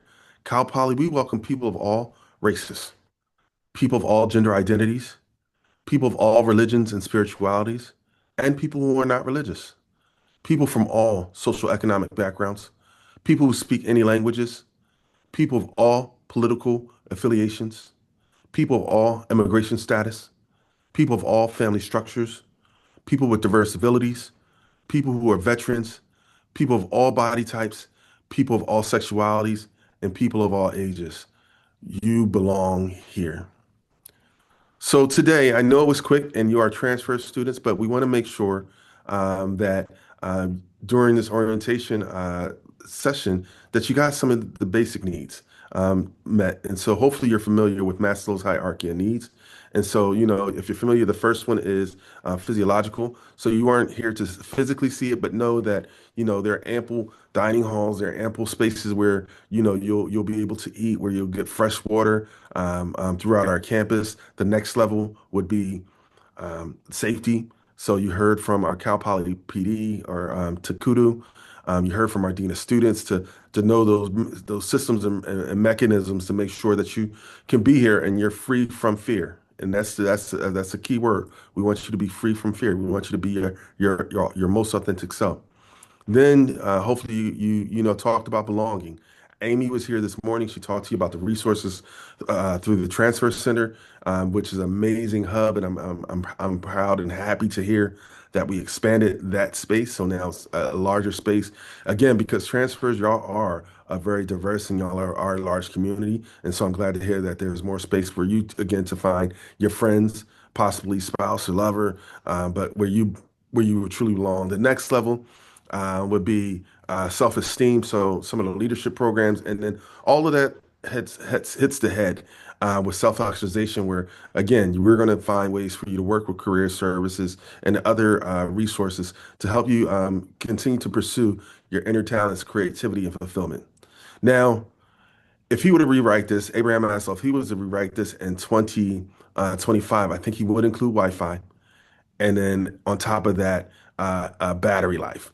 Uh, Unfortunately, you weren't able to experience those things, but know that our Wi-Fi is pretty strong. It's gotten stronger since the pandemic. And then um, lastly, yeah, plenty of places to plug in. Why? This is the Mustang way, and I'm about to close it out. Learn by doing is not just a slogan. It's how our students engage. One Grand Avenue know that it's not just a mailing address, it's how we feel about this place. The Mustang Way is not just our core values, it is a lifestyle. Wow. Why? Because we're Cal Poly, not just a university, we're a community. We're a community with that has expectations. We're a community where we believe in civility, respect, and citizenship. So with that, I always like to talk about when I was researching Cal Poly and why I chose to come. And one of the major reasons is because of the Love, Empathy, Respect campaign that was started by one faculty member and then got her department on board and then the university and became this wave of energy that continues today. But it just centers those three words: treat everyone with love, be empathetic, and respect everyone. Respect everyone, no matter how different, how similar, no matter who they are. It's about respecting one another. Now, as part of your requirement through the CSU, you have to complete two mandatory trainings. One about sexual violence prevention for students. That is a module that is in your CSU Learn and or in your to-do list that you have to complete, where it just talks about interpersonal based violence, sexual assault, and lets you know about what resources are available both on campus and in the community. Next slide. And then the second one is alcohol and other drugs prevention education. You will have an opportunity to engage with alcohol and other drugs if you choose to here at Cal Poly. We want, again, want you to know how the body reacts. Everyone responds differently, but we just want to make sure that, and the CSU wants to make sure that you're aware of the factors and the things that could happen if you choose to engage in that activity. But it's all about going back to respect, not only respecting others, but respecting our community. We are part of not just the Cal Poly community, but we are part of the San Luis Obispo community. And we ask that we respect for that, that we respect others and respect the place. Why? Because we want you to be active bystanders. If you see something, we're hoping that you say something or you do something. If you see someone in a vulnerable situation, we will hope that you would step in, not put yourself in harm's way, but you would identify ways that you might be able to help someone in a vulnerable situation. If there's a situation where you might not be engaging in an illegal activity or out with alcohol and drugs, but you might have a roommate or a friend, we want you to know the resources that are available because we want you to be an active bystander. We want you to be in a place where we look after all of our fellow Mustangs. So with that, I thank you for spending your day with us. I know it can be long online, a lot of listening, but we're excited to see you here, and I can't wait to meet you all in a few short weeks during Week of Welcome. Thank you. Thank you so much for that, Dr. Patton. So you're probably wondering what's now, like what's coming up. So from now to wow, we have some important information for you all. You'll be having the Transition Toolkit Part 2, which is the preparation for Week of Welcome that will be occurring in late August. You'll be getting access to that through the orientation registration from your portal. So just keep tabs on your Cal Poly email just for some more like official communication from Cal Poly, just because they do tend to send over some important information. And then some Week of Welcome dates. You'll be having the Mustang Move-In from Thursday, September 11th and September 12th.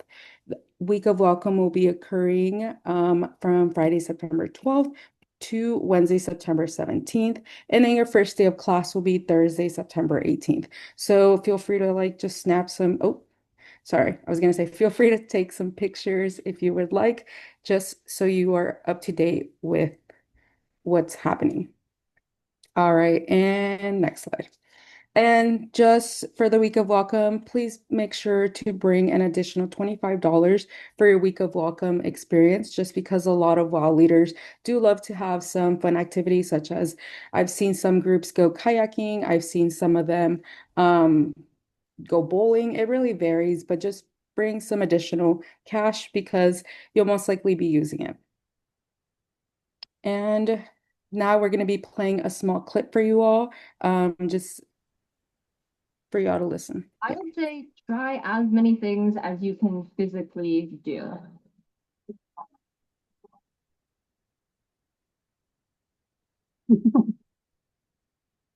You plan to be at Cal Poly?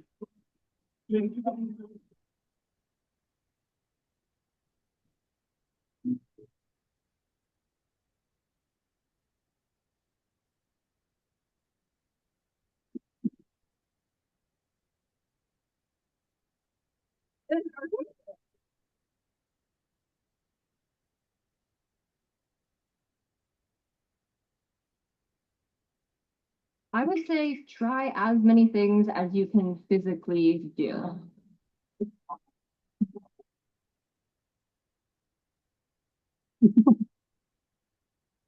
You plan to be at Cal Poly?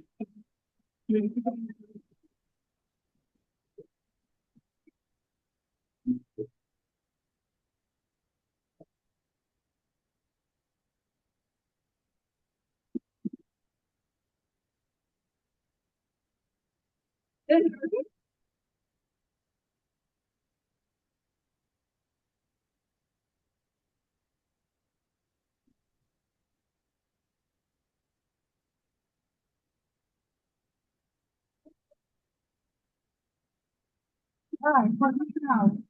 My experience when I came to Cal Poly, I was a little nervous. I was a first gen student, so my parents didn't really know anything about college, but they were able to set up my door with me, and ultimately it was a safe place for them to be like, okay, bye. There's a part of coming to college that is scary. Regardless of where you come from and the university you go to, there's always going to be some level of culture shock. It was definitely strange to be further away from my family than I'd ever really been before. I kind of got homesick my first couple of weeks, but honestly, all that changed after a while.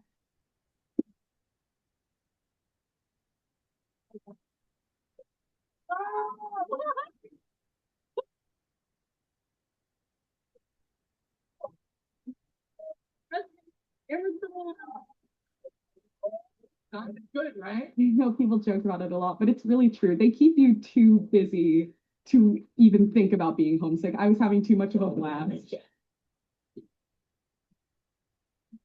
Oh.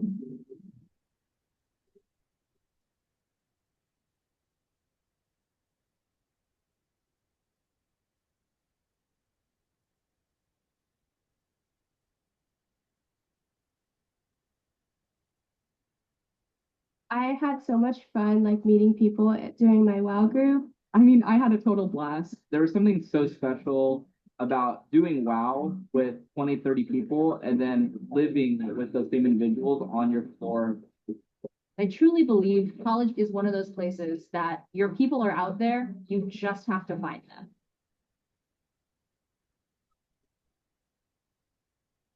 Club Fair is an incredible resource. They have free food too, which I know is a draw for a lot of people. Very quickly, I just found the communities that made me feel included, welcome, supported. The club that I got really involved with was actually the Country Line Dancing Club. Chinese Student Association. I was part of the mock trial club, still am. I met my best friends through fencing. There's never going to be a downside to trying something new that you've never tried before. Get out there and do as much as you can.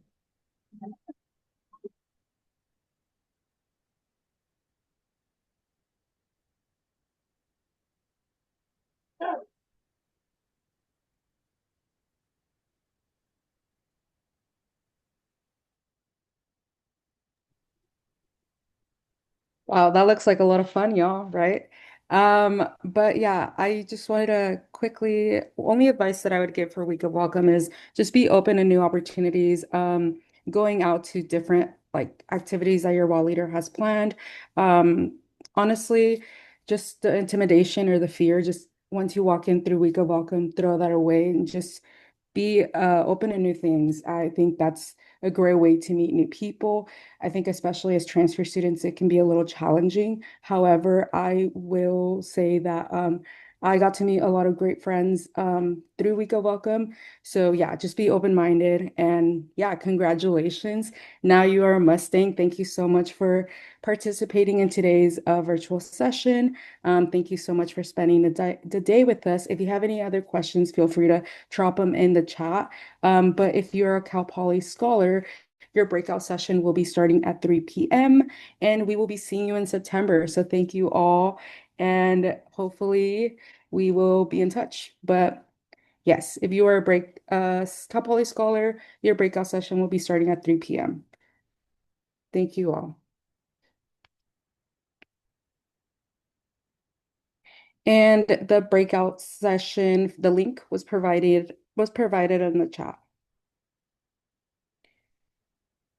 Thank you all.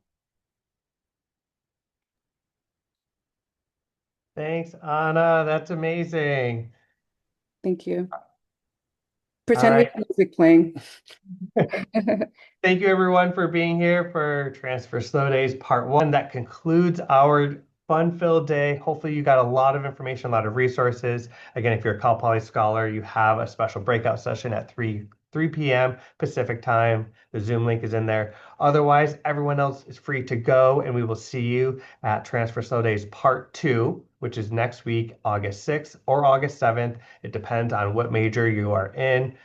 We are going to cover everything academics at that session. So we're going to go over the transition to Cal Poly. You're going to hear from the Office of Registrar on how to register for classes, and then you will be meeting with your academic advisors. These are not one-on-one appointments. These are small groups with other students in your major. So this is where you'll talk with other students who are in your major, transfer students. You'll talk about the relevant classes and how to register for classes in those sessions. So be on the lookout. Those emails will be coming out.